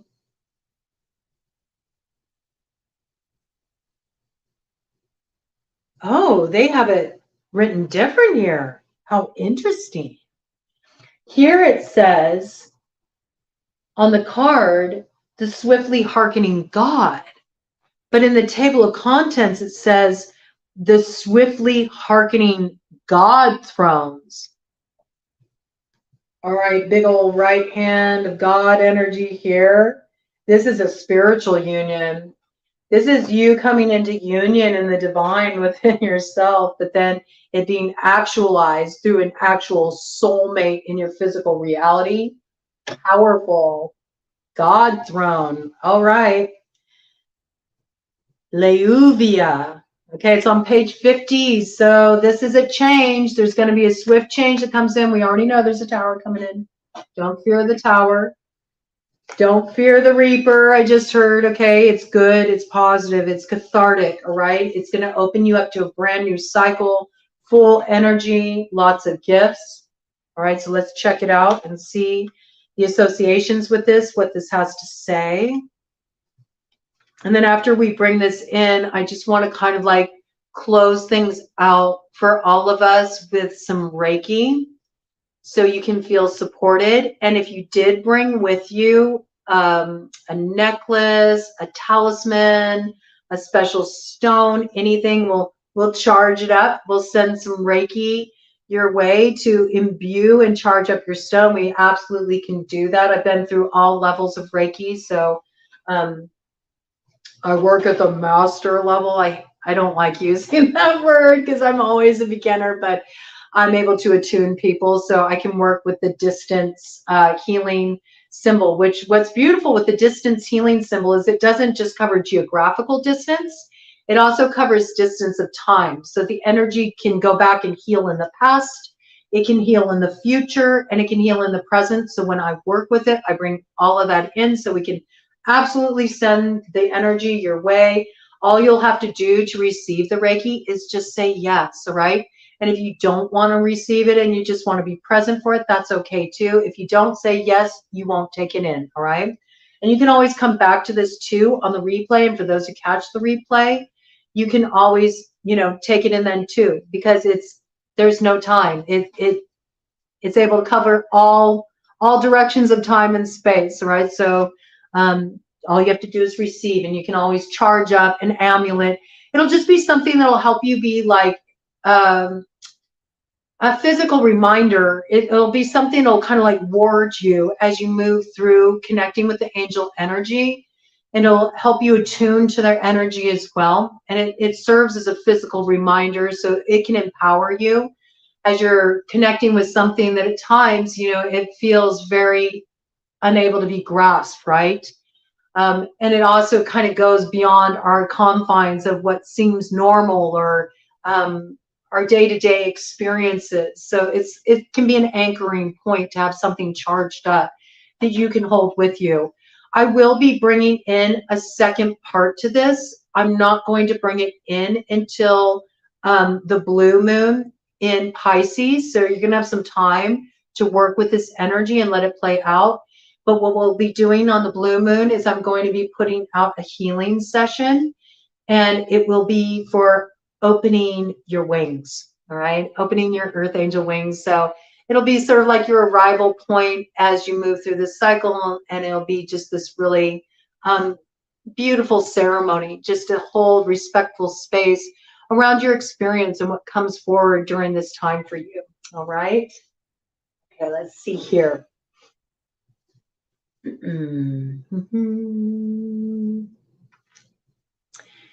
Leuvia, the swiftly hearkening god thrones. It says it again, okay? So the hierarchy is thrones, and it says it is associated with Psalm 40, verse 2. I waited patiently for the Lord, and he inclined unto me and heard my cry. So beautiful, your prayers have been heard. You've been asking for help and support. It's coming. You're definitely connected, and you're finding the way through.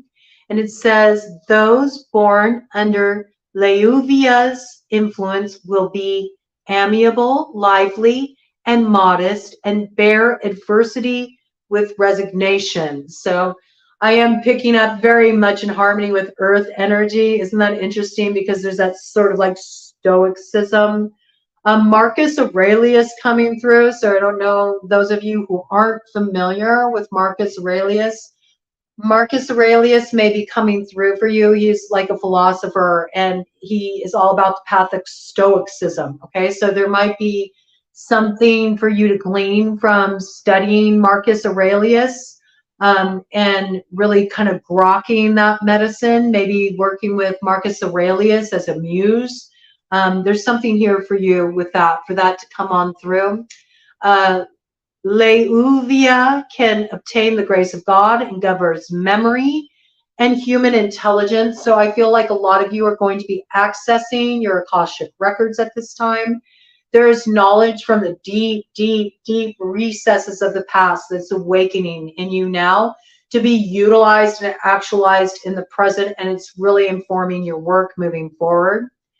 It says soul guardian for those born from 6 a.m. to 6:20 a.m. So again, waking up with the sun, that time, the in-between time, and really using that as a time for visioning, setting your intention for the day, any kind of prayer work coming into alignment, be very beneficial for you, and when you could really feel tapped in.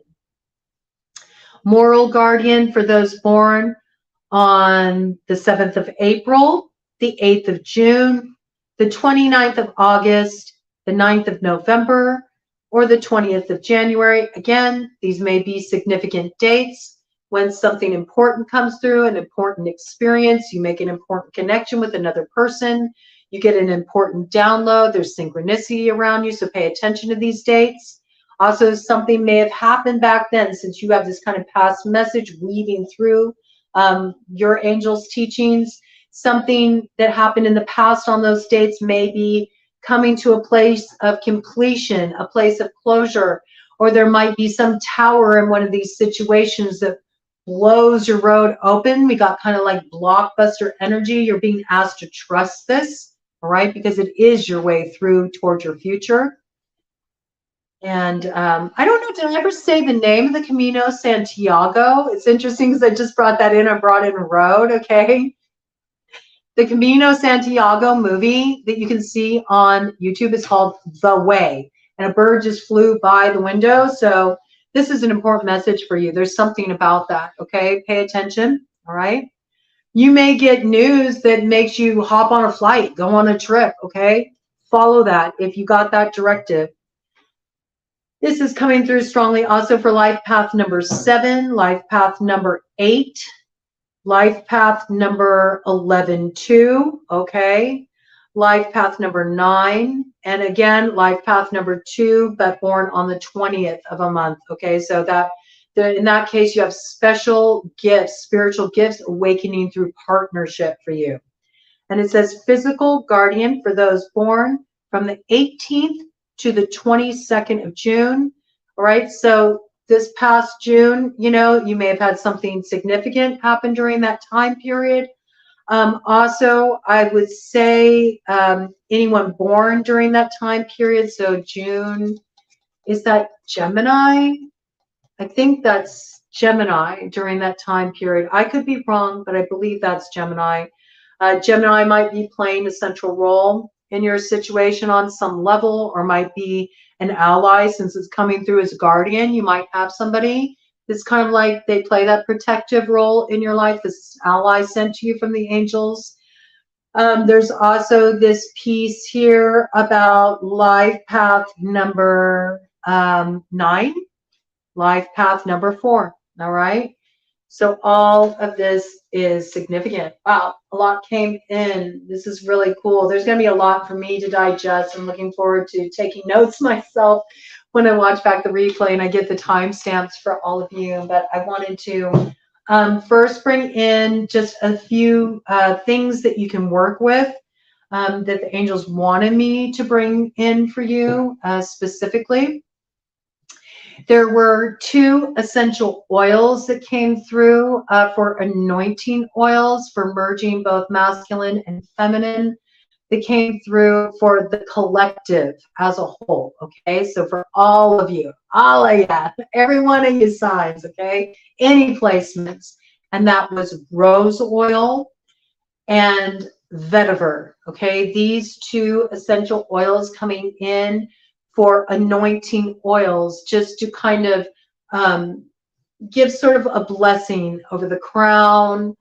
You would want to put them in a carrier oil, okay? You can do that with a little almond oil, a little coconut oil. I'm really getting for anointing the upper channels, so crown, third eye, throat, heart, okay? These upper channel chakras.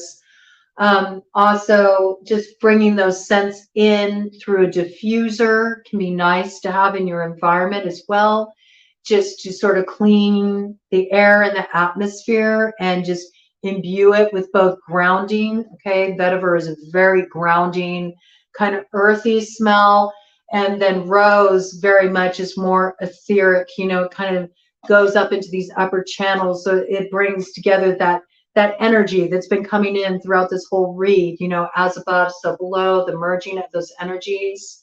So there's many different ways you can work through those. You can even do with like rose petals, you can do steam inhalations, all right?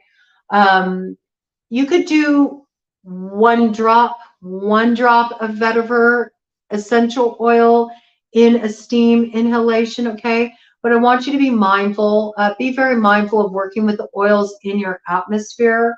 especially if you have pets, okay, because they can be very sensitive to those essential oils, and be very sparing, all right, because I'm a clinical aromatherapist. It's also part of my work I've done as an Ayurvedic practitioner. They are very strong medicine, okay? So you just want to be mindful when working with the oils to bring them in within a carrier oil, not directly on the skin, mixed with an oil, they can be fine. So you might also want to sort of do a little balancing of masculine and feminine energies, the avenue and the creative force, which is what we're really looking at, the yin, the yang, the Shiva, the Shakti, the goddess, the god. It plays out on all different levels, okay? You might want to even do like a little blend, a massage blend that you can use for Abhyanga. Abhyanga will be wonderful for you, and it's also an important part as you open up to your spiritual gifts, as you start working with the angels to tend to your nervous system. All right, so Abhyanga is just self-massage. It's practiced in Ayurveda. We start with the crown, okay? So you put the oil on your head, you put the oil on your face, all the way down your whole body, okay? All the way from your crown to the bottom of your feet.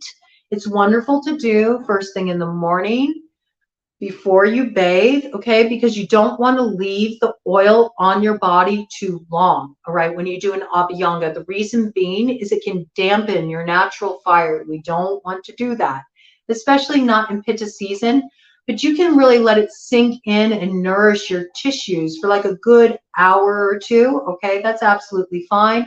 But you do want to bathe afterwards. You can soak in a tub laden with a lot of mineral salts, would be a wonderful time to do a cleansing bath afterwards with that Edgar Cayce remedy. And you can put any other herbs, crystals you want. You can make a whole spiritual bath out of it. It begins first with Abhyanga, and that is a beautiful way to just sort of clear your energy on a weekly basis that your nervous system will be so grateful for, let me tell you. And it will let you be embodied in your own energy as well. When you're doing Abhyanga, you can do it every day. In fact, in India, it's a very common practice to do it daily. It's so balancing for all the doshas. It helps move your lymph system. It's tonifying for the skin. It improves the skin integrity. It has beautifying benefits. It's calming for the nervous system. It's calming for the emotions. It's soothing. It's a wonderful way to just give love to your body, to appreciate that you even have this body to experience life through. So consider it like a sacred anointing, okay?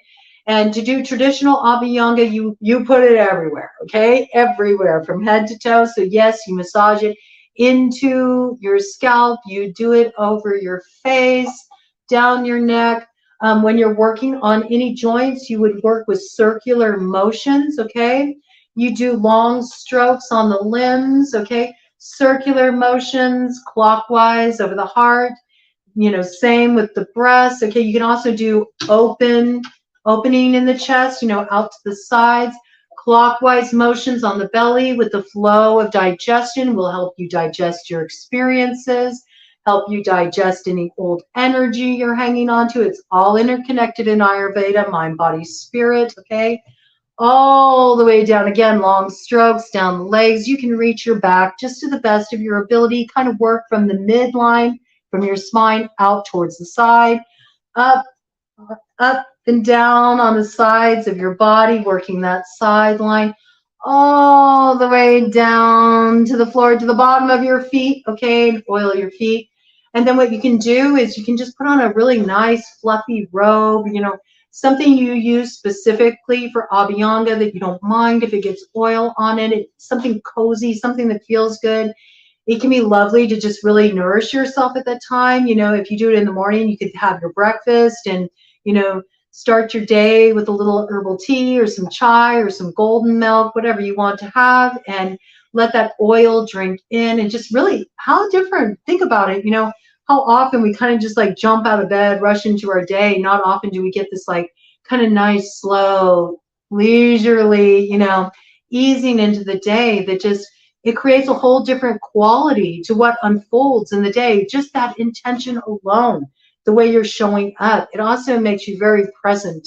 So it's a beautiful way to start your day and also just set your intention for the day with the kind of energy you're bringing forward into your day. And then, after it soaks in, you can wash it off. It's also wonderful to do yoga, do a little yoga while you let your abhyanga drink in. Or, hey, you can just totally relax, just relax, enjoy, read a book, do something just to enjoy yourself. I do encourage you, though, if you're going to leave your abhyanga on, for a length of time like that, to give yourself some space to really deeply receive, really nourish yourself, and enjoy that time of drinking that energy in, okay? So these coming forward very strongly for you. And then there's also this little project they want you to work on. They think it would be really wonderful if you made yourself a dream pillow, and they specifically want you to make it, okay? So if you're like, well, I'm not good at sewing, I can't make a dream pillow, you can still like bundle together something, some herbs, and you can tie it off, right? And you can keep it somewhere, near your pillow where you can still receive the scent and the medicine of those plant allies. But they specifically want you to have something to be with you during dream time and to seed your dreams as well. So anything that you're wanting in terms of guidance or instruction from them, any insight you're wanting, any clues, any keys from them, think about it as you're drifting off to sleep at night. Seed your dreams. They will be bringing messages through your dreams, and that dream pillow will help kind of ward that space around you while you sleep and you're more open. Also, make sure, just like you start your day with some kind of grounding and shielding, you are being advised to do the same thing at night before you turn in, because you're really wide open at night. And with getting aligned with their energy, you want to make sure that you are kind of creating some protective energy around your space, okay? So just the goodness gets through, all right? Also, allies for minerals came through recently. Got several crystals. First of all, we got a Herkimer diamond coming through for you. And this is what I'm going to bring in your Reiki with today. And so I'm also going to ask you that when I bring this in, if there's anything that you're finding is troubling you, anything that has been feeling like a blockage to you on your path that's needing some kind of transformation, you can offer it up to the Herkimer diamond. I'm doing a lot of work right now with this for the collective, so I'll be bringing Reiki in on this regularly, smoke cleansing. I'm even doing like some water cleansing with water I actually gathered from a rainstorm that came in on a very auspicious day. The rainstorm came in on the changing of the nodes of destiny, and I actually gathered the water for that. Okay, so I'm using that to give this baths. Herkimer diamonds are great. That's the way you cleanse a Herkimer diamond, is you just cleanse it with water. It can even just be running water from your faucet will cleanse it. You don't need to do any special, cleansing with it, but they're really great for clearing out the upper channels, especially third eye and crown. They're very aligned with. They give clarity. They're also attuning energies, okay? So today I'm attuning this particular Herkimer diamond, and while I'm talking to you, I'm just going to bring in some Reiki around it right now so I can just boost it. It's already got energy in there. I've been feeding it, but I'm going to feed it a little more right now. One moment. Okay, so I'm attuning it to help attune you to your angel team, all right?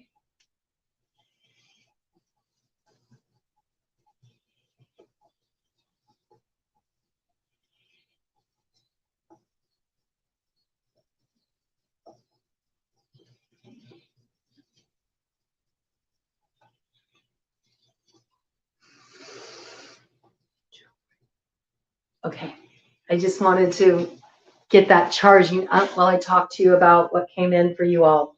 So Herkimer diamonds, they're very affordable, okay? All of these gemstones are very affordable. They're easy to find. All right. And they can be real allies for you. The other crystals that came in, the other stones that came in were black tourmaline. Okay. Black tourmaline, particularly at night, to have around you at night, just for warding your space. It's very protective. It's very grounding. And I feel like you're going to get a lot of downloads coming in at night. So it's just a wonderful, very solid kind of energy. Excellent for deflecting any kind of lower vibrational stuff, holding fear at bay, holding anxiety at bay, really allowing you to remain a clear channel, okay? And very rooted in that, okay? It'll make it a lot easier for you to attune to angel energy with the use of black tourmaline. Angelite also came forward for you, which is a very, very special stone that is specifically attuned to the angels.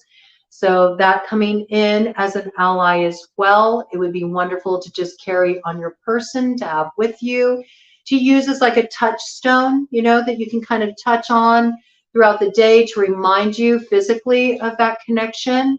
And it will really attune your energy body, your auric field, in such a way that makes it easier for the angels to work with you. All right, so all of these came in for you very strongly as allies, and stones of your very own will come in for you as well. Okay, so just pay attention to your guidance, trust it. Please trust your intuition. They really want that to come through. The way is opening through you. Okay, so I'm providing tools and guidance around ways that you can better facilitate this process, but each person has their own unique way for connecting with the angels, and your way is the right way for you. Okay, so trust your intuition and trust the guidance and your impressions that come through. This is about your empowerment, right? So important. And then for specific herbs, roots, etc. to work with, we have Angelica root came through very strongly. Angelica root is also extremely protective, and one thing you can do might be very helpful wherever you sleep, whatever room you sleep in, or wherever you like to rest or meditate or do your spiritual work. If you put a piece of Angelica root in each corner of that room, it holds down the space. It's like walking into a protective circle. So that's very beneficial. You can also carry it on your person. You can even like maybe put together a little angel mojo bag, you know, where you gather together some of the herbs and you gather together those stones, and maybe even write out a petition, you know, that you put in there and that you carry on your person. And with mojo bags, traditionally you wear them below the waist, like in a pocket. You have to make sure that they never touch the ground, and you have to treat them with respect, because with mojo bags, it's like you're calling forth the spirit in the bag. There's an essence you're breathing life into in that bag, and so you need to feed spirit. This piece important too. The angels want you to remember to feed spirit. So if you make a mojo bag, be sure like once a week that you feed it with a little smoke, any kind of herbs you want to do cleansing with, that you make sure to feed it with a little oil. You could feed it with that rose oil. You could feed it with vetiver, okay, or frankincense, myrrh, anything else you feel called to, all right? You can even feed it with rose water if you choose to make some rose water. You get yourself some rose water, right? But, you know, keep them happy. Tobacco is also a traditional offering. It's spirit candy, so it keeps the spirit that you've, you know, called forth in that bag happy. You want to make sure also with your mojo bag, you don't show it to anybody. It's for your eyes only. It's your special medicine, okay, that you carry on your person. And yes, just make sure that you keep it somewhere for safekeeping when you're not carrying it on your person, and that you are feeding it. It's very important. Also feed spirit. All right. Make sure that you are paying gratitude. Make sure that when you're connecting with spirit, you're not just asking for things. Make sure you're not just asking for help, but give gratitude, give acknowledgement for the support, for the messages received. Offer up a little bit of that love, you know, maybe even make some offerings, bring in some beautiful flowers, create an altar space for your angels, you know, a place where you can focus on their energy and keep candle vigils and bring beautiful trinkets and beautiful things to just express your gratitude. And you'll notice the way that that physical representation that you create in your space also feeds you in return. It is a reciprocal relationship. When we feed spirit, spirit can pour into us. Okay, so this point coming forward very strongly as well. And those were the main things that wanted to come in. So I'm going to bring in some Reiki now. Okay, and you can just say yes if you would like to receive it. Likewise, if you do have like any kind of amulet, special stone, a seashell, any kind of item that is speaking to you that you would like charged up as your amulet, that can be a touchstone, help you connect with the angel energy, just go ahead and hold that. Hold it up against your heart with your left hand over it, representing the feminine, and then take your right hand and place it on top for the sheltering, protective energy of the masculine, okay? And it will get charged up as I bring in this Reiki for you as we close this out.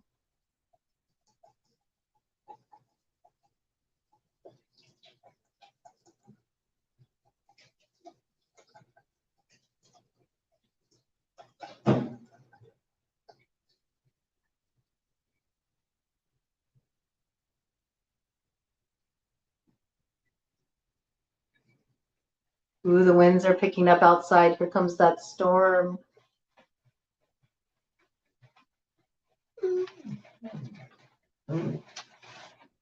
Yeah, Ted. Got a storm blowing in, huh? Storms are good, you know, they clear things out.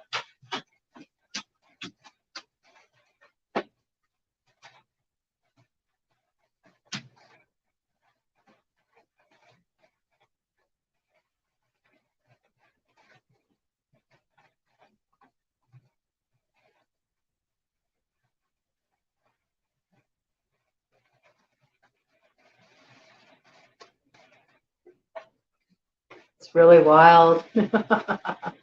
I love a good storm, so I'm excited. I'm excited to drink this in.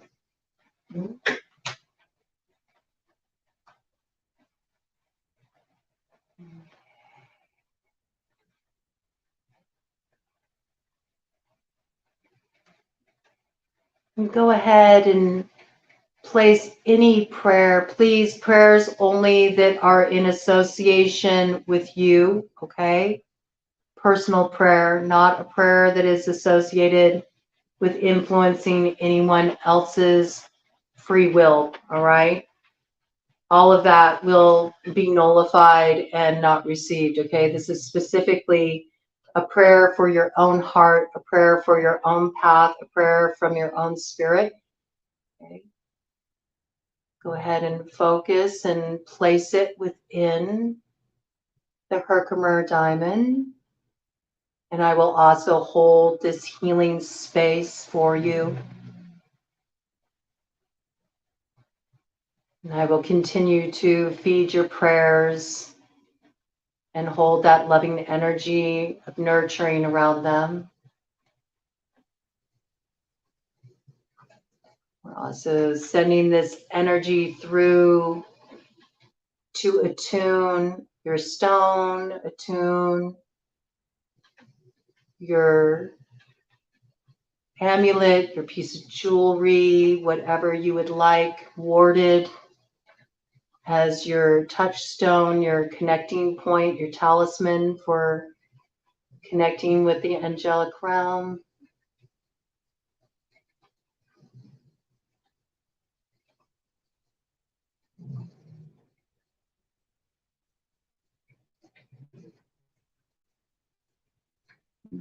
Beautiful.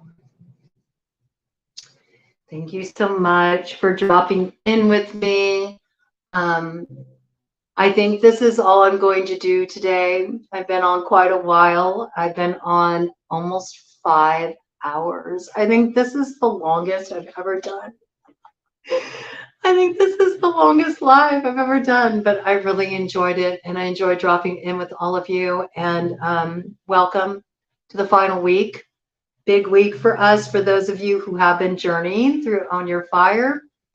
I will put the link to that in the comments for those of you who catch the opening and are interested in getting access to the free course, totally free, no strings attached, okay?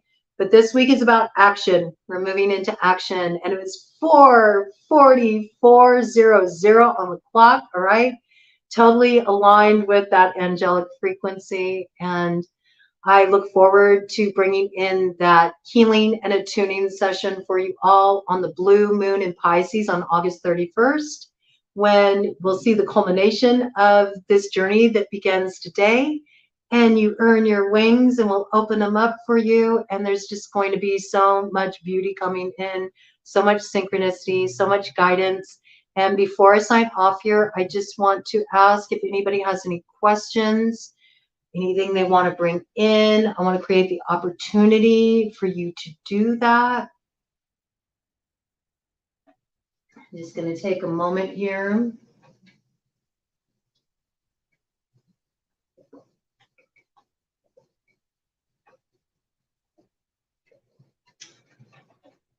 And give you space for that. Really appreciate all of you who shared your voice, brought your energy in. Big love to Eternal Bliss. I don't know if Eternal Bliss made it all this way, but that was beautiful what Eternal Bliss brought in. I really appreciated that exchange, and thank you for being so vulnerable and open and letting that part of yourself be witnessed. So beautiful. All right, y'all. I love you all. Thank you for joining me. Thank you for dropping in. I'm going to go and relax and receive, ground my energy out, get my downloads, and enjoy the storm that's blowing in. And I will be back tomorrow with more of the Supermoon series, okay? I'm going to get all of the Supermoon series done over the next couple of days, okay? So before I go off on my break on Sunday and Monday, I will be sure to have that series wrapped up so y'all got that information, okay? Take care and have a beautiful day, Earth Angels.